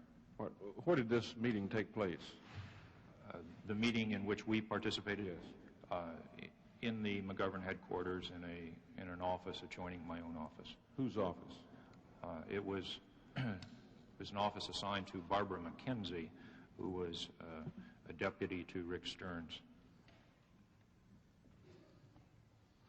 Was she a resident representative for the national campaign in California? That's right. Yes. All right. Was Barbara McKenzie present during this meeting? I don't believe she was. She may have been in and out, but I have no specific recollection of her being there. All right. How was the subject brought up, and who brought it up? I'm not sure how it first came up. As I said a few moments ago, the meeting was underway at the time that I walked in. The two women were discussing with Rick their attendance at the prior night's organizational meeting, and he, as I came in, he then turned to me and brought me up to date on what they had discussed up to that point. Where had they had this prior organizational meeting, according to them? At a Methodist church, I think on Wilshire Boulevard. It was in Los Angeles. And who attended that meeting from McGovern headquarters? My understanding is that Mrs. Ludwig was there. I do not know for sure whether Mrs. Sedita was there or not. Do you know any other individuals who attended that meeting, either with McGovern campaign or not with McGovern campaign? No, I don't. Do you know any organizations, particular organizations that were represented at that meeting? I don't recall any specifically by name now. I have here a page from the Los Angeles Free Press. It's published every Friday and dated September 22nd to October 2nd, 1972. And October 22nd was a Friday, and it lists several groups. Among those participating in the meeting, referring to this, evidently this meeting in the church you referred to before, the Women's Strike for Peace, Another Mother for Peace, Peace Action Council, October 14 Coalition, National Peace Action Coalition, Vietnam Veterans Against the War, Individuals Against the War, Bar Sinister, National Lawyers Guild, Los Angeles Anti-War Defense Committee, Students for a Democratic Society, Vietnamese Student Union for Peace, American Civil Liberties Union, Women for Socialist Workers Party, Progressive Labor Party, Echo Park, Silver Lake Food Conspiracy, Women Against the War, Young Socialist Alliance, Student Mobilization Committee,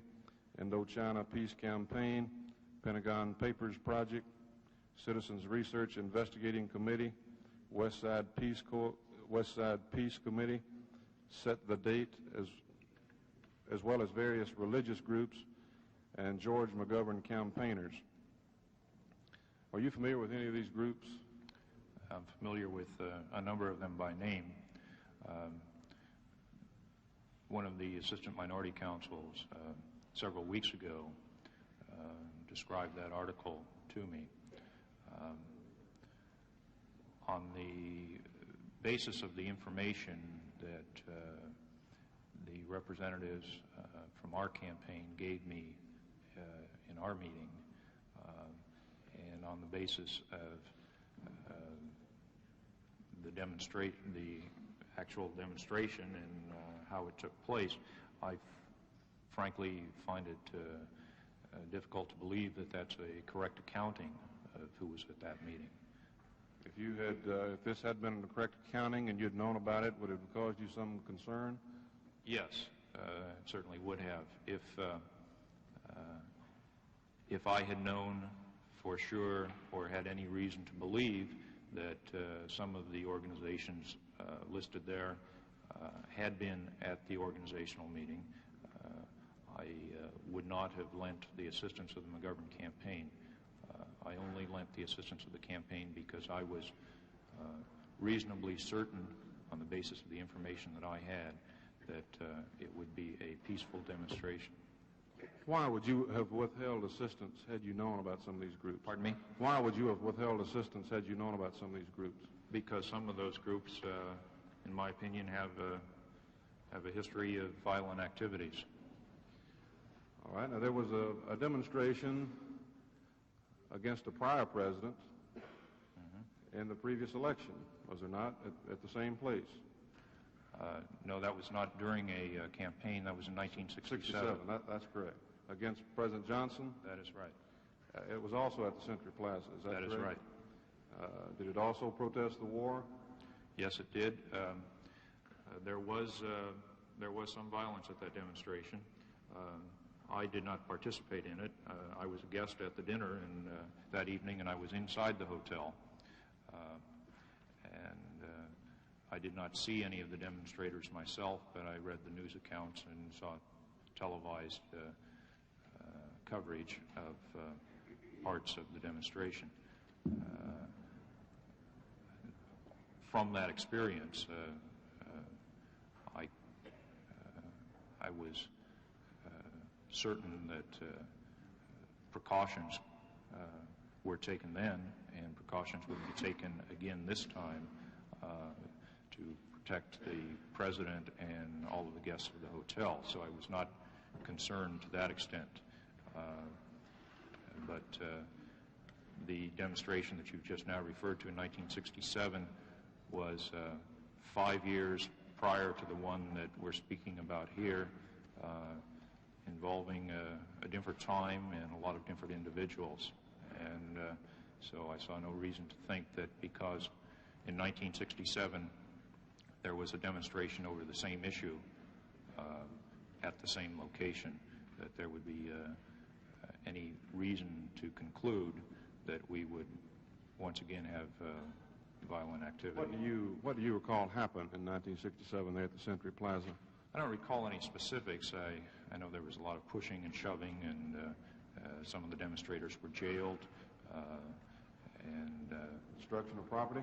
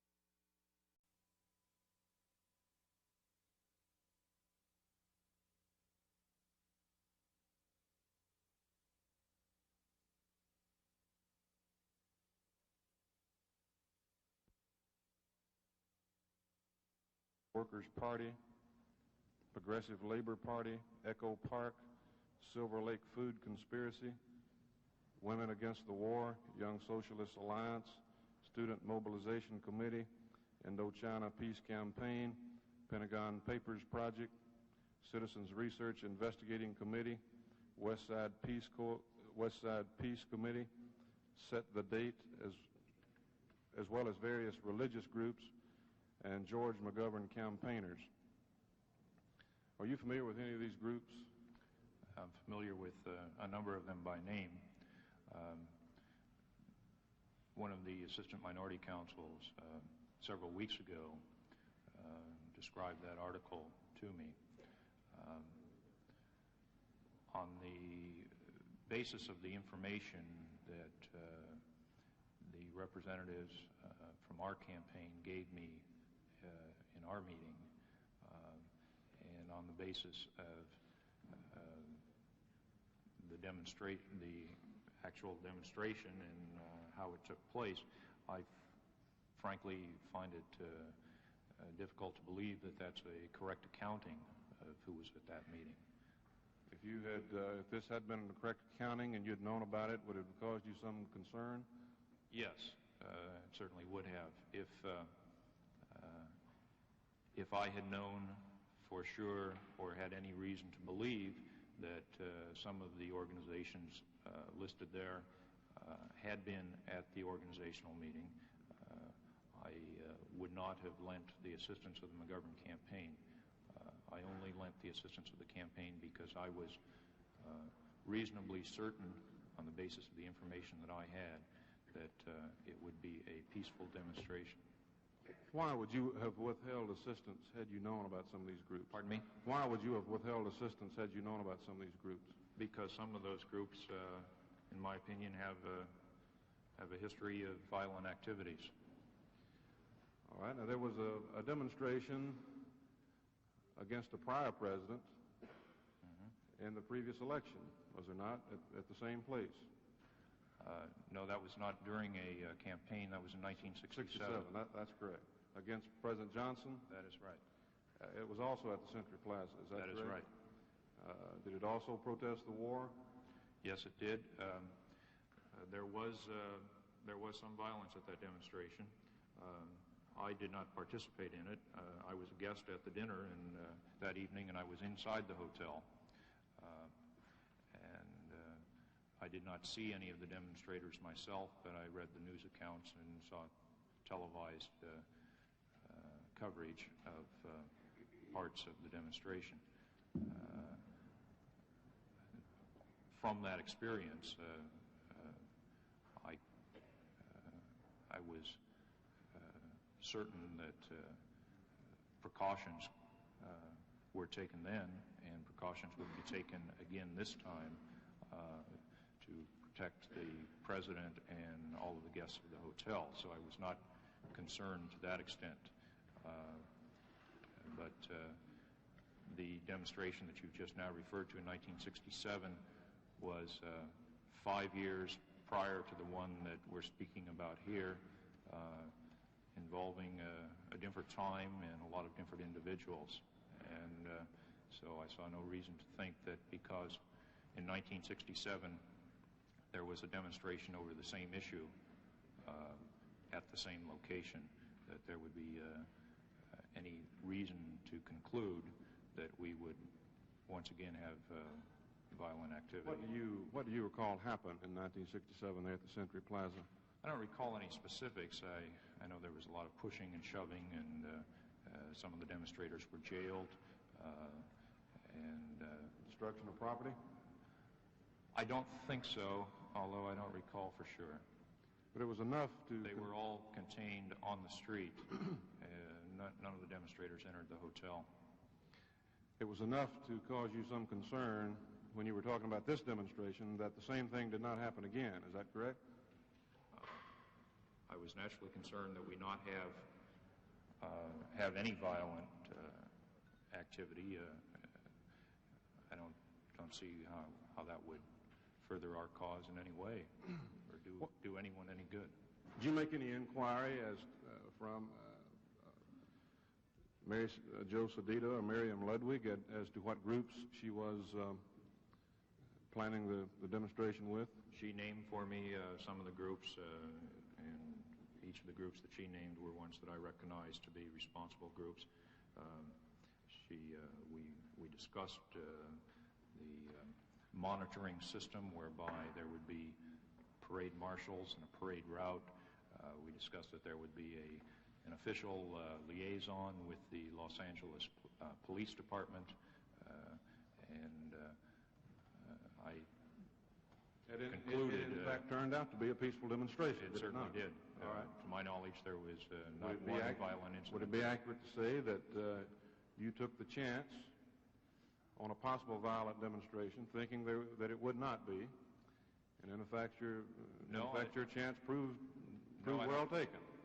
I don't think that's quite accurate. The demonstration was going to take place whether we participated in it or not. That has nothing to do with the propensity for violence.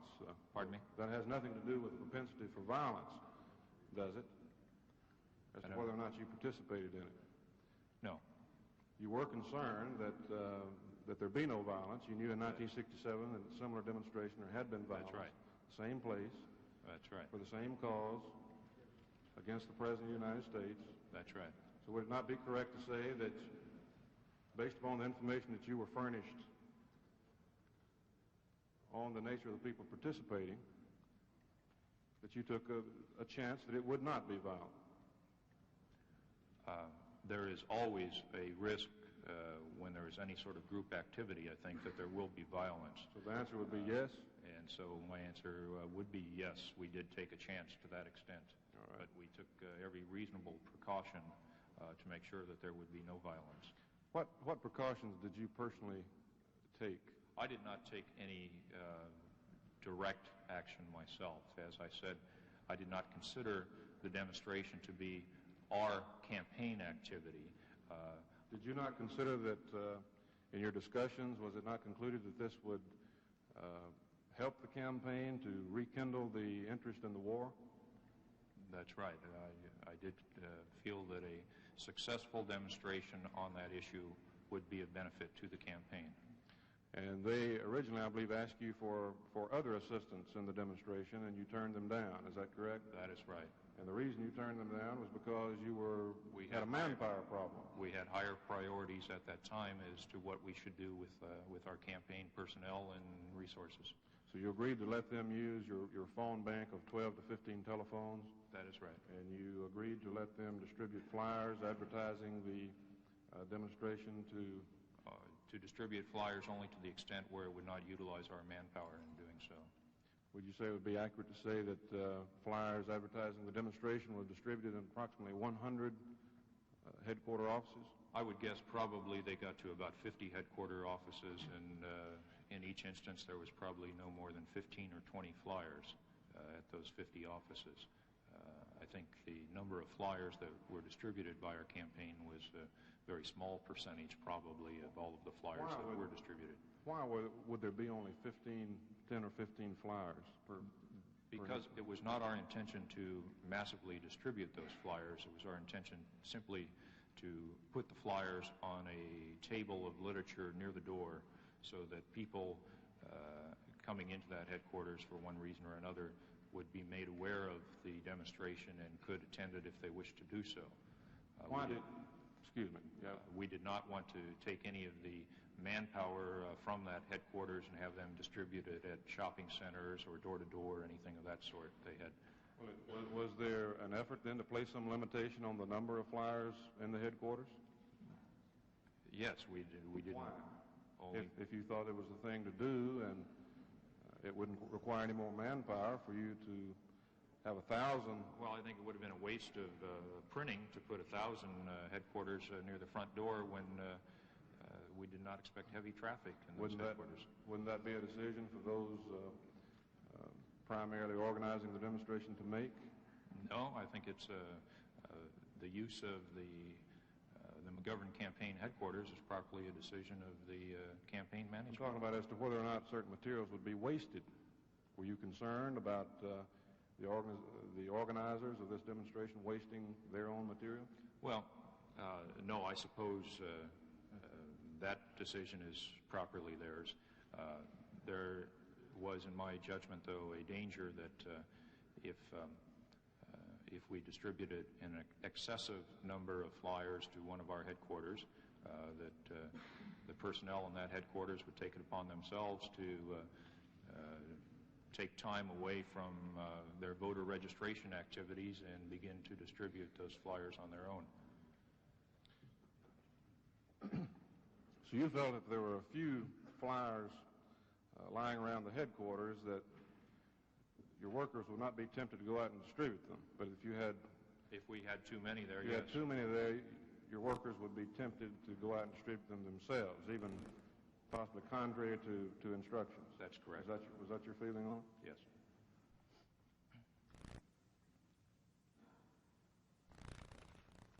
Do you know whether or not any of the same people who organized the demonstration at Century Plaza in 1972 were also some of the same people who organized the demonstration against President Johnson in 1967? I think it's likely that in a demonstration of that size, there probably were a number of people who participated in the organization of both. Did you inquire specifically when the proposal was being put out as to whether or not there were certain groups or individuals who had promoted this demonstration that turned out to be a violent encounter? No, I didn't, because, like I say, on the basis of our conversations about what precautions were being taken for the 1972 demonstration, I was satisfied that those precautions those steps were being followed through on, and that there would be no chance for any violence such as in '67. No chance. Is it your opinion that if you take proper precautions that you can prevent demonstrators numbering thousands? How many demonstrators showed up there? I think I've heard estimates from 6,000 to 10,000. I don't know. I've heard estimates from 3,000 to 8,000. I don't know how many were there. All right. Is it your opinion that if you have this many people involved, if you take certain precautions, that you can prevent a demonstration from becoming violent if certain of those individuals desire it to be violent? No, I think... No one's arguing with the fact that it was a nonviolent demonstration. Yeah. I'm more interested in the position you were in there when you made the decision to go ahead and commit the McGovern organization to this to the extent that you described. Yeah. I think there is always there is no way to absolutely guarantee a nonviolent activity. But if you have a prior history, a prior demonstration at the same location, on the same cause, wouldn't you say that there would be a little bit greater likelihood of violence, a similar demonstration against another president for the same cause? No, I don't think the location, the fact that it was a similar location was a factor at all. Or the fact that similar individuals would be involved in promoting it? I think that some of the same individuals that participated in the 1967 demonstration would likely participate in any similar demonstration anywhere in the Los Angeles area. I think the fact that it was at the Century Plaza Hotel for a second time had nothing to do with it. You don't think there's any more likelihood for a violent demonstration at Century Plaza than in New Orleans or anywhere else? In light of the fact that the only other previous demonstration that I know of that size and that dimension did produce violence. You don't think there's any greater likelihood of violence on this occasion than if it had been in another city? And that was in your mind at the time you agreed to. At the time I agreed to lend the help of the McGovern campaign to promote that demonstration, I was reasonably certain that there would be no violence, and there was none.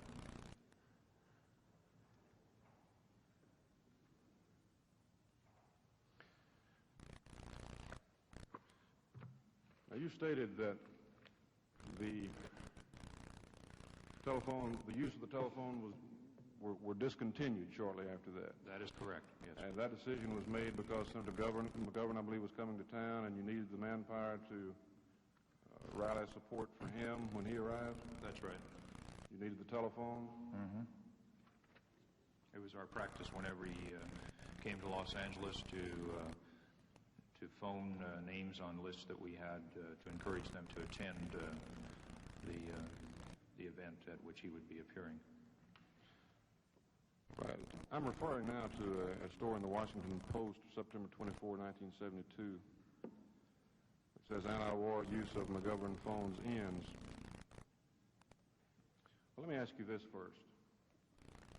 When the story broke about the fact that McGovern phones were being used, did anyone in the McGovern campaign, besides the ones you had been dealing with, inquire of you as to how this had come about?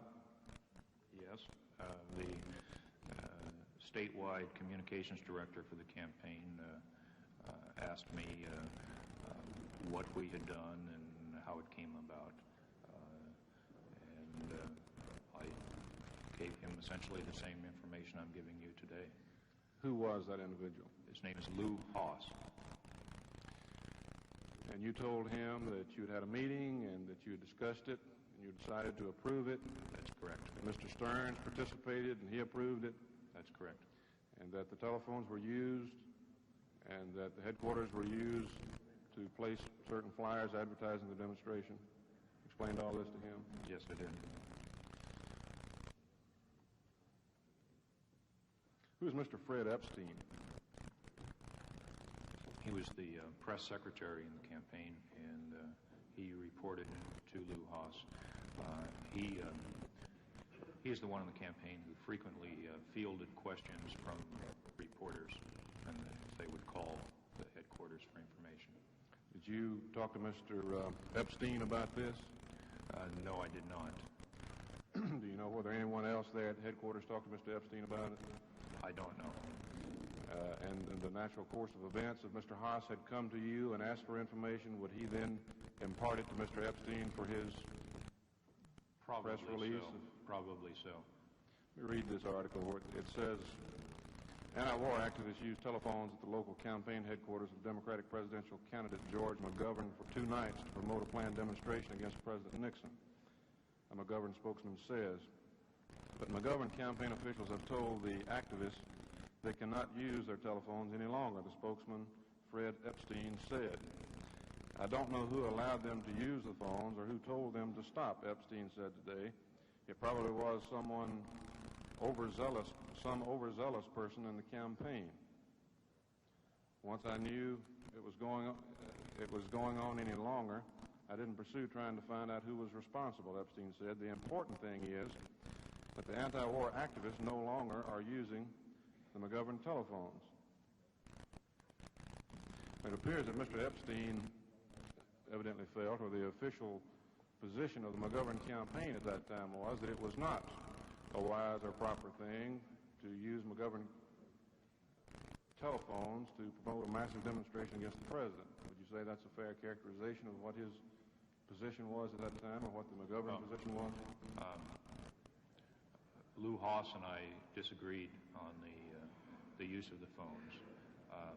It is possible, though, that the story which you just quoted is a story written after a reporter asked Fred Epstein questions directly, and that it's not as the result of a printed release that we put out. I am not sure which is the case, but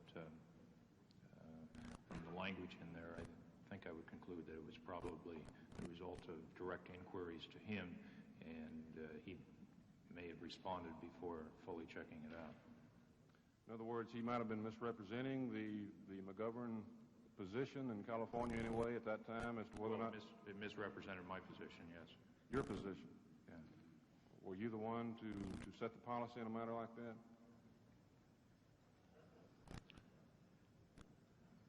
Essentially, yes, although Lou Haas had overall statewide responsibility for all press relations. What about Rick Stearns? You were responsible to him, were you not? That's correct, yes. Did you get an expression from him, or do you know what Mr. Haas did with regard to the wisdom or propriety of using McGovern phones to help promote a massive demonstration against the president? As I said earlier, Rick Stearns was present at the meeting where we discussed this. In the normal course of events, I would not have, however, checked it with him. I felt that I had the authority in my position to authorize the use of those phones. He was no longer in the state at the time that these press stories were out. Who was not? Rick was not. Stern? And I did not talk to him any more about it after that initial meeting. I do not know whether Lou Haas did or not. It appears that Mr. Haas shares Mr. Epstein's opinion, anyway, in an article, the Washington Post, dated Wednesday, October 3rd, 1973, entitled GOP Probers Seeking Dirty Tricks of Foes. They quote Mr. Epstein as saying, as reported in October 72, the official McGovern California campaign denied a Republican charge that the demonstrators had been permitted to use the phones. The official, Lou Haas, acknowledged that the demonstrators had, in fact, used the phones. When we found out about it, we stopped it immediately. Well, that's not correct. But that correctly expresses his opinion, does it not, that it was an improper thing to do? Would that not be a fair characterization of it? But the phones were stopped for a different reason than that. Right, that's the second matter I wanted to ask you about. It appears from the official word that went out from Mr. Haas and the man directly responsible to him, Mr. Epstein. First of all, Mr. Epstein says it was probably some overzealous person in the campaign. Would it not be fair to say that that implied that there was no previous knowledge by any McGovern staffers with regard to the use of the phone bank? I think if I read that story, I would make the same assumption. That is not that the leaves case. the wrong impression, does it not? It certainly does. And Mr. Haas's statement here that they were in fact using, when we found out about it, we stopped it immediately. As a matter of fact, the reason you stopped it was because Senator McGovern was coming to town and you needed the phones for something else, was it not? That is right. So Mr. Haas's story is not correct in that regard, is it? I do not consider it a correct interpretation of the circumstances. And he knew better, did he not? I don't know whether he knew better or not at the time that he made that statement. But we did have a discussion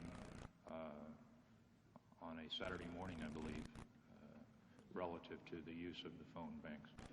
And you told him that you had planned it, that you had approved it? Yes. That you'd authorized it, that Rick Stearns had authorized it? Yes. And what did he say to you at that time? He said that he thought that we should not have done it because of the potential danger from the press point of view.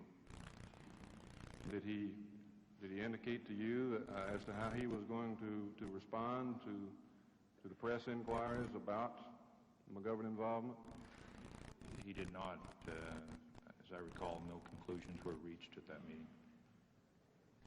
Would you say that the putting out of the story that it's probably some overly zealous person and that as soon as it was found out about, that it was stopped immediately would be an attempted cover-up of what actually happened?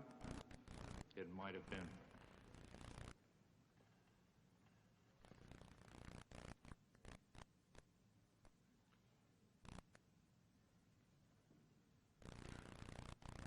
Mr. Chairman, here I have certain photographs here, which I understand the next witness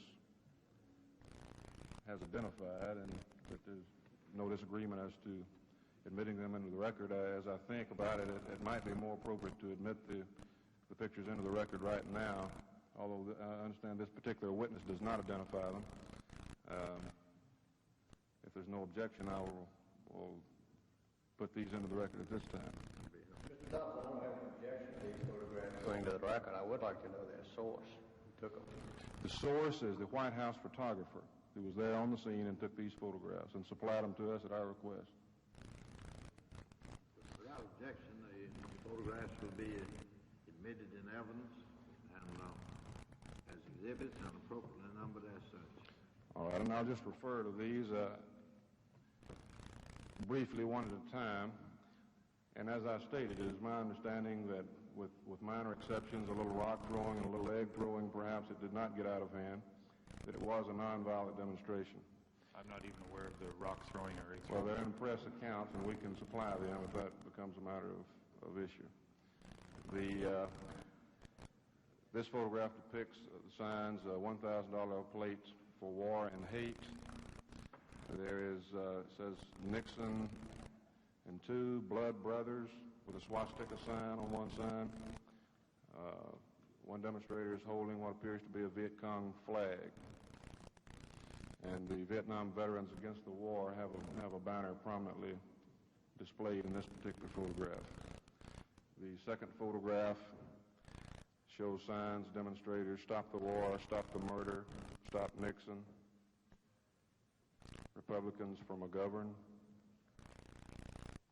Another photograph shows demonstrators holding up a McGovern Shriver 72 sign with a part of a Nixon sign with skull and crossbones on that particular sign. Here's another sign which can only be described as very vulgar and obscene, and I won't repeat it, but I'll make it a part of the record. Without objection, then, Mr. Chairman, I will submit those at this time. I have no further questions at this time. Thank you.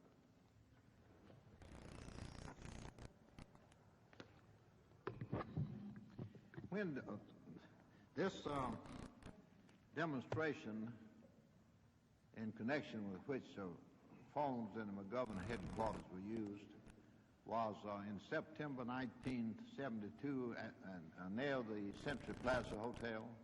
That is right. It was. That was a hotel at which President Nixon was to make a speech, and that evening. That is correct. Yes. And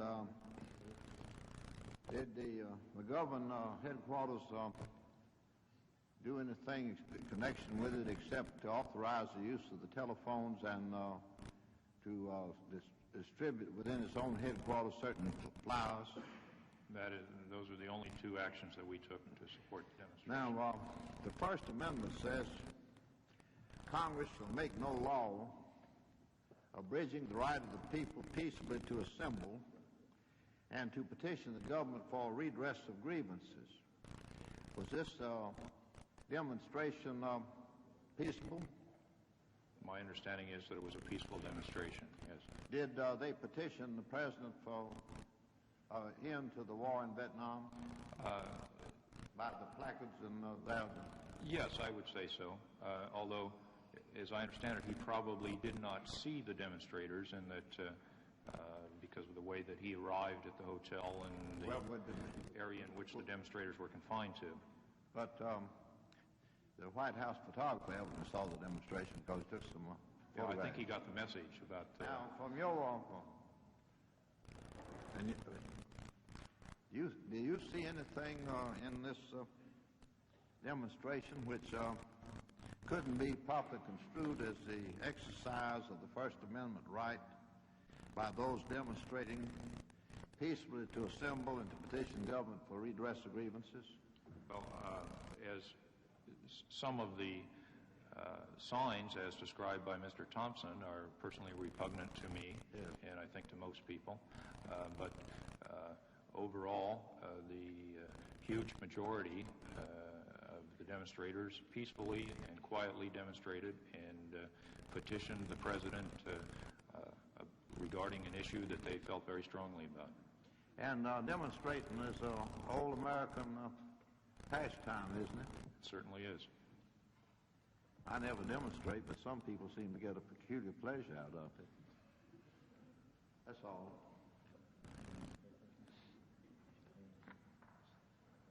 Senator Whiteman. Senator I just have one question, sir.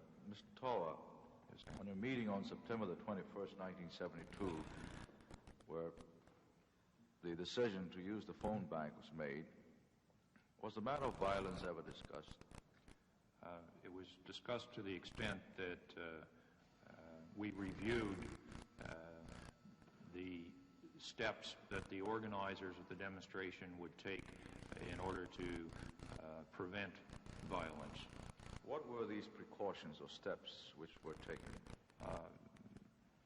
I'm not sure of all of them. Essentially, they were going to appoint parade monitors, a very, very high number of them, a close ratio of monitors to demonstrators. They were going to have a prescribed parade route in front of the hotel. They had made an official connection with the Los Angeles Police Department. They had made the hotel aware of their intention to demonstrate. I don't know if you are familiar with the hotel, but the area where the demonstration took place was on a broad street in front of the hotel. There is easy access for hotel guests from another direction so that there would not be any point of confrontation. It was, in my opinion, ideally suited and ideally organized to prevent any violent incidents. So this was a well-publicized demonstration. Yes, it had. And were you satisfied that the hotel was in fact notified? Only to the extent that I was told so by people whose judgment I trusted. Were you satisfied that the police department was appropriately notified? Yes. And so in your mind you were certain that all possible precautions were taken? Certainly. You've indicated that there's always a possibility of violence in any group activity. I presume by that even meeting of Boy Scouts could erupt into or a violence. Soccer game, or a number of other examples can come to mind. I wasn't in Los Angeles at that time, but was this demonstration violent, non-violent, peaceful? How would you describe this, sir? I did not attend the demonstration myself. The reports that I have of the demonstration are that it was a very peaceful demonstration. Thank you very much, sir. Counsel have any further questions? Anybody have any further questions? I'd like to ask a question, Mr. Chairman, since I'm unclear on one point. How many people did you estimate would attend the demonstration? The estimates that had been given to me, as I recall, by the organizer, or our people who had been in contact with the organizers, was that it could go as high as 10,000. But I did not know whether to expect 2,500 or 10,000. I don't like to get too much in the broader political, philosophical areas. I think that's probably not my proper role, but since it hasn't been gotten into, I think it is a proper question. Since no one has questioned your statement that this is proper, desirable campaign activity. And I'm not referring to the right that any individual has to parade or peacefully protest or even carry a vulgar and lewd sign, or imply that the president is a Nazi, or to imply that he is a murderer. That's constitutionally protected, as I understand it. But as a political activity, one partisan group against another, do you consider it proper and desirable for one political campaign to promote this sort of thing or assist this sort of thing against its campaign opponent? I think it is very proper for a campaign to peacefully demonstrate against an opponent when it is relative to an issue. I think heckling, disruptive activities, personal attacks, things of that sort are not at all proper, and I don't think that they have any proper place in American politics, although You think heckling does not have a proper place in American politics? I don't think it's a proper activity. Why? Because I think it interferes with a person's right of free speech. What about 10,000 people? Sometimes that interferes with a person's right to enter a building or to even get out of an automobile. And we'll have other, of course, witnesses on some of these other things. But 10,000 people in and of a group of that size in and of itself carries that potential also, does it not? This particular demonstration was set up so that there would be, as I understand it, no interference. I'm talking in a broader sense now. In a broader sense, I think I'm essentially opposed to interfering with anyone's freedom to move about or to speak. Would you have considered it a proper and desirable political campaign activity for the Republicans or committed to re-elect or the local Republican organization to have assisted in some way demonstrators against Senator McGovern when he came to town, and which promoted a demonstration involving lewd signs and holding up cards that implied Senator McGovern was a communist because he wanted to go and beg and oil on his knees? I think if the committee to re-elect had organized a sizable demonstration in which unfortunately a handful of people carried signs of that sort, I think the committee to re-elect had conducted a proper activity and that they could not be held responsible for a few delinquents. I think if the committee to re-elect, on the other hand, had purposely put together a demonstration which the purpose of which would be to insult the candidate or to carry lewd signs or to do anything of that nature, I think it would be very improper. Did you consider for a moment that would not be the result in this particular demonstration? Did you consider for a moment that there would not be lewd and obscene signs and signs implying the president was a Nazi? I think we all have to be very practical, and I presume that if we had 10,000 demonstrators, we would have a handful of unfortunate signs, but I also presume that the majority of the demonstrators would be peaceful and polite. And you presume that, as a matter of course, that 10,000 demonstrators at a place where a previous demonstration had turned into a scene of violence. That's right. With the Vietnam Veterans Against the War and other groups. I made that presumption. You would presume that would be a nonviolent demonstration. Yes, and as it turns out, my presumption was correct. It was in this case. Would you consider that we've heard testimony concerning ordering pizza and limousines for an individual's campaign when actually they did not order them and causing that campaign to have to pay for it, in other areas, presumably in the dirty trick area. But I assume what you're saying for the committee, and you've not been challenged on it, is that to assist in organizing a massive demonstration of 10,000 at a place that had previously produced the violent demonstrations with the assumption that there would be some lewd and vulgar signs. That is proper, not only proper, but desirable campaign activity for the United States of America. To assist a peaceful demonstration, yes. To order pizza and limousines, no. I have no further questions. I wonder if I might pose a question here that occurred to me as I've been listening to this colloquy. This occurred, as I understand, in September of 1972. Is that correct? Were the McGovern people not actually, I don't mean to say afraid, but were you not concerned, if anything, over the fact that demonstrating groups and any violence that might emanate from those groups might be attributed to the candidate? Well, I suppose, I would have had a basic fear that any demonstration against the president, whether our campaign participated or not, would somehow reflect on the McGovern candidacy.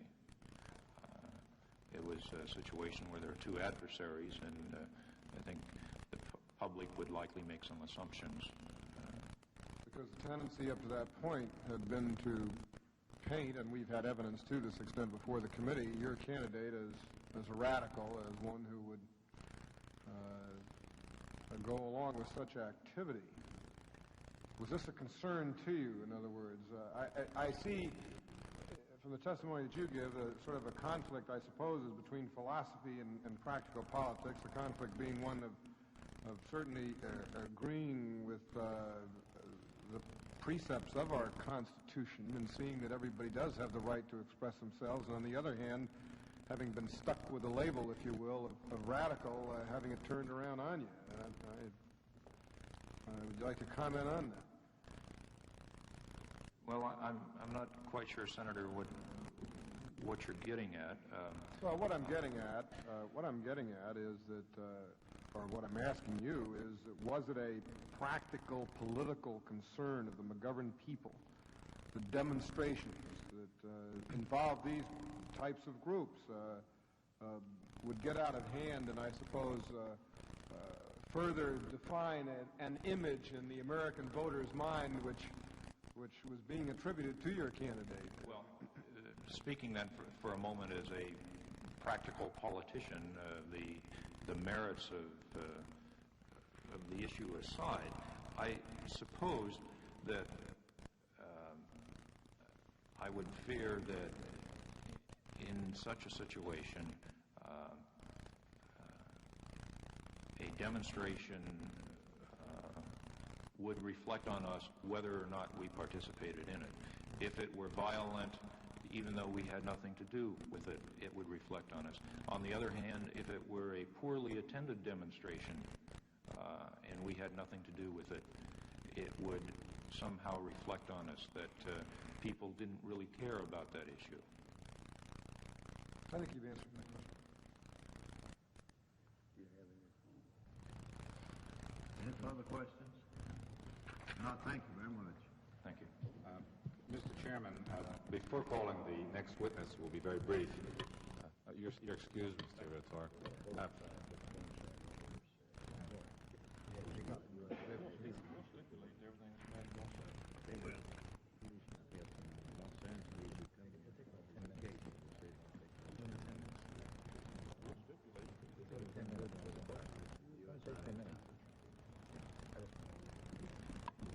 Mr. Chairman, can I first, with regard to Mr. McMinoway, an earlier witness, have identified and introduced in the record the various documents which he has identified, which are tab 1 through tab 9, which were his documents and from which I, Mr. Thompson, and the various members of the committee questioned on and made part of the record.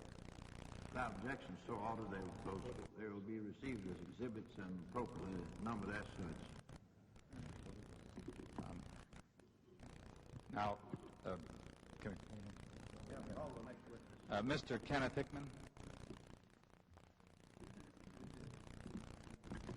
You swear that the evidence which you shall give to the Senate Select Committee on Presidential Campaign Activities shall be the truth, the whole truth, and nothing but the truth, so help you God? I do.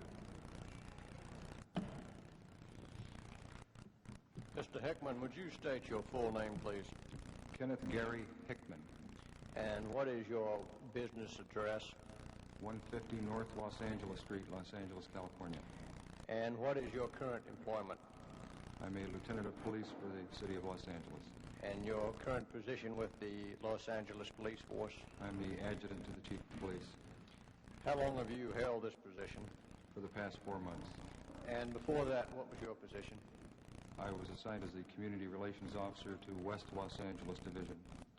And on the day of September 27th, 1972, what was your position at that time? I was acting as the commanding officer of West Los Angeles Division during the month of September. Did you attend in your official capacity a demonstration in front of the Century Plaza Hotel on that date? On the 27th of September, yes. 27th of September, yes. And what was the occasion that prompted this demonstration? It was a visit by President Nixon to the Century Plaza Hotel for the purpose of attending a fundraising dinner. And what was your understanding of the people who were organizing and sponsoring this demonstration? their identifications? It was composed, as I was told, of a coalition of several peace groups from various parts of the city of Los Angeles and other parts of the country. Were any of the organizers or sponsors persons who were representing the McGovern campaign? Not to my knowledge.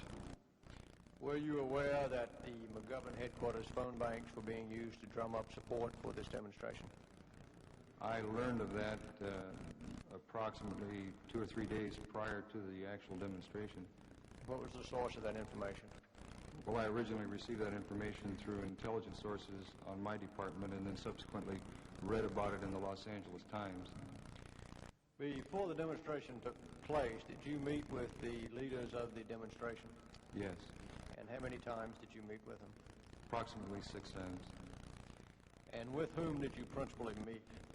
With Dr. Donald Kalish, philosophy professor from UCLA. What was the purpose of these meetings?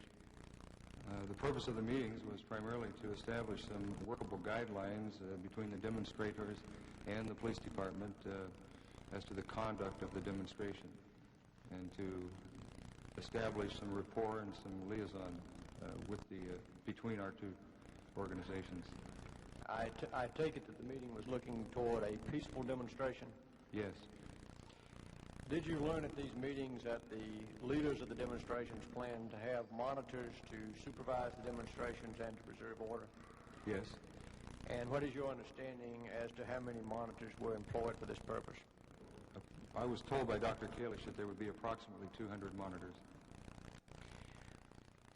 After the demonstration took place, was an after-action police report prepared on this event?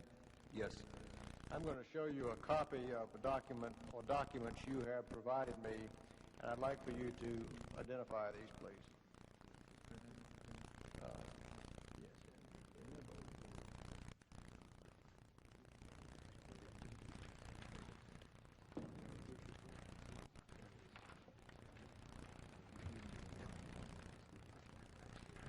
Would you very quickly identify the documents? The document I was just handed is an after-action report that was prepared by Commander George Beck, directed to Deputy Chief Louis Spohr. This report gives a brief synopsis of the events which took place prior to and during the demonstration on September 27th. It gives a breakdown of man-hours expended and total cost to the department as a result of that demonstration. Now, how many people participated in this demonstration? On the part of the demonstrators, our official estimate was 3,000. Now, I'm going to ask you, Lieutenant Hickman, to describe in your own words exactly what took place at this demonstration, and if you wish to refer to the report that I've given you, please do so. Will you tell the committee what transpired? And I think you should make it brief because I understand there's going to be a vote in about 5 minutes. I'll try. The demonstration actually began on the UCLA campus at approximately 4 p.m. It began with a rally at the campus, and then the people who rallied there then paraded from the Westwood Village area to the Century Plaza Hotel.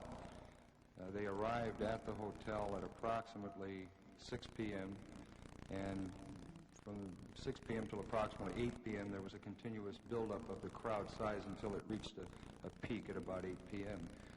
The demonstration itself was entirely peaceful, or with 1 or 2 minor exceptions. The crowd paraded in front of the hotel, across the street from the hotel as the size of the crowd grew larger. Many people carried placards. There was a lot of chanting and shouting of slogans. There were approximately 200 monitors who were identified by the green armbands that they wore. My particular job was to function as the liaison between the demonstrators and my department, and as such I was stationed directly in front of the hotel in uniform, and I worked with a group of about 5 people who were purported to be representatives of the various peace groups, and they formed sort of a command post cadre of demonstrators. I dealt primarily, though, with Dr. Kalish, even though the other people were there. Now, you said there were two minor incidents, or a few minor incidents. Would you describe those incidents, please? Yes. The first incident occurred when I personally observed 2 or 3 rocks being thrown at some of our police photographers who were standing in the middle of Avenue of the Stars in front of the hotel. The rocks were thrown from a group of people who were standing on the east side of Avenue of the Stars. I told Dr. Kalish that if someone didn't put a stop to that sort of activity, we would have to bring in uniformed officers to disperse the group. He took about 20 of his monitors across the street, circulated through the crowd, and asked the people to behave themselves. He then took these monitors and surrounded our police photographers in order to prevent anyone else from throwing rocks at them. Now, was there another incident that was provoked when certain Nixon supporters came out of the hotel? Yes, toward the end of the demonstration, there was a large group of young Republicans for Nixon who had staged a rally at the rear of the hotel earlier when President Nixon arrived at the hotel by helicopter. They subsequently attended a banquet of some sort at the lower level of the hotel.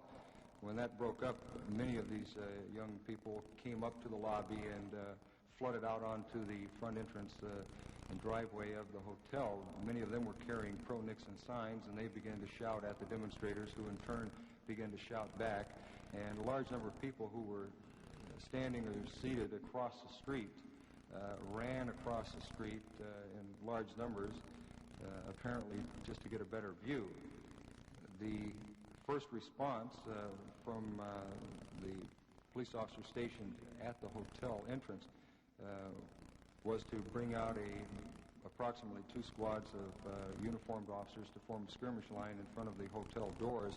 It was merely a precautionary measure in the event that anyone should attempt to proceed past the driveway and on up to the hotel. The young Nixon demonstrators were encouraged to return to the hotel, which they did, and we immediately withdrew our uniformed officers from the front of the hotel, and the crowd then went about its business of marching and demonstrating. Toward the end of the demonstration, was there an incident involving a group from the Vietnam Veterans Against the War? Yes, there were approximately 30 people who were identified by Dr. Kalish as being members of the Vietnam veterans. They arrived somewhat late in the demonstration. They were perhaps more vocal than any other group that was there. Dr. Kalish had warned me several times during our prior meetings that he could take no responsibility for this group. He felt that they were going to definitely try to provoke a violent confrontation if possible. They, at the very end of the demonstration, when there were only about 200 or 300 people left actually marching, they took up positions along the guardrail in front of the hotel, and they had broken the sticks that they were holding their placards on, and they began to rake the sticks across the steel guardrail and continued to chant for a long period of time. At about midnight, one squad of officers were brought out to simply go along the guardrail and ask these individuals to leave and to cease their noise-making, and they all complied with no problem, and after that point the entire demonstration dispersed, and we disbanded our command post. Lieutenant, during the demonstration, how many arrests were made? There were a total of 3 arrests made. And what were these arrests for? 2 of the arrests were made by the Los Angeles Police Department, one for interfering with a police officer, and another one, I believe, was for possession of drugs. The 3rd arrest was made by the Secret Service in the hotel and was for possession of marijuana.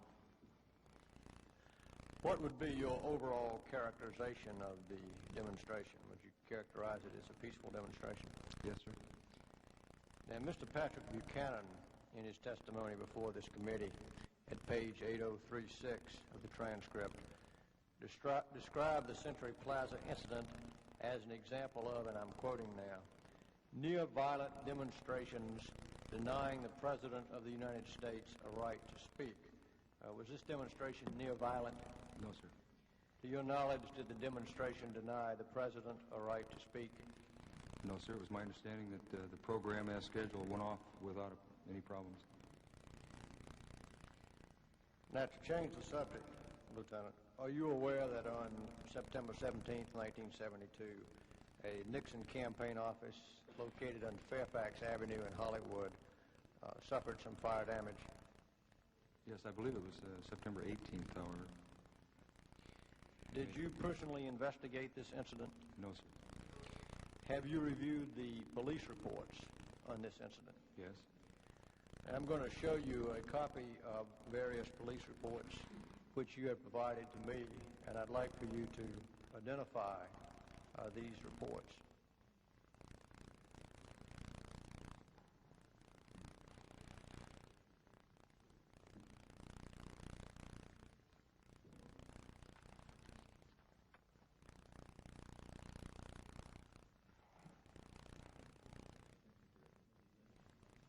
Would you like for me to?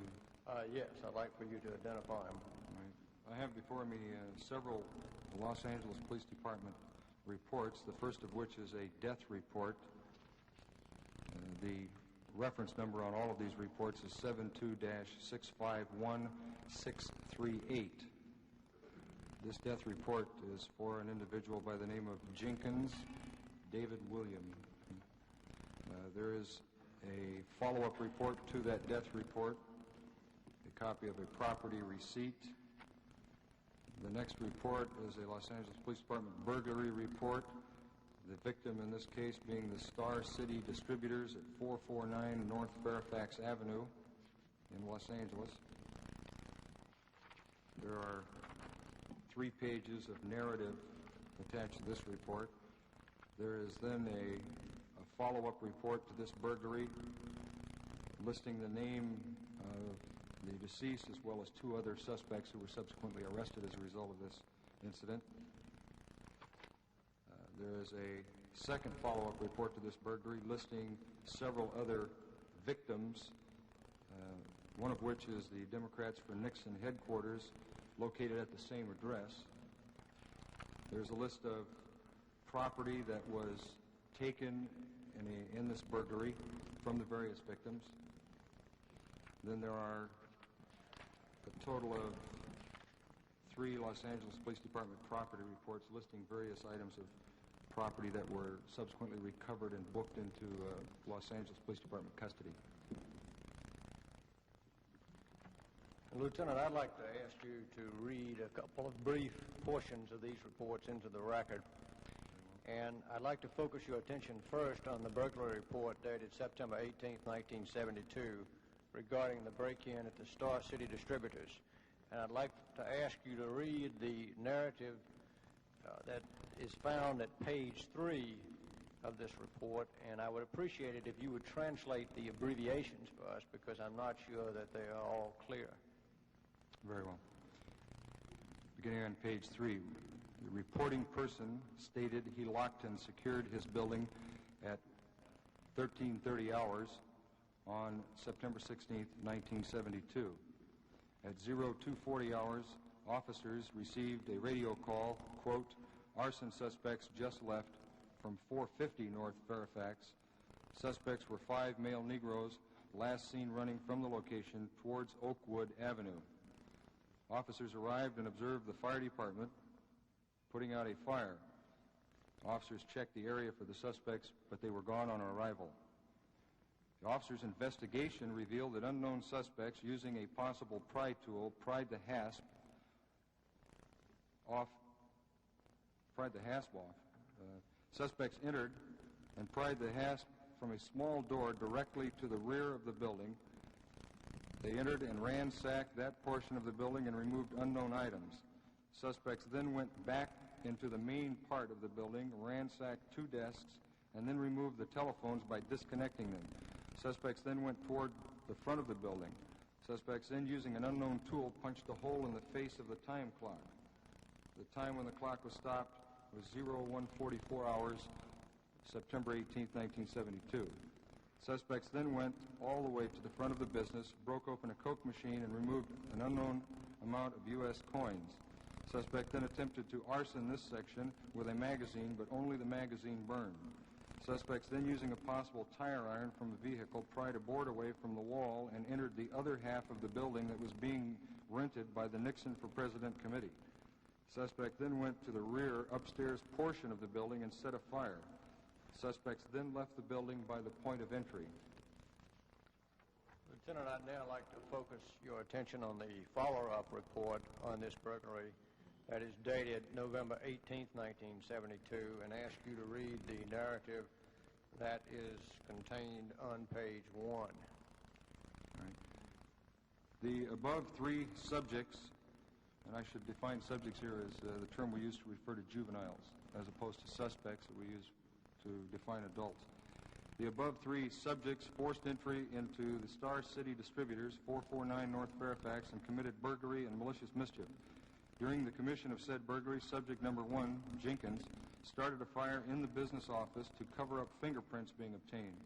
Subject 1, Jenkins, apparently got caught in the fire and perished before the fire department could put the fire out. Investigating officer called the scene, had the deceased subject identified at the L.A. County morgue by latent prints, and upon identification started checking friends and associates for other suspects.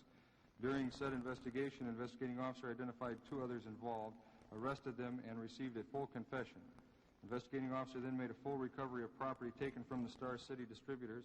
Petitions were filed on the subjects 1 and 2 for murder, arson, and burglary. The crime was cleared by arrest.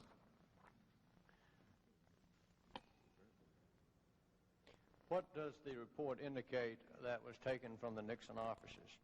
The only thing that was reported by the representative from the Nixon offices was $25 in miscellaneous United States currency. Now, Mr. Haldeman, before this committee at page 6303 of the transcript, indicated that the Hollywood Nixon office was, quotes, blown up by a bomb, quotes. Is there any indication in the report that a bomb was exploded at the office, as Mr. Haldeman testified? No, sir. Mr. Chairman, I have no further questions. I would like to ask that the documents that Lieutenant Hickman has testified from be entered into the record at this time. Without objection, that will be done. They will be received as exhibits and appropriately numbered as such. Is Ms. Thompson? How many man-hours, police man-hours, were expended on ensuring that this demonstration would be peaceful? According to our after-action report, a total of 4,212.5 man-hours were expended. 4,212 man-hours. How many policemen would that involve? The sum total of that, I believe, was 401 sworn officers and 24 civilians for a total of 425 police department personnel. Did you make an evaluation beforehand as to the possibilities or potential for a violent confrontation? Yes, sir. What was your evaluation? My evaluation, after having several meetings with the demonstrators, was that there was a good likelihood that we would experience a peaceful demonstration. However, we were also prepared in the event that things should escalate and not be peaceful. This report here that signed by G.N. Beck, commanding officer, indicates that this event had the potential of becoming a major confrontation. Would that be correct? Yes, sir. The potential was certainly there. Were you present at the 1967 demonstration? Yes, sir. Could you describe it? Yes, sir. I would have to say that was a violent demonstration. Could you be a little more specific? Was the destruction of property involved? There was, to my knowledge, no real destruction of property, not to any extent at any rate. There was, across the street from the hotel where the majority of the people had congregated, some 10,000, was at that time just a large vacant field. Today that area is a large entertainment center, so that when the officers in 1967 moved forward to make arrests, the people were allowed to disperse through large vacant fields and out onto the various streets. So there was no real danger of any large amount of property being damaged, and to my knowledge, there was no large amount of property damage. In what way was it violent?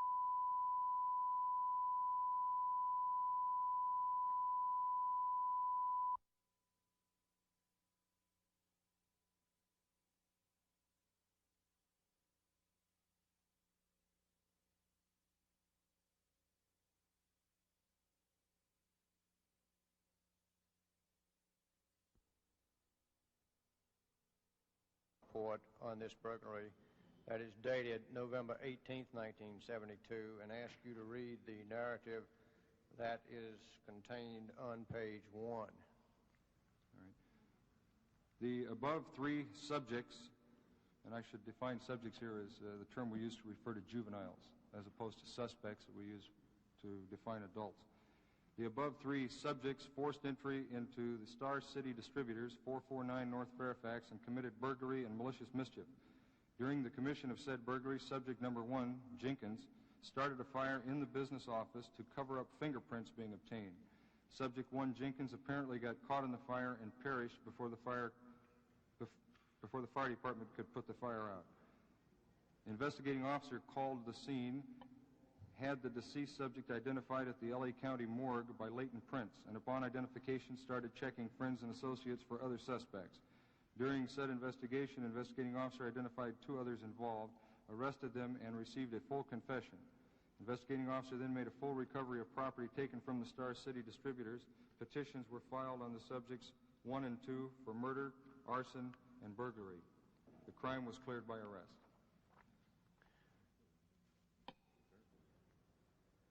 What does the report indicate that was taken from the Nixon offices? The only thing that was reported by the representative from the Nixon offices was $25 in miscellaneous United States currency. Now, Mr. Haldeman, before this committee at page 6303 of the transcript, indicated that the Hollywood Nixon office was, quotes, blown up by a bomb, quotes. Is there any indication in the report that a bomb was exploded at the office, as Mr. Haldeman testified? No, sir. Mr. Chairman, I have no further questions. I would like to ask that the documents that Lieutenant Hickman has testified from be entered into the record at this time. Without objection, that will be done. They will be received as exhibits and appropriately numbered as such. Is Ms. Thompson? How many man-hours, police man-hours, were expended on ensuring that this demonstration would be peaceful?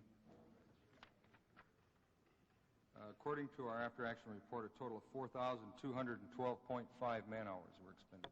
4,212 man-hours. How many policemen would that involve? The sum total of that, I believe, was 401 sworn officers and 24 civilians for a total of 425 police department personnel. Did you make an evaluation beforehand as to the possibilities or potential for a violent confrontation? Yes, sir. And what was your evaluation? My evaluation, after having several meetings with the demonstrators, was that there was a good likelihood that we would experience a peaceful demonstration. However, we were also prepared in the event that things should escalate and not be peaceful. This report here that signed by G.N. Beck, commanding officer, indicates that this event had the potential of becoming a major confrontation. Would that be correct? Yes, sir. The potential was certainly there. Were you present at the 1967 demonstration? Yes, sir. Could you describe it? Yes, sir. I would have to say that was a violent demonstration. Could you be a little more specific? Was the destruction of property involved? There was, to my knowledge, no real destruction of property. not to any extent at any rate.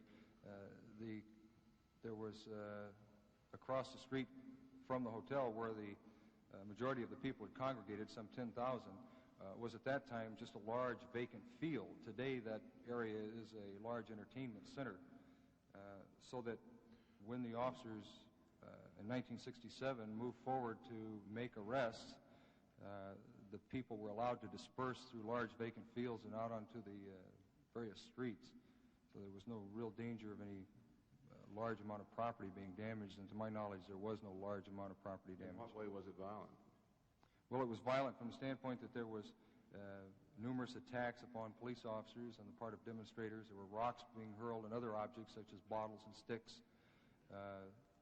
There was, during the arrest processes that took place later on, numerous physical confrontations between police officers and demonstrators.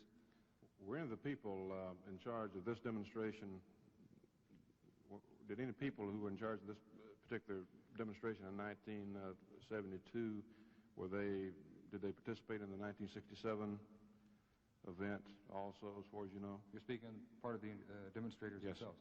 Yes. Professor Kalish takes credit for being one of the prime movers behind the 1967 demonstration, and I do recall his name being mentioned prominently during that period of time. And he did indicate to me that there would be many people present at the 1972 demonstration who were there in 1967, and he also advised me that it was certainly not their wishes to repeat 1967. Did you discuss with Mr. Kalish as to whether or not there was any McGovern support or assistance in the 72 demonstration? I never solicited him for that sort of information. He did volunteer on many occasions during our conversations that this demonstration was not per se pro-McGovern. He indicated that many of the people there would naturally be in favor of McGovern over Nixon, but they did not want to do anything in this demonstration that would be counterproductive to McGovern's efforts.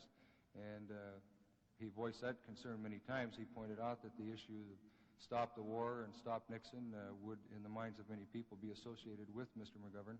Did he express the idea that if it turned out to be a violent demonstration that it might hurt Mr. McGovern politically? Most definitely. Do you recall how many man-hours were involved or how many officers were involved in trying to control the 1967 demonstration? No, sir. I have no access to that information at this time. Well, you were present. Would you say that there were more or less police officers involved in the 72 demonstration? I would say in 1967 there were probably more police officers. Certainly more in an active role than there was. Why would that be? Well, because of the violent nature of the demonstration. All of our intelligence information during 1967... You're talking about with regard to you're talking about the officers who came to the scene, I assume some of them, after it became violent, or including those? Well, we had a large number of officers present in 1967 at the outset because we had every reason to believe it was going to be a violent confrontation. All the intelligence information indicated that. All right. I have no further questions. Thank you.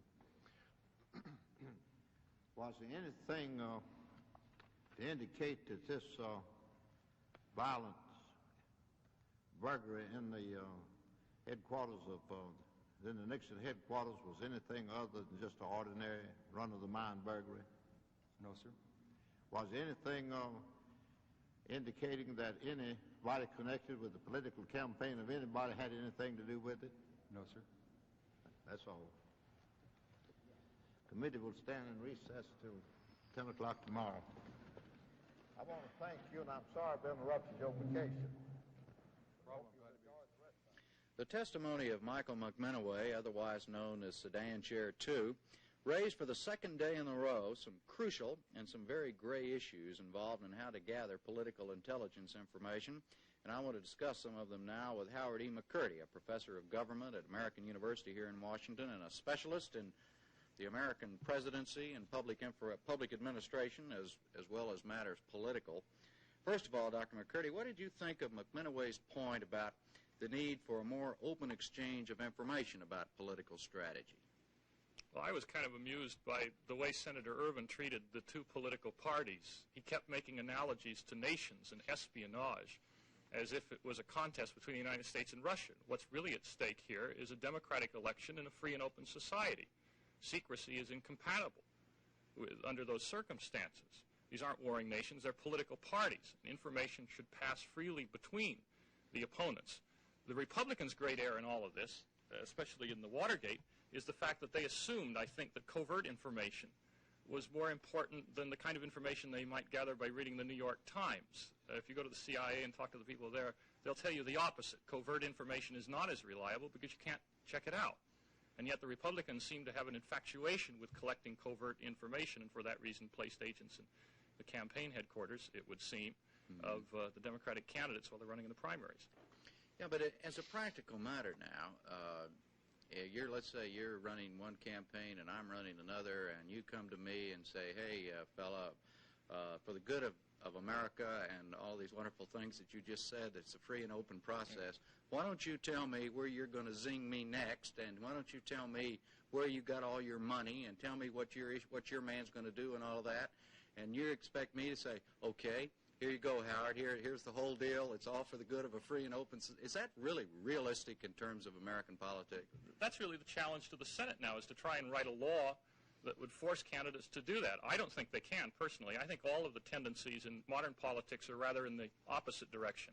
I think candidates are going to become more isolated because of the threat of assassination, because of mass demonstrations, not just heckling, but the real disruption of speeches, and the availability of television. You know, it's much more easier for a candidate to prepare a campaign strategy in secret that's based upon television, go into a studio, tape it, do it in a relatively secure atmosphere, and then present this packaged product to the public.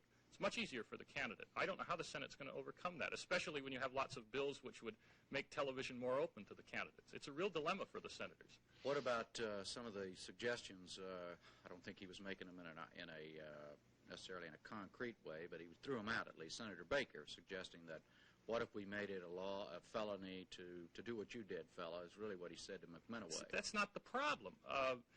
The problem is really to pass laws that remove the need for espionage, and that gets back to the problem of providing opposition candidates with the strategies of their opponents. If you don't do it openly, they'll do it covertly, one way or another. In other words, you agree then with McMinoway. McMinoway said in answer to Senator Baker that you couldn't have one without the other, that if you passed a law making it a felony, then you better also pass a positive law which some way requires this exchange of air. Is that what you're saying? Or it'll just go underground. You'll just have the espionage, and perhaps people will find out about it, and perhaps they won't. It's been going on for a long time. Has it really been going on for a long time? Every candidate that wants to win has got to have some sort of intelligence-gathering apparatus to find out what his opponent is doing.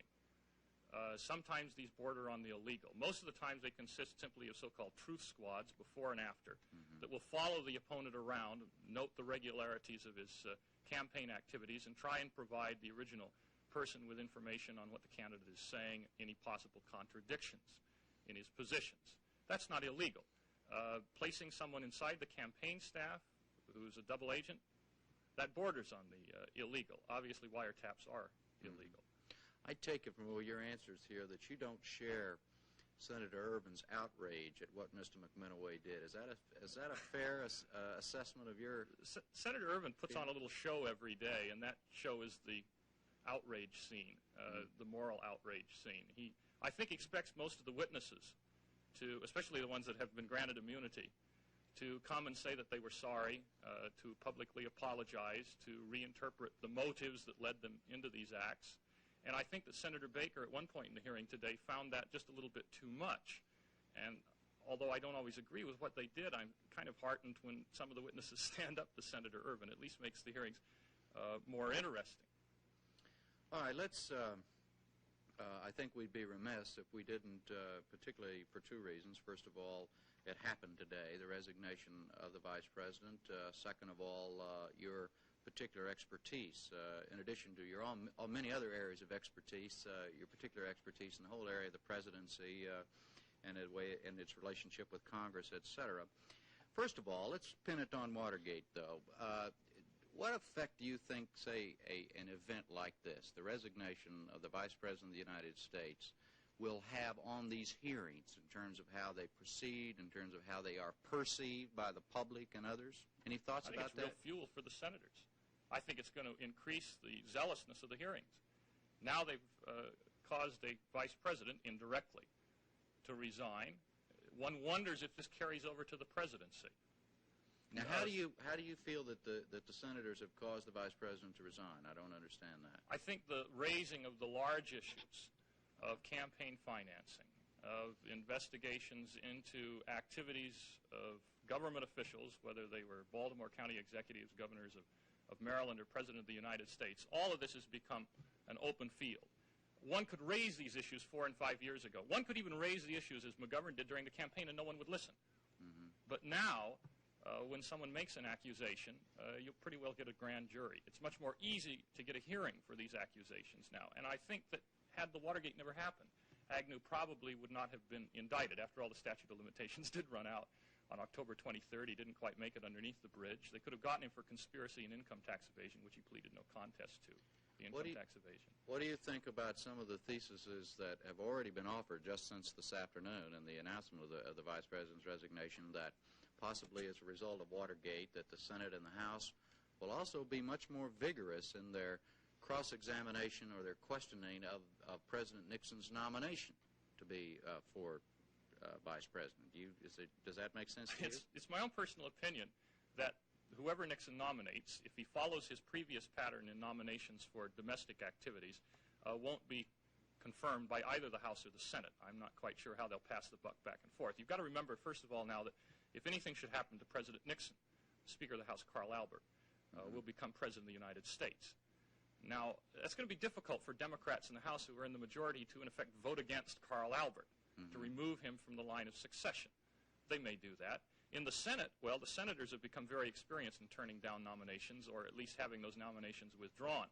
Hainsworth, Carswell, Gray, and others that President Nixon has proposed. I think he's going to have a very difficult time getting any nominee through the Senate or the House. Well, look, I'm going to give you a great opportunity to show your true wisdom. Do you want to predict with a name as to who he may select?